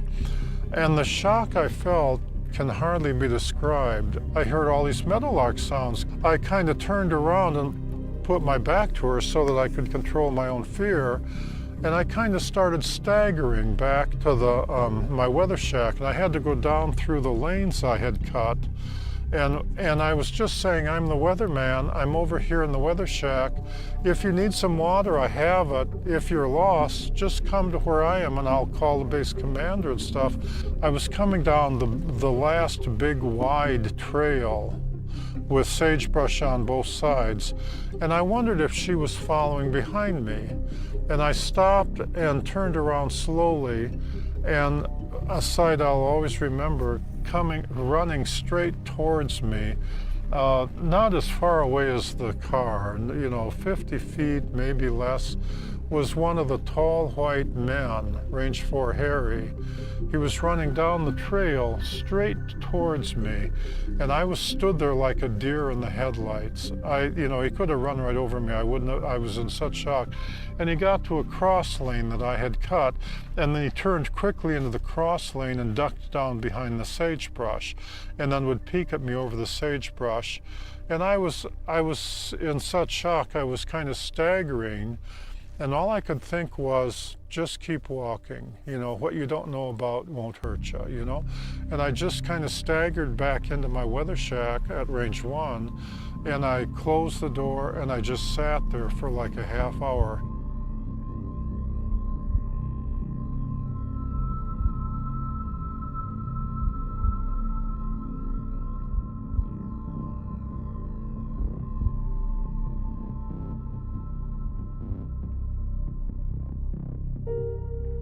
One afternoon, God, I'll remember it forever. It was a hot day, and it was like 110 or so out there. And I was standing in my Range 3 weather shack. I was inside in the shade, and I was talking on the phone to the Nellis weather station, the wind measurements that I had taken. And there was a lot of static on the line, and it seemed like somebody was listening in. Of course, the guy was talking, my friend who I was talking to at Nellis, noted the static too. So we hung up, and with my hand still on the phone, I looked out straight north where the theodolite was just a little bit to the left, and standing out there, just this side of the theodolite, just standing there in an ordinary nylon type ski suit kind of thing with boots, and she was obviously listening to what I'd been saying on the telephone. Now we talked a little bit about these Celts and their pagan rituals. All right. Well, this is the Celtic people, and this is one of their sites where they were doing these rituals. Take a look. Dinino Den is an ancient site, once said to be used as a place for Druid rituals. First known to exist about 4000 BC, Druids were considered by some to be the most knowledgeable people of their time in Scotland. The practices and rituals of Druids have fascinated people for centuries, and sites like Dinino Den only further feed these curiosities. A narrow, winding set of steps carved into the rocks lead down into the den, where Celtic crosses, odd faces, and mystical symbols have been etched into the rocks. Offerings dangle from branches and decorate the rocks around the site. The site is seen by some as a gateway to the other world, and hence offerings as well as messages. Offerings, pagan offerings to their gods, European gods, not Yahuwah, Alu of Yashar'AL, but European gods, are left for loved ones and ancestors who have passed on. While it can be tempting to want to participate in these superstitions, unfortunately, the trees at the site are at risk of harm.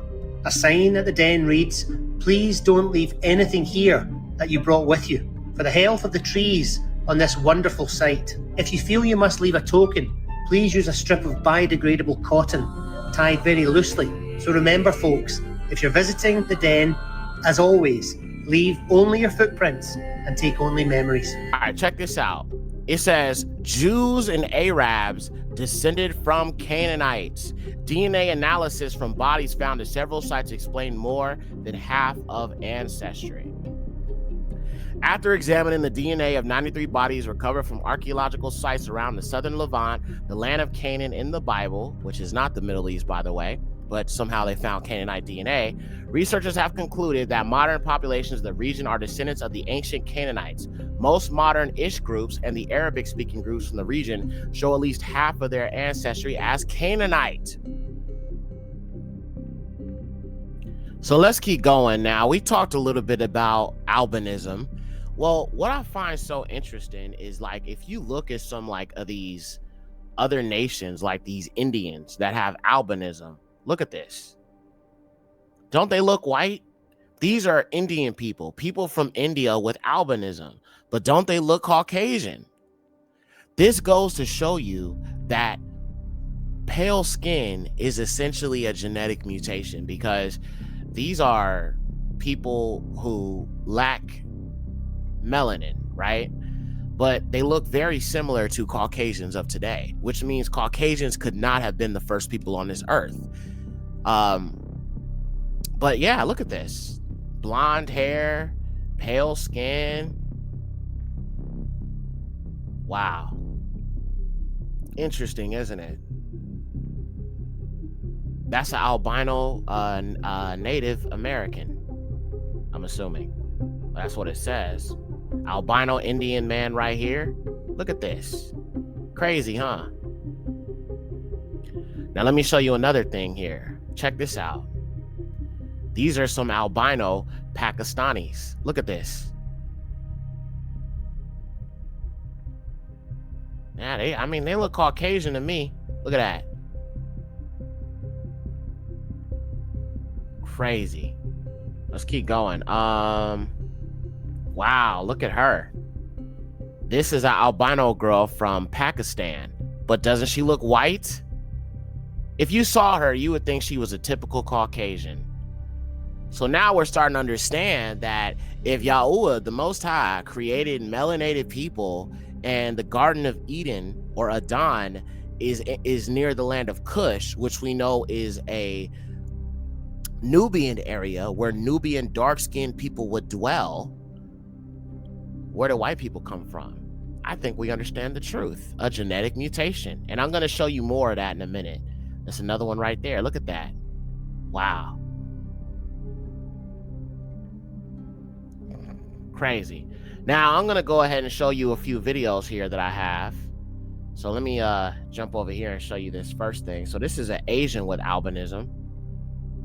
Your name, where you're from, and tell us a little bit about yourself. All right. So the Asian guy is the one in the middle, and look how pale he is compared to these Negroes. Now these Negroes also have albinism, but look how pale he is compared to them. Wow, bro. It's definitely a different type of albinism you see on Negroes than you see on Europeans or pale-skinned people who have albinism. That's crazy. Right. Well, what's up? And my name is Han, and I grew up in China. I am a... No, say your full name. Oh, my... All right, let's move on. Now, here's another example. This is a Indian woman, another woman in India with albinism. Take a look. Going back to my home, घर पे जा रही थी and वो Independence Day का दिन था. Suddenly 2-3 boys जा रहे थे and they said कि आज ही देश आजाद हुआ था और आज के दिन ही हमें अंग्रेजों की शक्ल देखने को मिल गई. इससे बुरा क्या होगा? या इस तरीके का चीजें. All right, now I'm going to show you a few more examples of this albinism thing. Now, this is a family in Pakistan that have this history of albinism being passed down. Check this out. Were you? Yeah. Can you still remember what age was it? 8, 9. Yeah. I remember that. It's the giant at that table. You do look different now. You do. Yeah. And this here. All right, so you got a family of albino. I don't want to play too much because I don't want to get copyright, but I'm just trying to show you this. Let me show you another one. This is another family with albinism. And causes vulnerability to the sun and bright light. Albinism is rare, non-contagious, and genetically inherited, and is present at birth.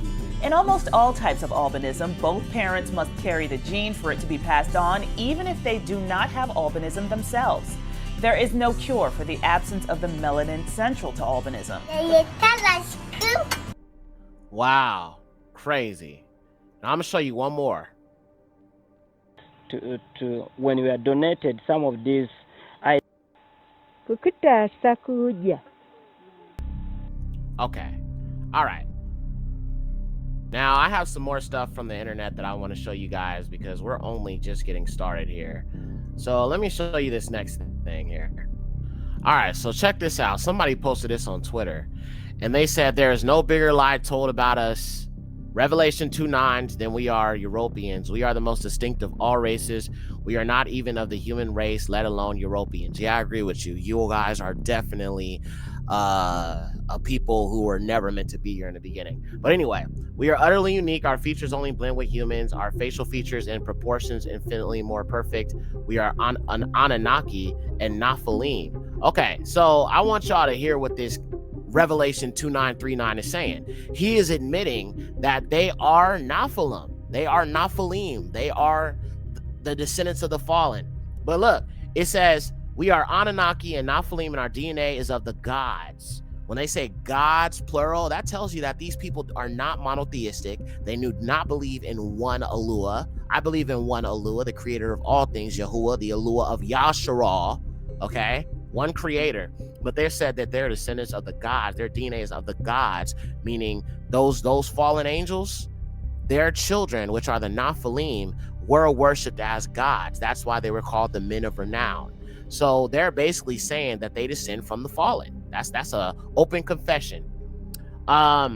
We have extrasensory perception, heightened awareness, and increased sentience. We cannot be defeated by Gentiles any more than humans can be. by other mammals, and I think you guys deep in your hearts know it, and it drives you mad. I mean, look at your nose. Look at this. This is obviously some inbred stuff. This is obviously because of interbreeding or inbreeding. I mean, look at this. This is just disgusting. I mean, this is like a beak. You know what I'm saying? But you heard it straight from his mouth. Let's keep going. Now, just in case you don't believe that these people are a result of inbreeding, look no further than this. שמחי, יש לי עוד חרדים ללמוד תורה. רצו לקדוש ברוך הוא, להכיר באמת שהקדוש ברוך הוא ברא את העולם. הוא ציווה ותרי"ג מצוות. לקיים. Bruh, look, he got spit all over. Brother, what's that? What's that, brother? Bro, these are Horites. These are Canaanites. So this is interesting. We talked a little bit about Rh negative blood in the first documentary, Esau and the Horites. We also talked about it throughout this one, but let's look at this. It says 7 regions with more than 20% Rh negatives. On a national level, no country reaches the high number of 20% of Rh negative people, even though Australia is close with 19.5. And look at that, Caucasians, okay? Now, if you saw the Esau and the Horites documentary, you know that the greatest number of people with Rh negative blood come from the Basque people, which are in Spain, okay? It says there are only 2 reports available according to that, to which percentage of some Berber tribes, namely the 𝐤𝐷 Berbers in the Atlas Mountains region of Morocco, have a percentage of Rh negatives reach as high as 40%. The Basque, around 35% of Basque are Rh negative in the higher regions. The Basques are located in the Pyrenees mountain region of Spain and France. Basque ancestry have been traced to the Sumerian region based on the genetic examination of ancient burial grounds and in terms of similarity of languages. Sumeria, the deities of Sumeria, those will be the Anunnaki. Let's keep going. Scotland, Northern Ireland, Switzerland, Netherlands, Catalonia. Wow.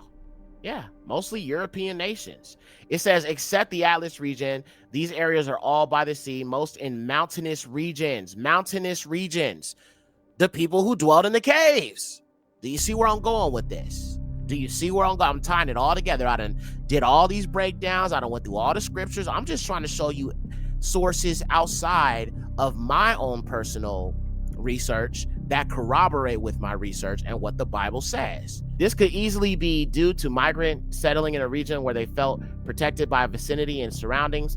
The Celtic marker R1b is listed as being the most frequent in Northwest Ireland, Scotland, within the Basque and Catalonia region, and in the Netherlands. Wow. Where is Rh negative blood most frequent? Let's look.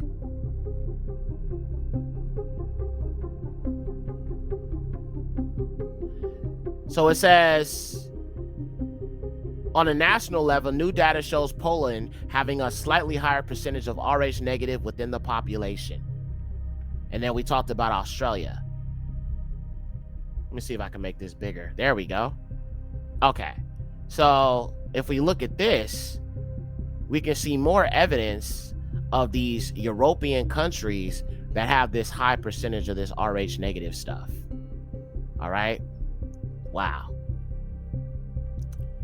We can see it's heavy in the Caucasus.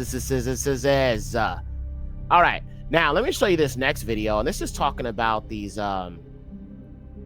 We talked a little bit about the Phoenicians in the last chapter, but I want to show you something to corroborate what I showed you in that section. So we're going to look at this next thing here. And it's talking about the Phoenicians, the Canaanites or whatever. And we're going to just take a quick look at that real quick. And we're going to tie it together with what we've learned thus far throughout this video. All right, let me show you this next one. You're talking about, we're starting at America's Stonehenge in New Hampshire. And this summer solstice line extends to Stonehenge in England. That actually goes right through one of the triathlons. That's amazing, but I see this line continues off to the east. Where does that go? You're never going to believe where that goes. Okay, I'm ready. Okay.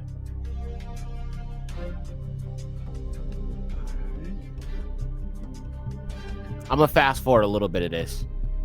Themselves, that everybody in the region called ancient message. Was that like a roof? We think that was most likely a roof slab for a chamber right there.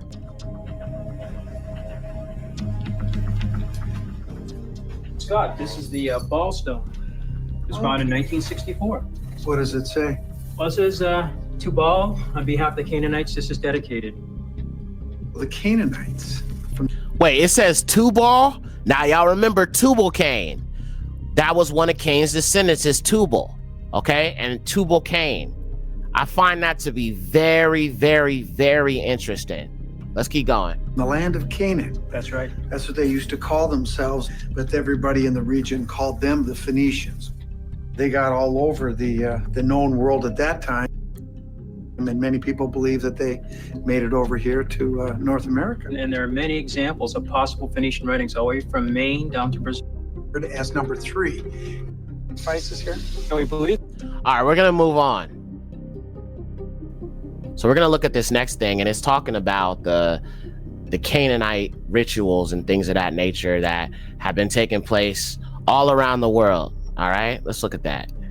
All right, this is actually a video that's on YouTube, so I don't want to get in too much trouble by playing it, but...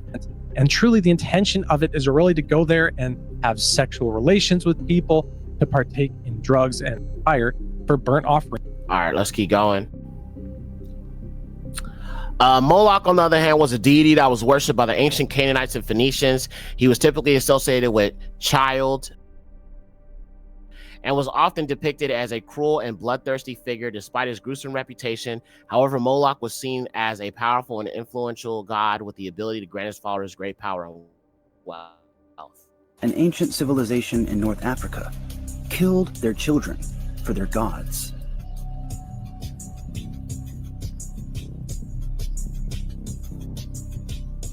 Evidence for the worship of Moloch is found in the Old Testament, with variant names Molech, Melech, and Baal, meaning Lord, and also the Phoenician theonym for Moloch is MLK.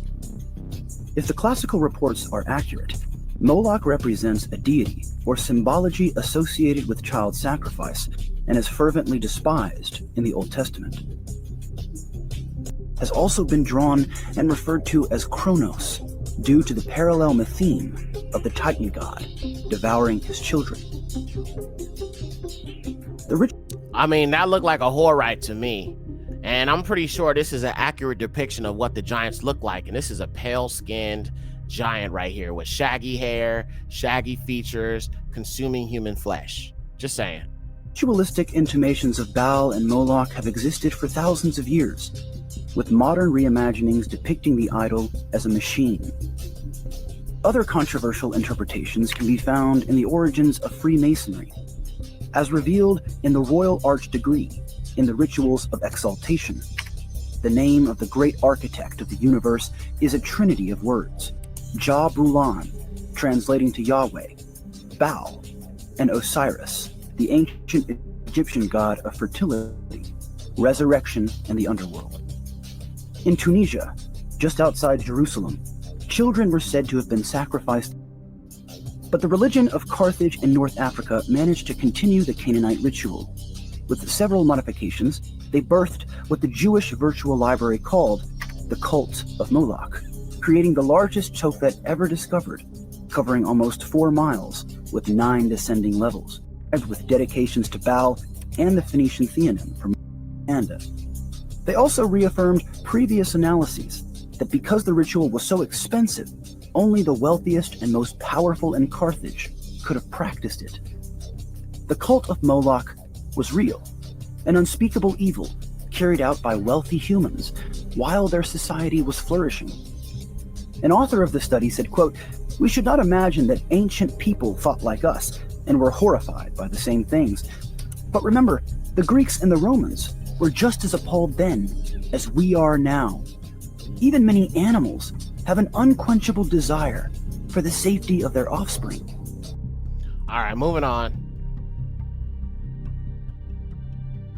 Check this out. It says Chicago's World Fair of 1933 Moloch worshiping. There's proof that we really are dealing with Moloch worshiping and child sacrificing fanatics. They view us as Amalek, even though they're actually Amalek themselves. The Rev 2939s. Because remember, Esau had a child with Thamna or Timnah the Horites and bore to him Amalek. Okay, which would also be, you know, an Edomite that was amongst those Canaanites. And, you know, we read earlier how those descendants of Cain, were always around the Canaanites, specifically the Amalekim, that would have intermixed with the other Canaanites. That would have been those, you know, other tribes that would have surrounded that area. So there's been a lot of mixing going on with these wicked bloodlines. But this right here is a Moloch worshiping ritual, and it's the Rev 2939s.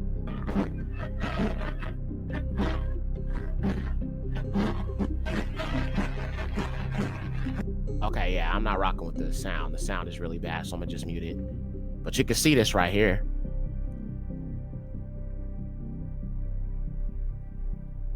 And it's a bunch of pale-skinned people doing this ritual. I don't see no black people here. We don't do this kind of stuff, honestly. It's not our thing.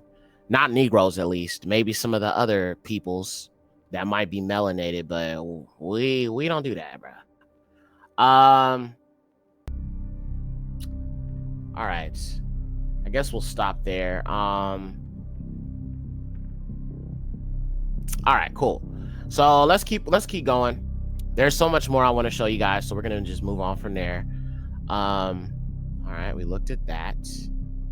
All right, now I'm going to show some stuff that might make some people upset, but you know what? Like I said, all these lies that have been able to be told about so-called black people, Negroes, have been left unchecked. Maybe if these things wouldn't have been made, you know, to be true or told that they're true, and being able to be paraded around and use this doctrine against black people to enslave them, I wouldn't even need to make this video. Right? But now we gonna turn over sour cream supremacy on its side. Check this out. This is an article from Science Forums, and it says scientists proves European DNA from albino. Interesting. Scientific research proved the origin of white Europeans due to albinism mutation SLC45A OCA2. We white people are thus not a race but mutated I can't even pronounce that word. Albinos type 2. European DNA also matches with Dravidians of India, namely haplogroup R. Recent theories say that Indian albinos migrated into Northern Europe through Central Asia because they had to flee the devastating effects of sunny climate in their Indian homeland. Now, listen, we know that the Dravidian people, the Dravidian Indians of India, were originally dark-skinned people. Now, we looked at some of those Indian people with albinism, and we noticed they look very Caucasian. Same thing with the Pakistanis, same thing with some of these Iranians and other groups like that. Now we know why white scientists use albino rats to test medication for white people. Interesting connection. And use dark rats to test medication for melanated people. All right. It also proves why Europeans have the worst health condition, recessive genes, and suffer from birth defects, low birth rates, and macular degeneration. Of course, through centuries of admixture with Moors, Asians, Turks, etc., whites got a variety of shade and eye colors, but the original ancestor was albino, as proven by Danish geneticist Hans Eichberg. Both blonde and red-haired genes show a type 2 albinism mutation. Thus, we white people can forget the myth about being cold adapted. Our albino origins explain the various health problems resulting in lack of melanin. Melanin is needed for health of organs, brain, ears, eyes, and skin. It is a semiconductor. Even polar bears, Eskimos, and Indians from Tierra del Fuego have dark skin because melanin is the best absorber and converter of UV radiation to heat and energy. And one of the benefits of melanin as well is it causes us to age much slower. That's why I say black. That's why so many people say black don't crack. As a matter of fact, to illustrate the power of melanin, I'm going to just show you a white woman and I'm going to show you a black woman, and you tell me who looks older. All right, give me 1 second. I'm going to pull that video up for you so I can prove it. All right, check out this video, man. This is pretty interesting, I must say. Stitch it, and I want to see what all the 40-year-old faces look like. I just turned 50 last month, on the 22nd. This is 50. Okay, so this black woman is 50 years old.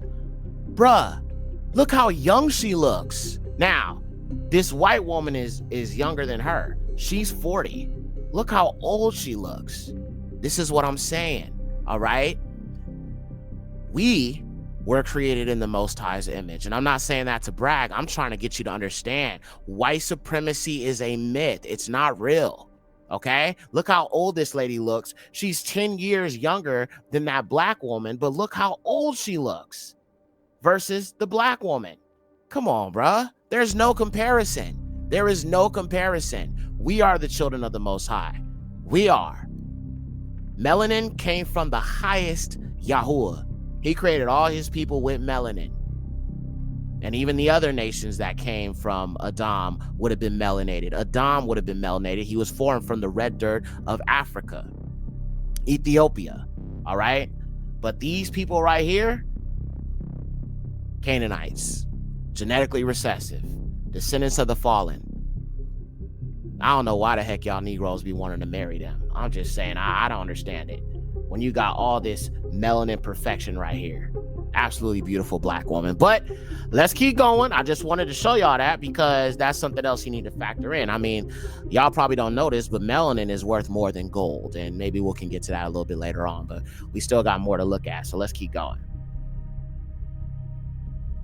All right, let me jump over here. All right, we'll skip that article. Skip this one.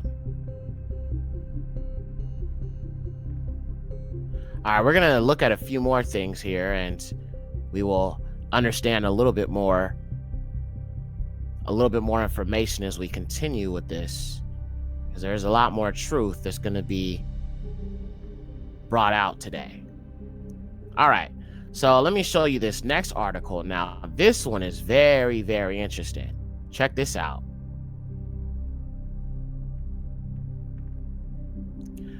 Were Canaanites Caucasians?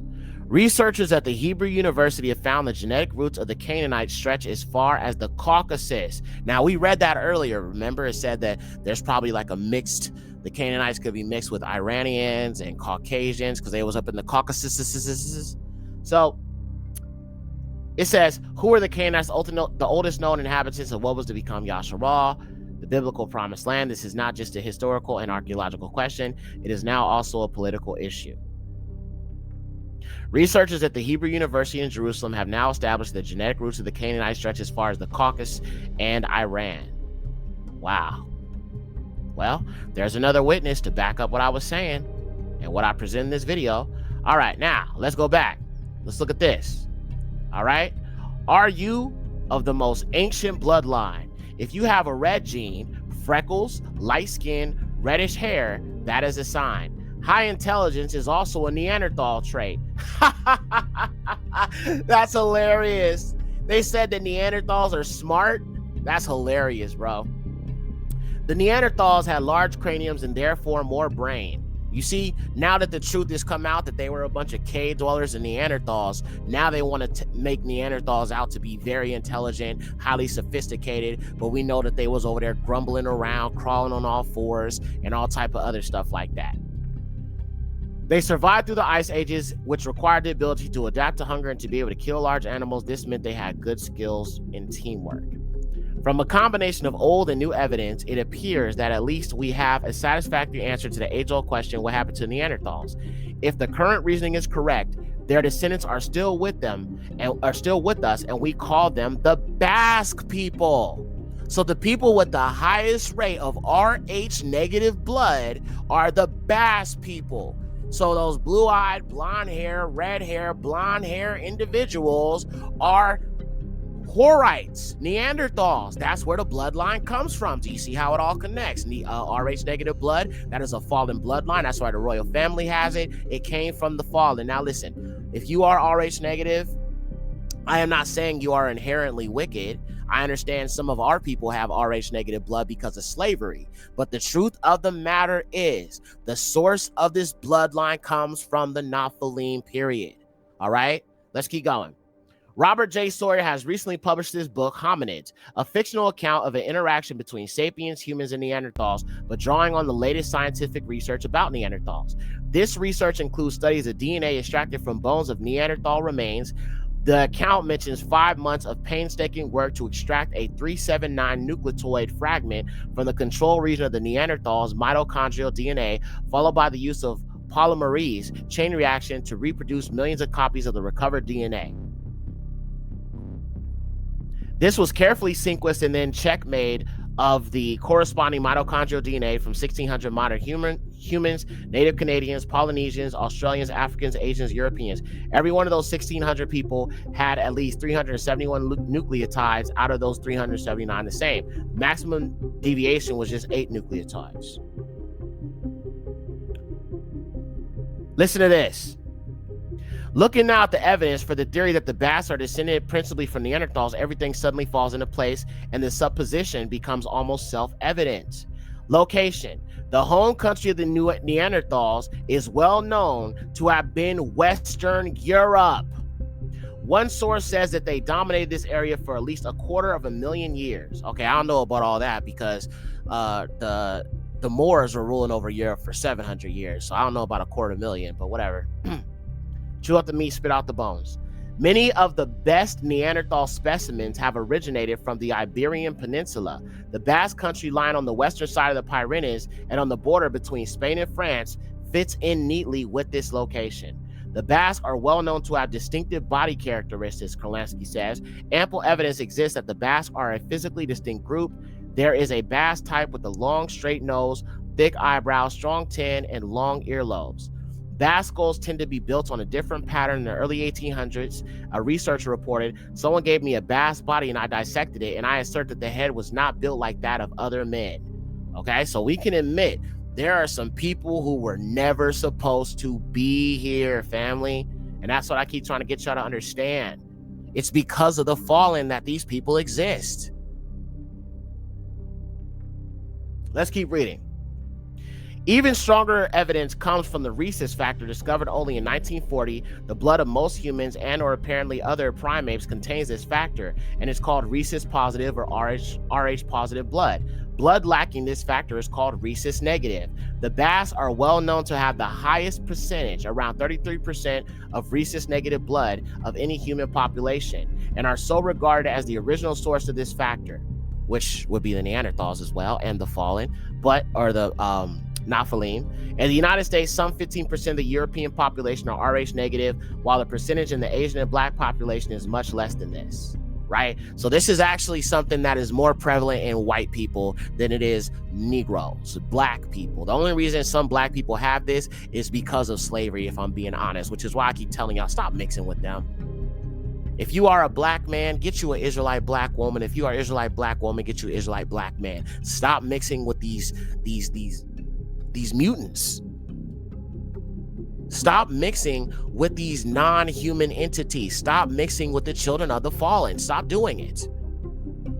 Keep telling y'all.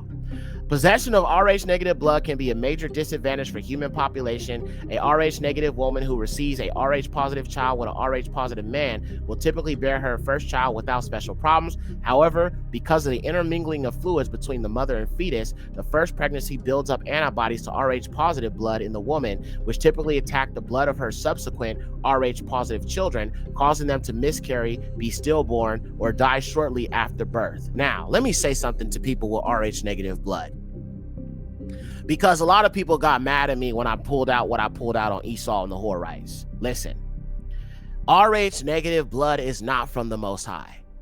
The reason why I'm saying that is because he expected his people to be fruitful and multiply. If a person has RH negative blood, right, and a mother, right, and a child is born with Rh positive blood, her blood can actually unalive the child and poison the child if she doesn't get the Rogam shot. So what does that mean?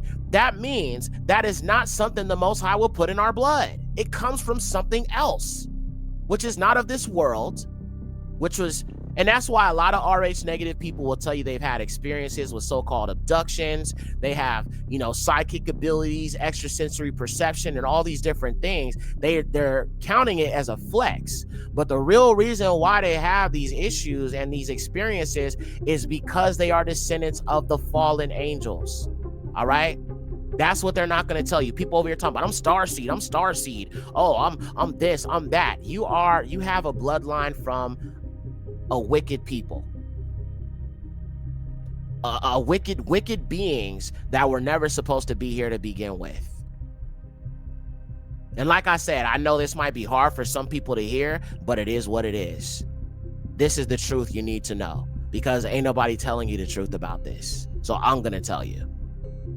Doesn't mean you're wicked if you're Rh negative. It doesn't mean anything. If you're a black person with Rh negative blood, I'm not attacking you. I'm just trying to show you the realness of slavery and what it did to black people. As far as Europeans, well, I mean, that's just typical with y'all to have this.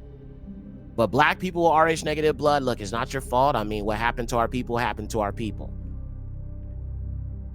But the origin of this is Naphalym. Just so it makes sense. Let's keep going. All right, looking at a little bit more of this article. All right, I guess we'll keep going. All right. People with Rh negative blood may be descendants of extraterrestrials or Atlanteans. Okay, so more evidence that Rh negative blood is not something the Most High created in people.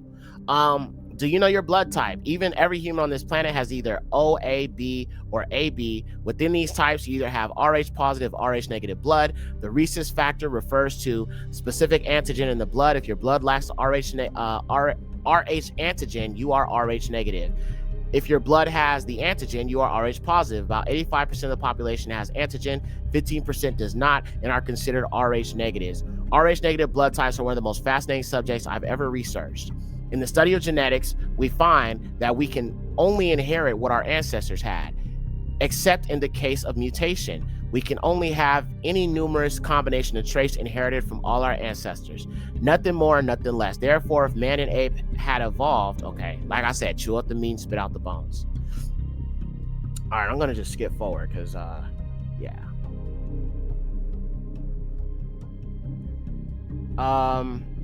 All right, so it's more stuff about the Bass people.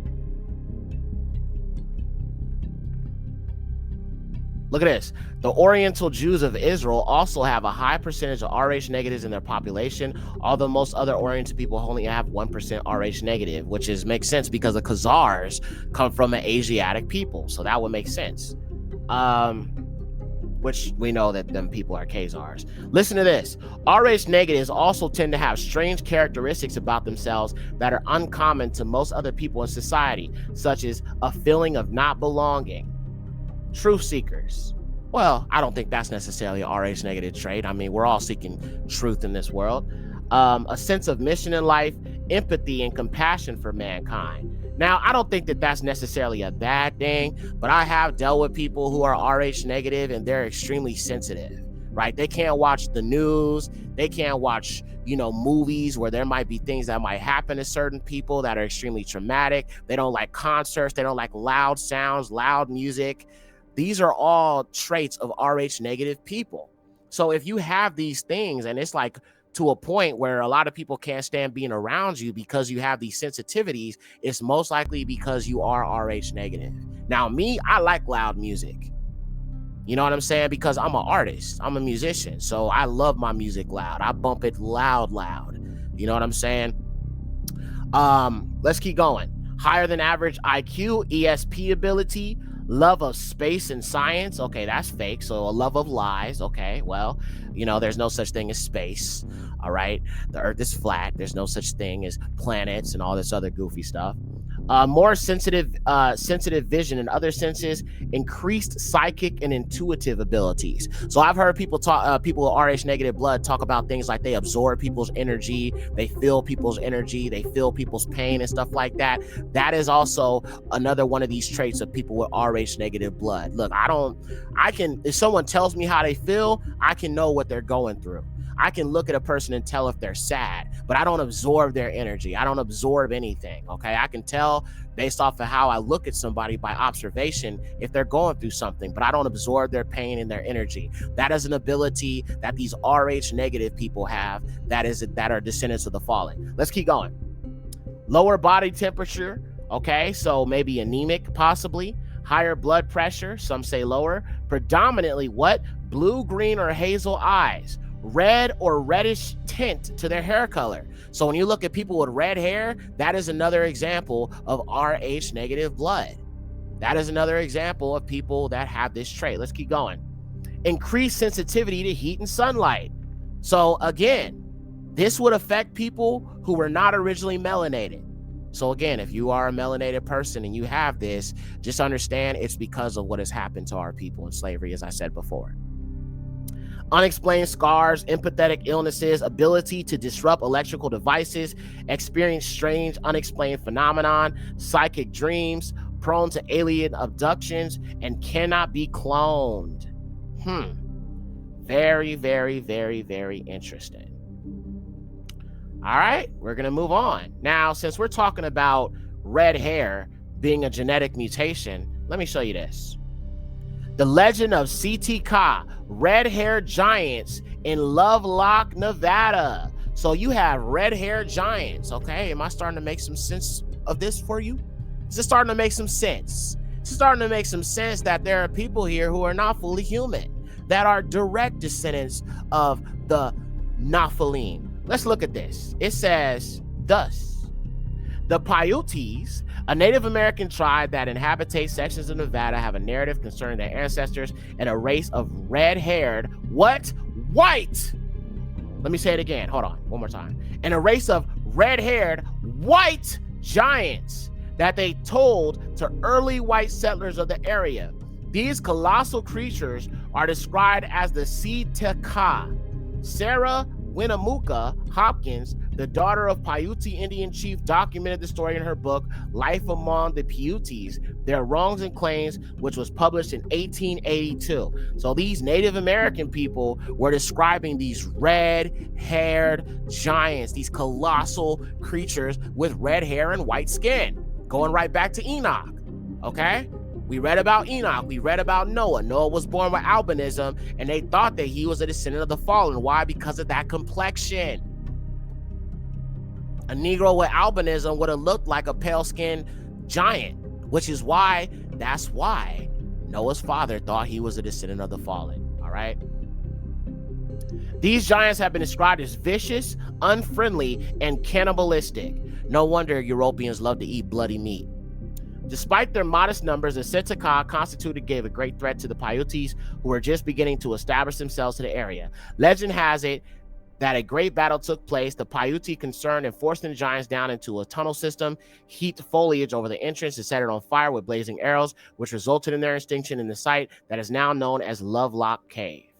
All right, so these giants, these red-haired, pale-skinned giants, were living in caves, and they were white with red hair.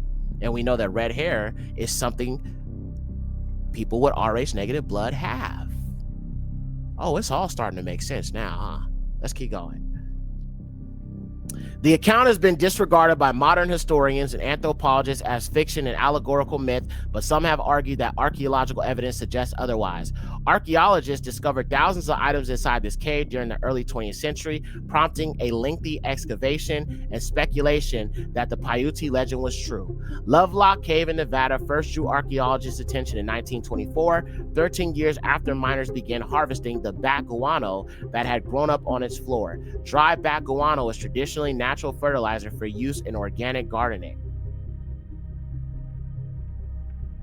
All right, let's move on. I'm gonna show you this next thing. More proof.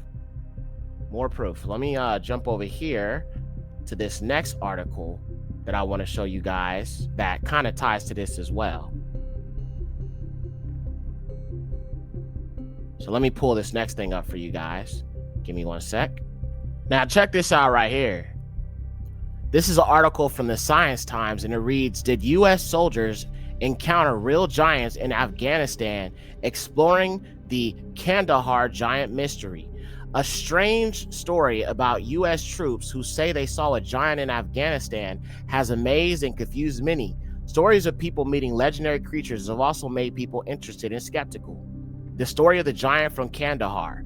One of the most well-known stories is about the giant of Kandahar, a 13-foot tall creature that U.S. Special Forces are said to have seen in 2002. The giant was said to have had fiery red hair, 6 fingers on each hand, and 2 rows of teeth. Wow.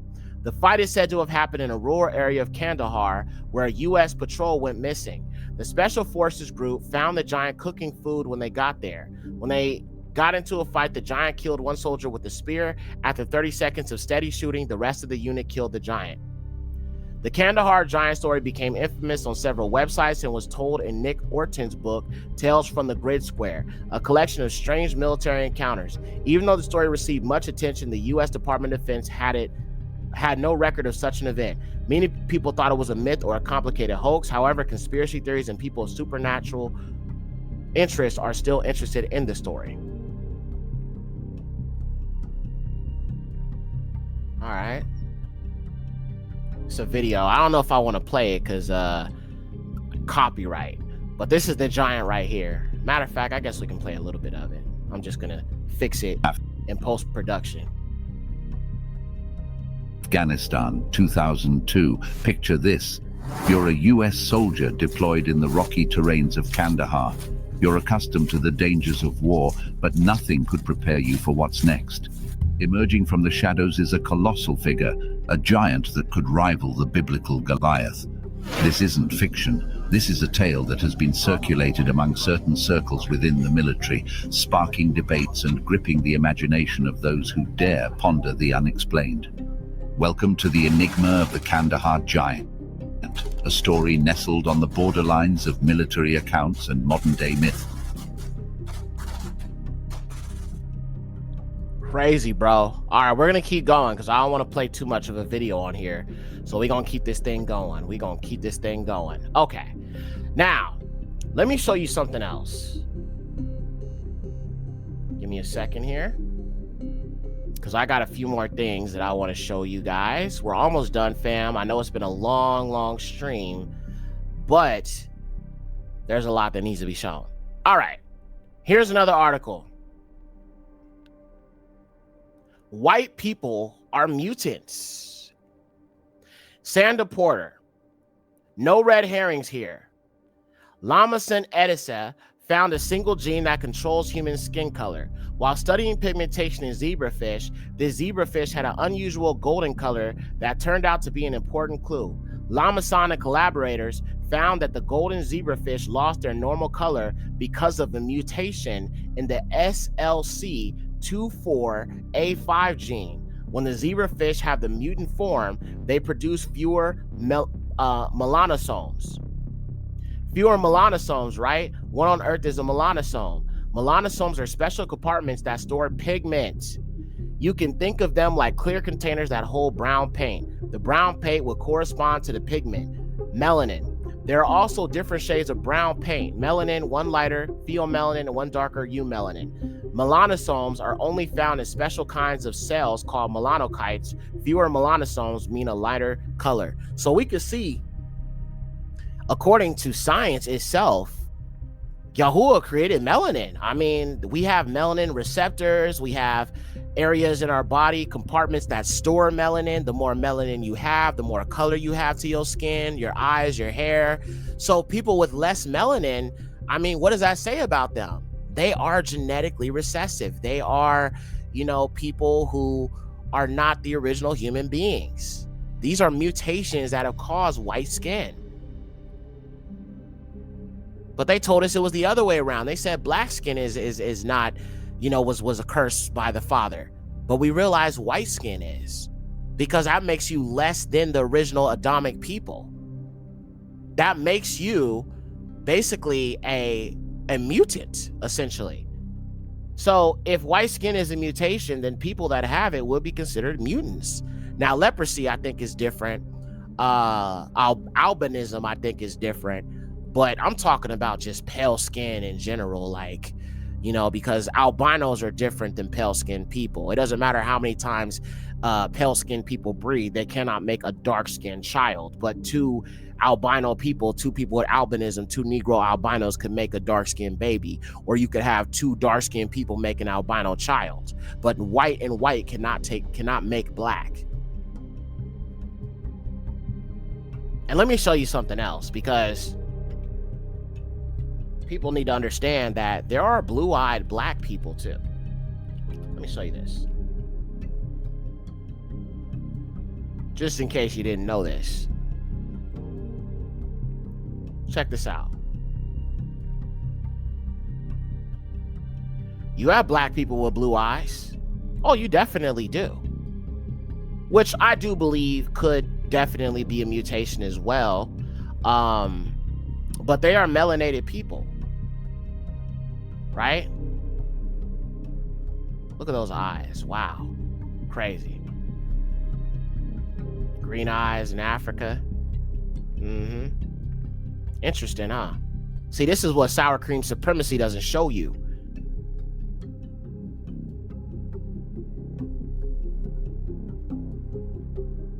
Okay. All right. Just wanted to show that real quick. Now, let me show you something else here. I have a few more articles that kind of corroborate what I'm showing you right now, so we're going to keep on going. Check this out. Here's another article from the scientists. Scientists say white skin may be a result of a genetic mutation. A recent international study headed by the Chinese scientists have revealed that the preference of people from China for white-colored or pale complexion may originate from a defective genotype. It has been considered an economic, social, or cultural phenomenon that Chinese men appear to be preoccupied with fair skin. This frequently happens when they are looking for a partner. Meanwhile, most Chinese women reportedly prefer a Caucasian or trophy husband. Modern Chinese women desire to be Bai Fu Mei, which translates to white, rich, beautiful. Furthermore, Mental, a market research company, conducted a study that showed 95% of women in China aged 20 through 49 use facial masks to attain a whiter face. The finding of this study indicates that this desire to find a partner with white color complexion may come from a genetic predisposition. Chinese people have a perception that people with white skin are more superior because nobles that ruled China thousands of years ago had white skin. The coming of Europeans to China also contributed to this perception. Genetic samples taken in more than 1,000 individuals were studied and analyzed by the researchers from China, US, and Europe. The findings showed that the fairer skin of the Han Chinese compared to skin of people from Southeast Asia and Africa is a result of the mutation of the OCA2 gene. And this right here, this same mutation is what gives them light eyes, colored eyes, green eyes, blue eyes, right? That is something that you find. And even when we talk about straight hair and a lot of these other things, it's something to think about. The function of the OCA2 gene is an aid in the transportation of tyrosine, an amino acid used in producing melanin. Melanin is the pigment that determines skin coloration. Professor Su Bing of Kunming Institute of Zoology in Yunnan Province and Ming Anming of Tsinghua University of Beijing led the research team. The team estimates that the mutation of the genes leading to fairer skin of Han Chinese happened around 15,000 years ago, after their ancestors migrated up to the north of the country. All right, so I don't believe the Earth is 15,000 years old, but like I said, chew up the meat, spit out the bones. Here's another one. Scientists find a DNA change that accounts for white skin. Scientists said yesterday that they discovered a tiny genetic mutation that largely explains the first appearance of white skin in humans tens of thousands of years ago, a finding that helps solve one of biology's most enduring mysteries and illuminates one of humanity's greatest sources of strife. The work suggests that the skin whitening mutation occurred by chance in a single individual after the first human exodus from Africa, when all people were brown skinned. That person's offspring apparently thought as humans moved northward into what is now Europe, helping to give rise to the lightest of the world's races. Leaders of the study at Penn State University warned against interpreting the finding as a discovery of the race gene. Race is vaguely defined biological, social, and political concept, they noted, and skin color is only part of what race is and is not. In fact, several scientists said that New York shows just how small a biological difference is reflected by skin color. The newly found mutation involves a chain of just one letter of DNA code out of the 3.1 billion letters in the human genome, the complete instructions for making a human being. It's a major finding in a very sensitive area, said Stephen Oppenheimer, an expert in anthropological genetics at Oxford University, who is not involved in the work. Almost all the differences used to differentiate populations from around the world are really skin deep. Wow. So the truth is coming out, man. The truth is coming out. A lot of what we have been told and what they have said to us is all a lie. And, you know, this is the time of the Gentiles right now. But see, Jacob, we up next, right? Esau is the end of the world, and Jacob is the beginning of the world that follows. 2 Ezra chapter 6, verse 9. So when Esau is falling and the time of the Gentiles is coming to an end, all their lies will be destroyed and exposed. And because these things are being revealed, we now understand that we are at the tail end. All right, let's look at this. What else do we have here? All right, I think I'm gonna skip this article. All right, moving on. I'm just trying to get through this, y'all. I know this has been so long, and I just don't want to, you know, keep y'all here too long. So I'm going to just be skipping through some stuff real quick, if y'all don't mind, because I just want to move on, all right? I want to move on. I want to move on. I want to move on. All right, let's look at this article. Why did people become white? A host of evolutionary pressures at work that contributed to the development of lighter skin, but for now, scientists aren't sure exactly what produced white people. Humans come in a rainbow of hues from dark chocolate brown to early translucent whites. The full kaleidoscope of skin colors was relatively recent evolutionary development, according to biologists, occurring alongside the migration of modern humans out of Africa between 100,000 and 50,000 years ago. Chew up the meat, spit out the bones. The consensus among scientists has always been that lower levels of vitamin D at higher latitudes, where the sun is less intense, caused a lightning effect when modern humans who began darker skin first migrated north. But other factors might be at work. A new study suggests from the varying effects of frostbite to the sexual preference of early men, a host of theories have been reviewed. Interesting. See, now they won't ever tell you that it's because of fallen angels, because they got to do everything in their power to make you believe the Bible isn't true. But that's really what it comes down to. That is what caused the mutation. That's why the Most High was so angry about what was taking place. Now, since we talking about the giants, man, I think it's only right to show you this video and show you these Caucasoid, pale-skinned people over here eating this nasty, bloody meat. Just disgusting. Check this out.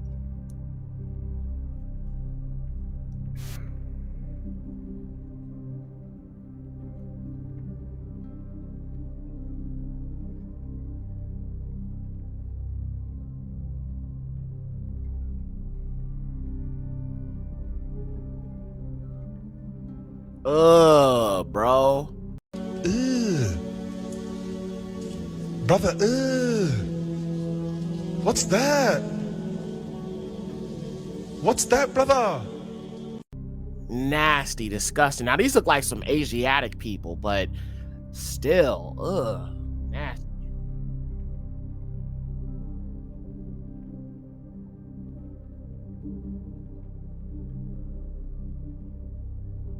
Oh man, they over here eating monkeys and all type of stuff. Just nasty, just disgusting, unsanitary. Brother, what's that, brother? Brother, what's that? What's that, brother? All right, Okay, so let's talk about the OCA2 gene that causes this mutation in the eyes, which leads to colored eyes. So I'm going to show you a few articles here so we can talk a little bit more about that. So let's jump over here. All right, so let me show you this one article. Okay, so P protein. P protein, also known as melanocyte specific transporter protein or pink-eyed dilution protein homologue, is a protein in humans encoded by the I'm not going to even try to pronounce this. Albinism 2, OCA2 gene. Okay, so basically this OCA2 gene, which is a form of albinism, part 2, albinism 2, is what leads to blue eyes, blonde hair, green eyes, and all these other things you mostly see in Caucasian people. It's because of the lack of melanin production. Now, you have black people that have blue eyes, green eyes, which could be obviously a result of mutation and things like that. But in Caucasian people, we can see that it actually causes them to have white skin, pale skin, so on and so forth, but also colored eyes. And let's see, the exact function of protein P is unknown, but it has been found that is essential for the normal coloring of skin, eyes, and hair, and likely involved in melanin production. This gene seems to be the main determinant of eye color, depending on the amounts of melanin production in the iris stroma, large amounts giving rise to brown eyes, little to no melanin giving rise to blue eyes.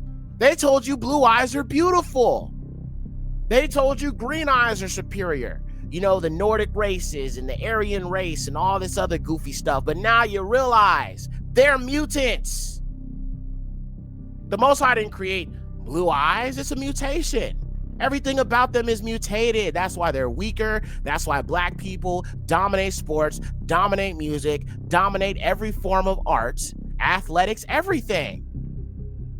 We are stronger, faster, taller, all of that. They know this. Everything that they have created to build the system of sour cream supremacy is based in their own insecurities.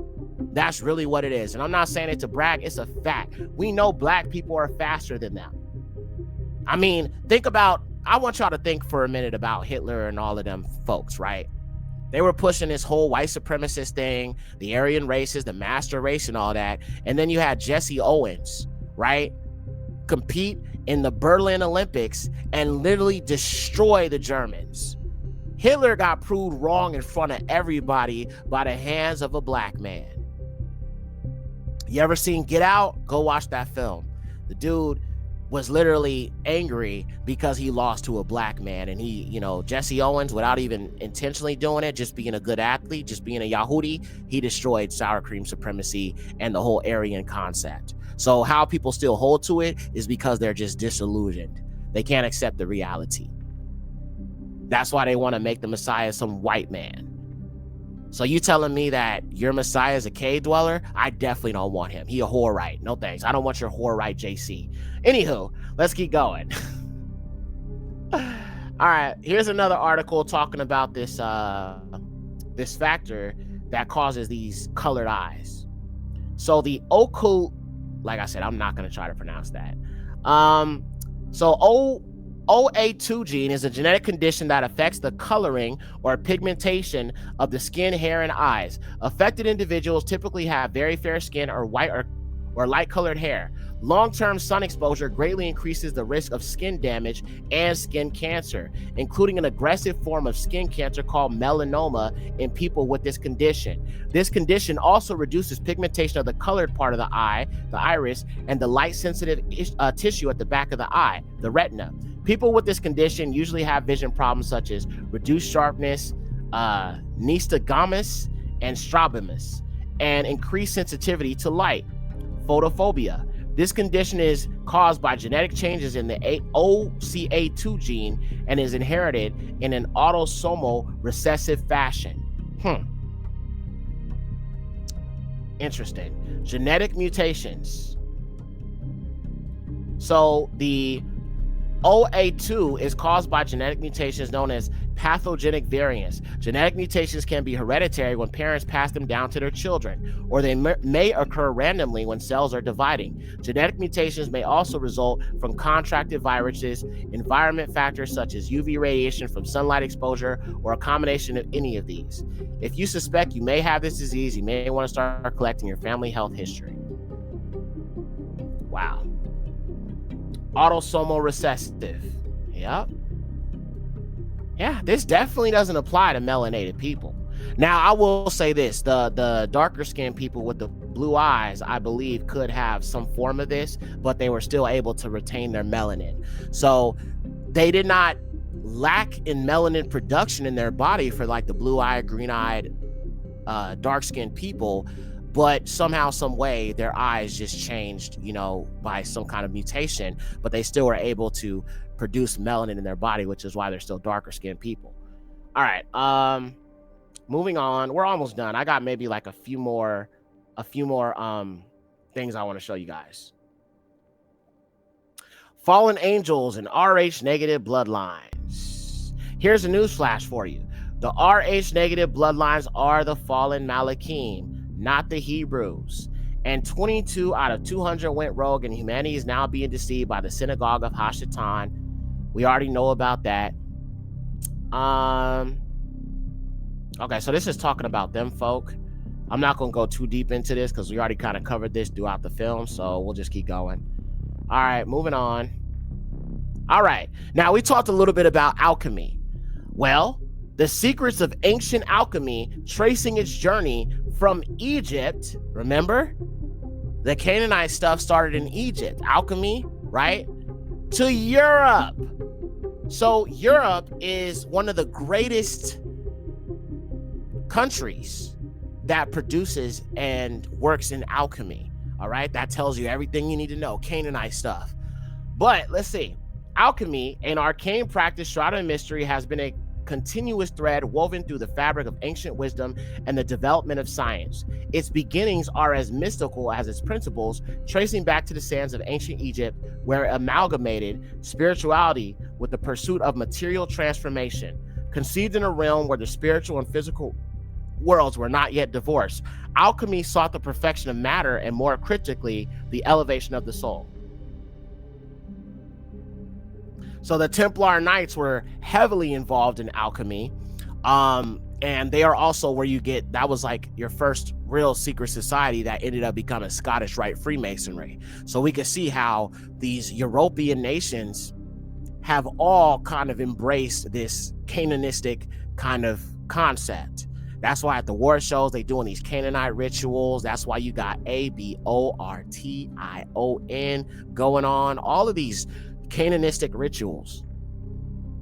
All right. Greek and Hellenistic contributions. The flames of alchemy were fanned by Greek and Hellenistic influences, especially through the intellectual hub of Alexandria.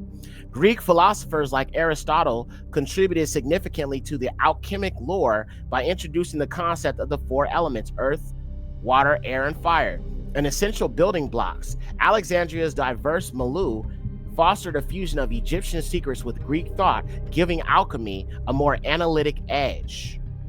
Alchemy in medieval Europe, the birth of alchemy in Europe. Okay, well, we might as well watch a little bit of this. Why not, right?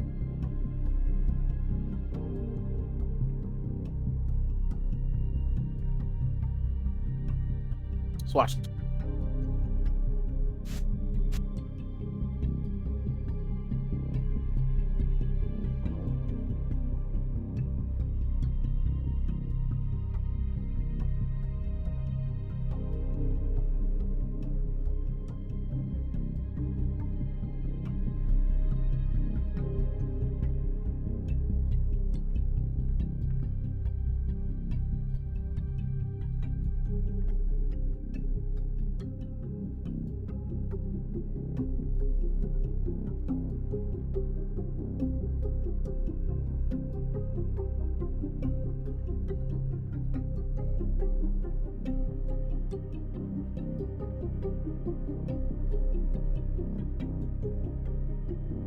All right, moving on. I don't want to sit through this. It just looks boring.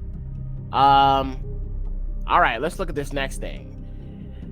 Here be cannibals. Cannibalism in New Zealand. There is not a bay, not a cove in New Zealand which has not witnessed horrible dramas, and woe to the white man who falls into New Zealanders' hands. Yeah, I don't think I want to read all this.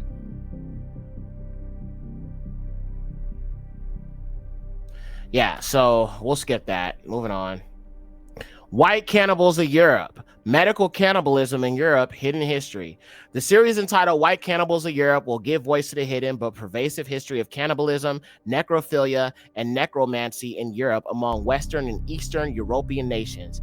The series will present incontrovertible evidence often provided by so-called white European authorities and intellectuals, often writing for a local white elites who still read and understand real history as opposed to reality TV.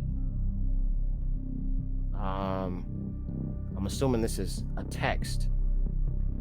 All right, let's look at this, man. I'm gonna read a little bit of this and we'll move on to the next thing because we're almost done with this. Besides blood, Europeans consumed human flesh, heart bones, skulls, burned bones, and bone marrow, and other body parts, and body products like Gordon Group, and body products, Salaki.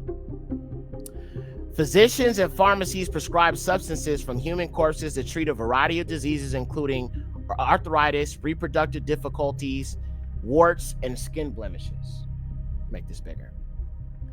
Blood was considered most effective when drunk immediately after the death of a person from whose body it was taken, and the blood of those who died violently in their prime was thought to be especially potent. Executed criminals were one of the few main sources of body substances in Denmark. Epileptics were reported to stand around the scaffold in crowds, cup in hand, ready to quaff the red blood as it flows from the still quivering body. Ew. Okay, I can't read this. This is nasty. I can't, bro. That's disgusting. And, you know, like I said, the fact that I'm so bothered by this, I mean, our people, bro, we were told in Torah not to drink blood. But the heathens, that's what they do. They were never given the Torah. So, of course, they're going to do all these nasty, disgusting Canaanite things that they do. Let me show you this article. I showed you a little bit about this earlier, but I'm just going to back it up with this article. The ancient Canaanites had, including the Iran Caucasus origin. So we have a third witness from a separate source also confirming Caucasians are Canaanites, as well as some of these Iranian people. All right, moving on. We looked at that. All right, well, look at this right here. This is Astarte, Ishtar, Asheroth, wherever you want to call her, the deity of the Sidonians or the Phoenicians. And this is her right here. Right here, you've got the Cananistic Baal symbolism. Look at Wall Street right here. You've got Baal right there, the bull symbolism. You've got Europe. Look at the European Union. That's the European Union flag. And look at the Baal symbolism right here. The great whore, okay? Very interesting. They put it right in your face. All right, these are some of these symbols that these white supremacists use, and we know that the cross, which is a pagan symbol, goes all the way back to the Ankh, which is where the cross comes from, which is still a pagan symbol. Messiah Yahusha was hung from a tree. We read that earlier. This is also another form of the cross used by the Triple K. This was also a secret society, and I've exposed that here on this channel. You need to go check that out if you haven't.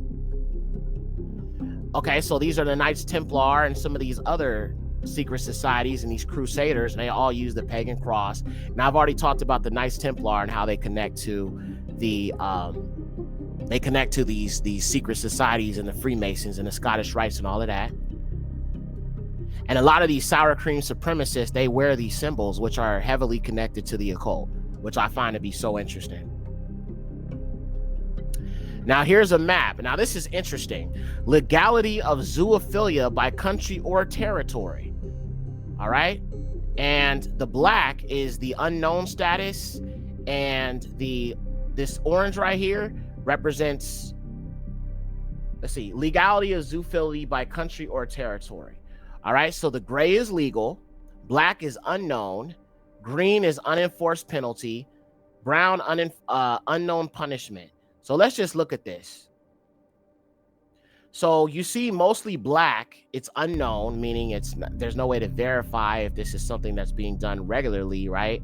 But if you look right here where it's legal, this is Europe. Look at this. All of this right here is fully gray. And even in some parts of the US, you see the gray. Interesting, huh?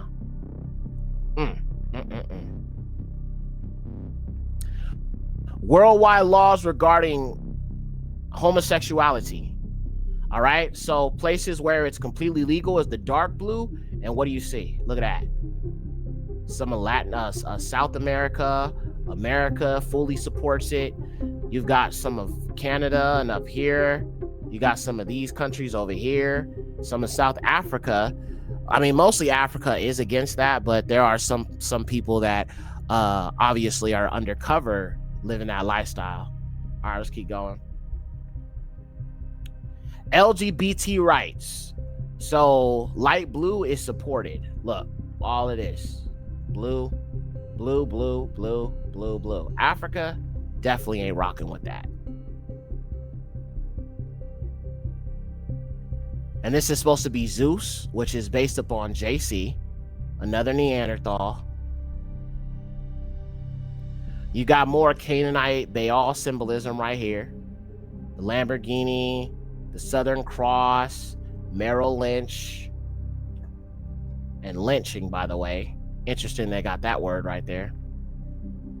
You got the cross right here, cross right here. You got this little white girl and these Europeans that were gathered around watching a black man hanging from a tree. Yeah, very inhumane.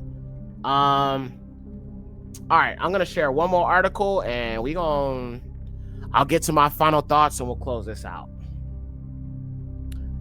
All right, so ancient origins again, and it says Rh negative blood, an exotic bloodline or a random mutation.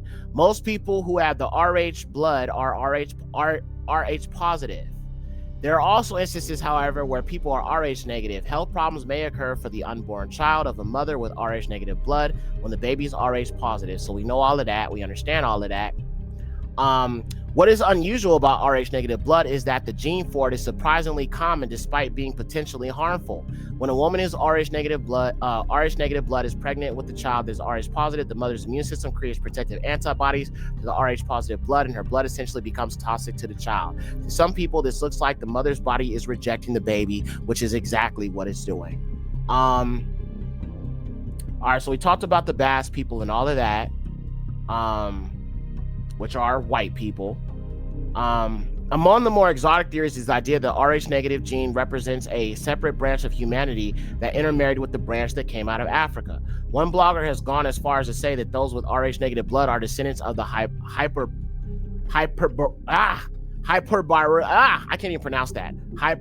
I can't even pronounce it, which they will believe to be the original human race. Followers of this idea believe that this race was blonde hair, blue-eyed, included most major spiritual teachers in histories, including JC. Yeah, the Neanderthal Christ. Yeah, totally agree with you. Definitely not Yahusha, though.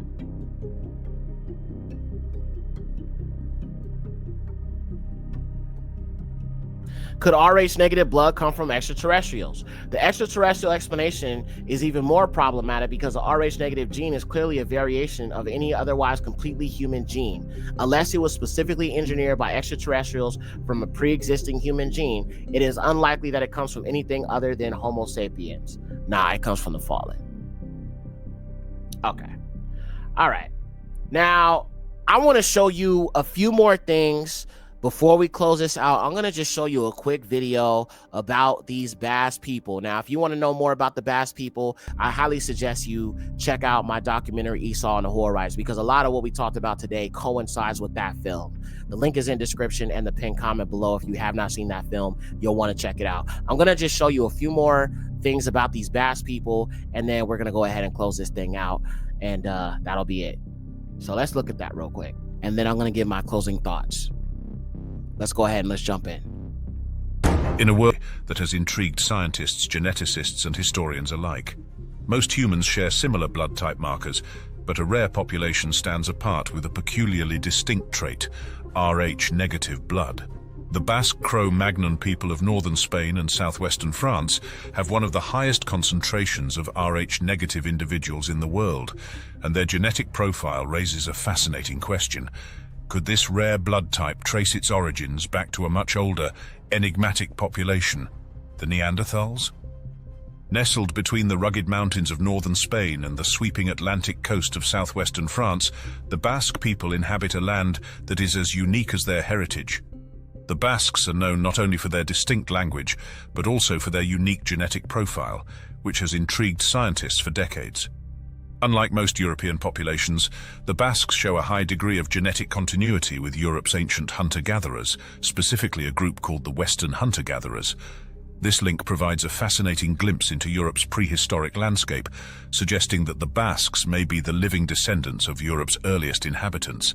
The Basques are one of Europe's most enigmatic populations. Known for their distinct language, Euskara, which has no known relation to any other language on Earth, the Basque people have long fascinated anthropologists and geneticists.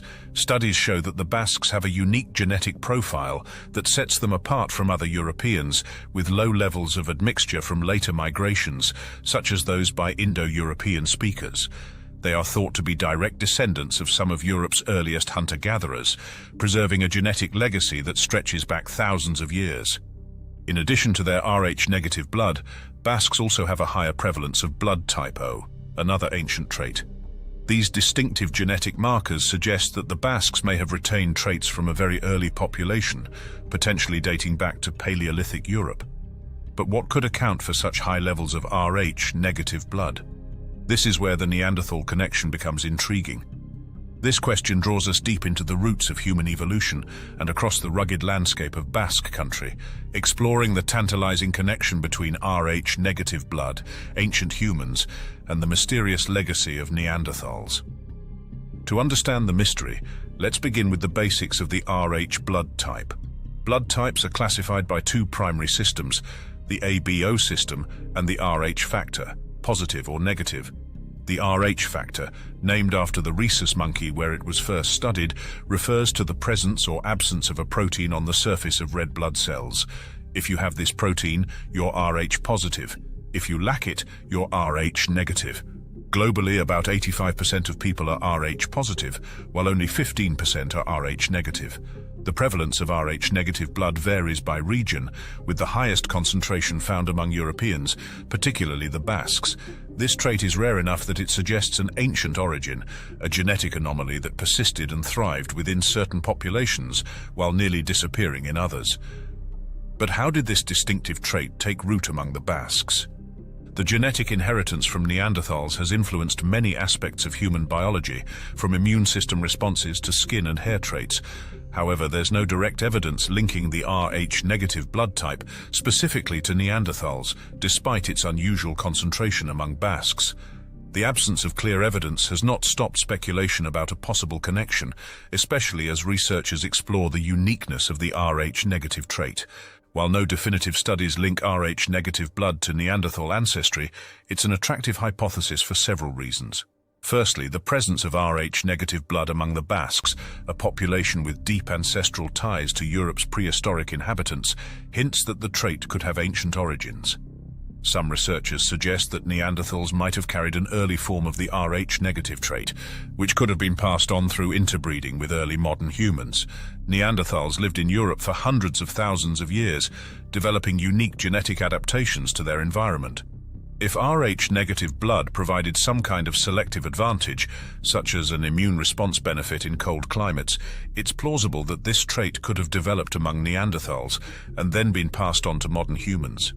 This might explain why the trait is most prevalent in European populations with high levels of early hunter-gatherer ancestry, like the Basques. Another possible explanation for the high concentration of Rh-negative blood among Basques lies in genetic drift and population isolation. During the last glacial maximum, around 26,000 to 19,000 years ago, large portions of Europe became uninhabitable due to extreme cold and ice coverage.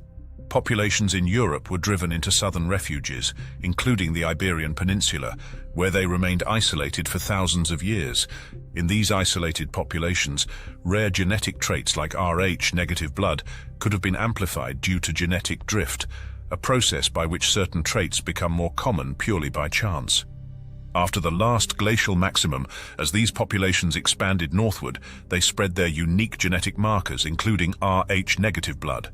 This could explain why Rh-negative blood is more common among isolated populations like the Basques, who retained a high degree of genetic continuity from these Ice Age populations. One intriguing theory is that Rh-negative blood may have provided an immune system advantage. Studies show that Rh-negative individuals can have slightly different immune responses, which could have been beneficial in certain environments.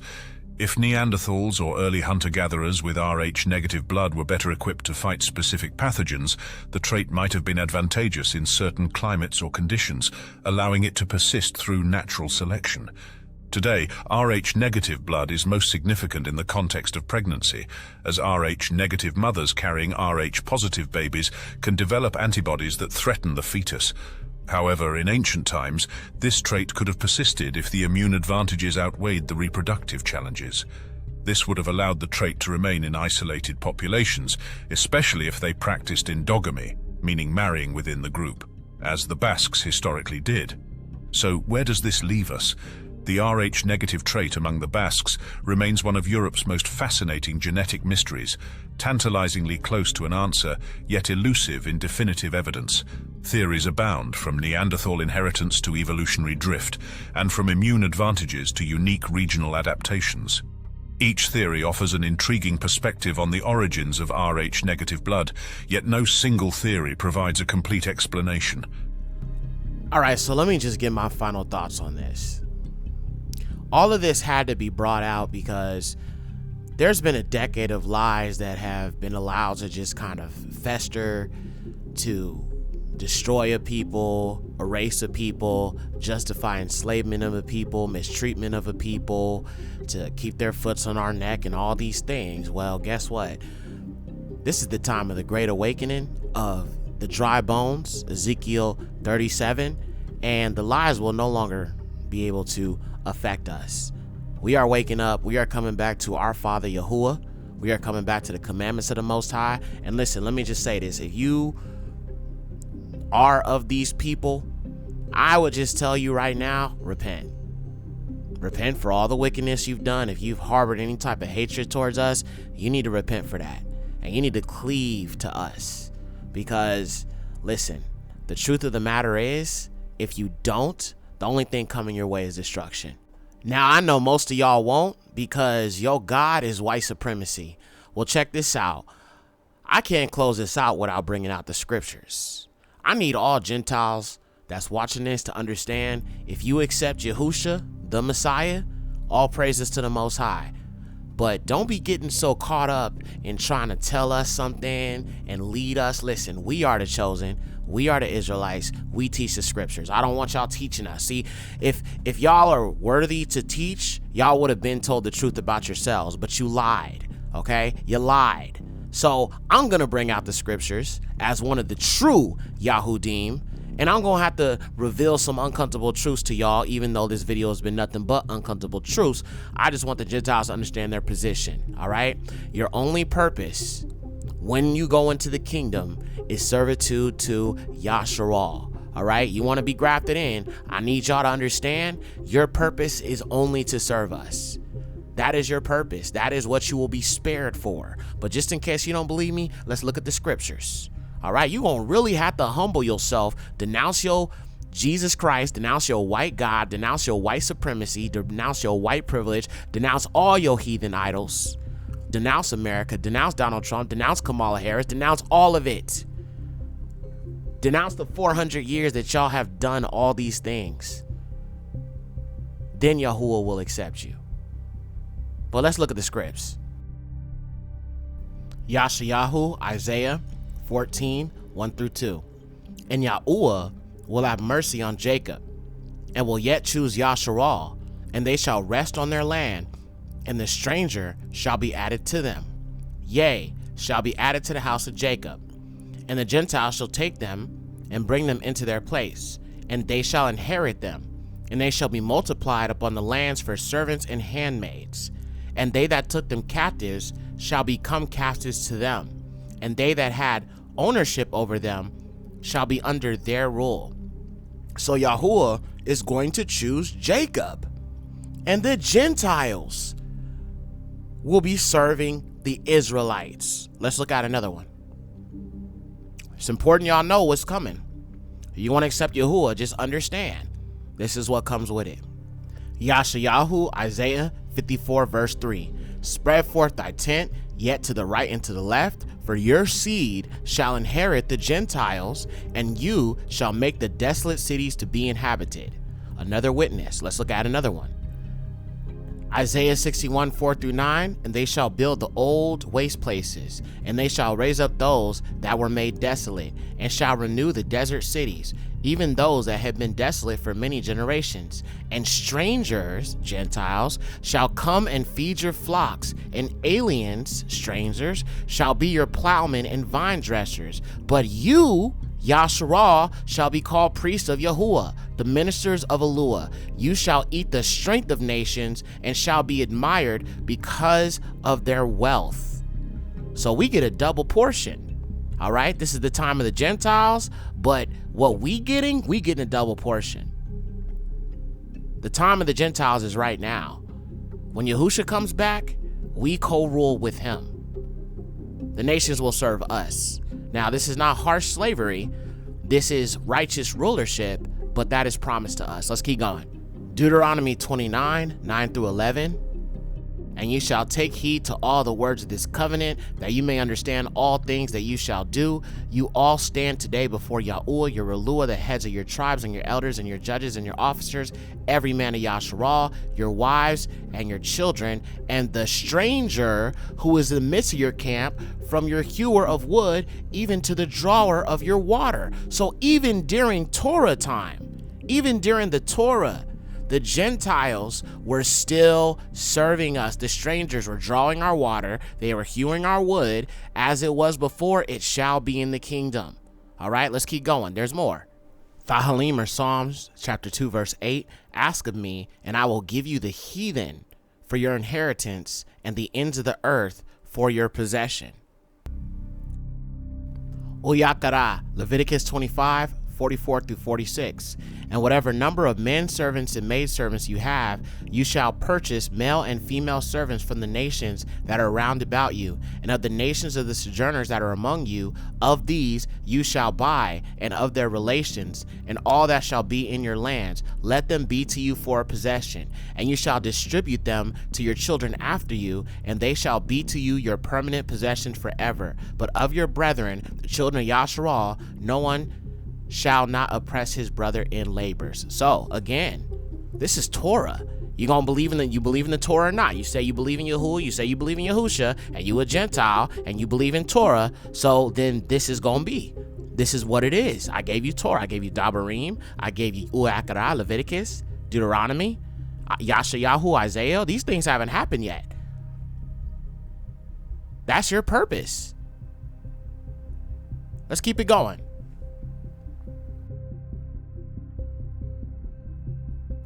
Second Baruch 72, 2 through 6. After the signs have come, of which I have spoken to you before, when the nations are moved, and the time of my Mashiach comes, he will call all nations, and some of them he will spare, and others he will kill. These things will befall the nations which will be spared by him. Every nation which has not known Yashar'AL, which has not trodden down the seed of Jacob, will live. And this is because some from all the nations have been subjected to your people. All those now that have ruled over you or have known you will be delivered up to the sword. The Gentiles need to understand that Yahushua is coming back to slay all of our oppressors, every pale-faced oppressor and every other nation that has oppressed us. He's not coming to kiss on your babies. He's not come holding a lamb in his arms. He is coming with a sword to slay our oppressors.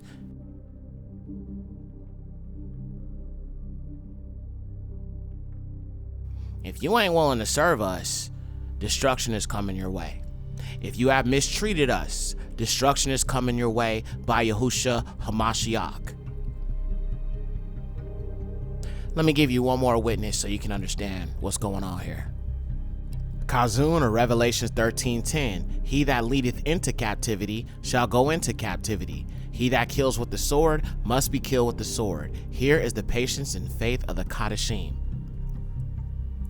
So I think it's very clear. Now, after I've shown you all this, you might say, I don't want to serve y'all. I'm not going to serve y'all. I'm going to serve the Most High. Well, I want you to serve the Most High, but the Most High requires you to serve his people when we go into the kingdom. Let's look at that real quick.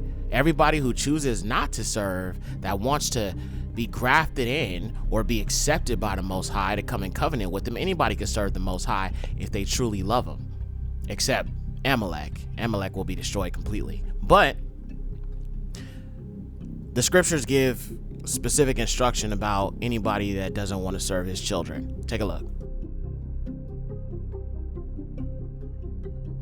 Yashar'AL, Isaiah 60, verse 12. For the nation and the kings which will not serve you shall perish, and those nations shall be made utterly desolate. And you shall suck the milk of the Gentiles, and shall eat the wealth of the kings, and shall know that I am Yahuwah that saves you and delivers you, the Kadash Akkad, the Holy One of Yashar'AL. So there it is, all right? You don't want to serve, destruction is coming your way. You really have no choice. But hey, I mean, if you want destruction, that's on you. Now, I'm not going to tell you that you can't serve the Most High and you can't come into covenant with him, but just need to understand that this is our covenant with our Alua, with our Mashiach. And if you want him to accept you, you just need to fall in place and understand you're a convert. Nothing more, nothing less. His chosen people are promised an inheritance of the land and the nations. And that's what's coming to us. You get eternal life. You're spared of destruction. That should be enough. But again, you don't want to accept it. Doesn't matter to me. Here's the gospel. The black man died for your sins. The black man that y'all seem to hate so much.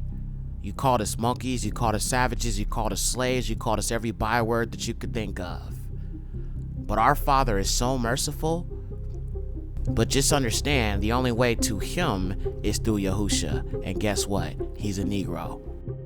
If that bothers you, you don't deserve salvation. And may the Most High judge you. Alright, y'all, so that's it.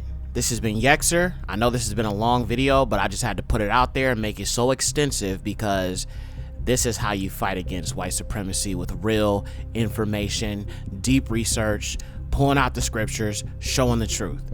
So all praises to the Most High Yahuwah, Yahusha, and until next time, I'll see you on the next one. Shalom.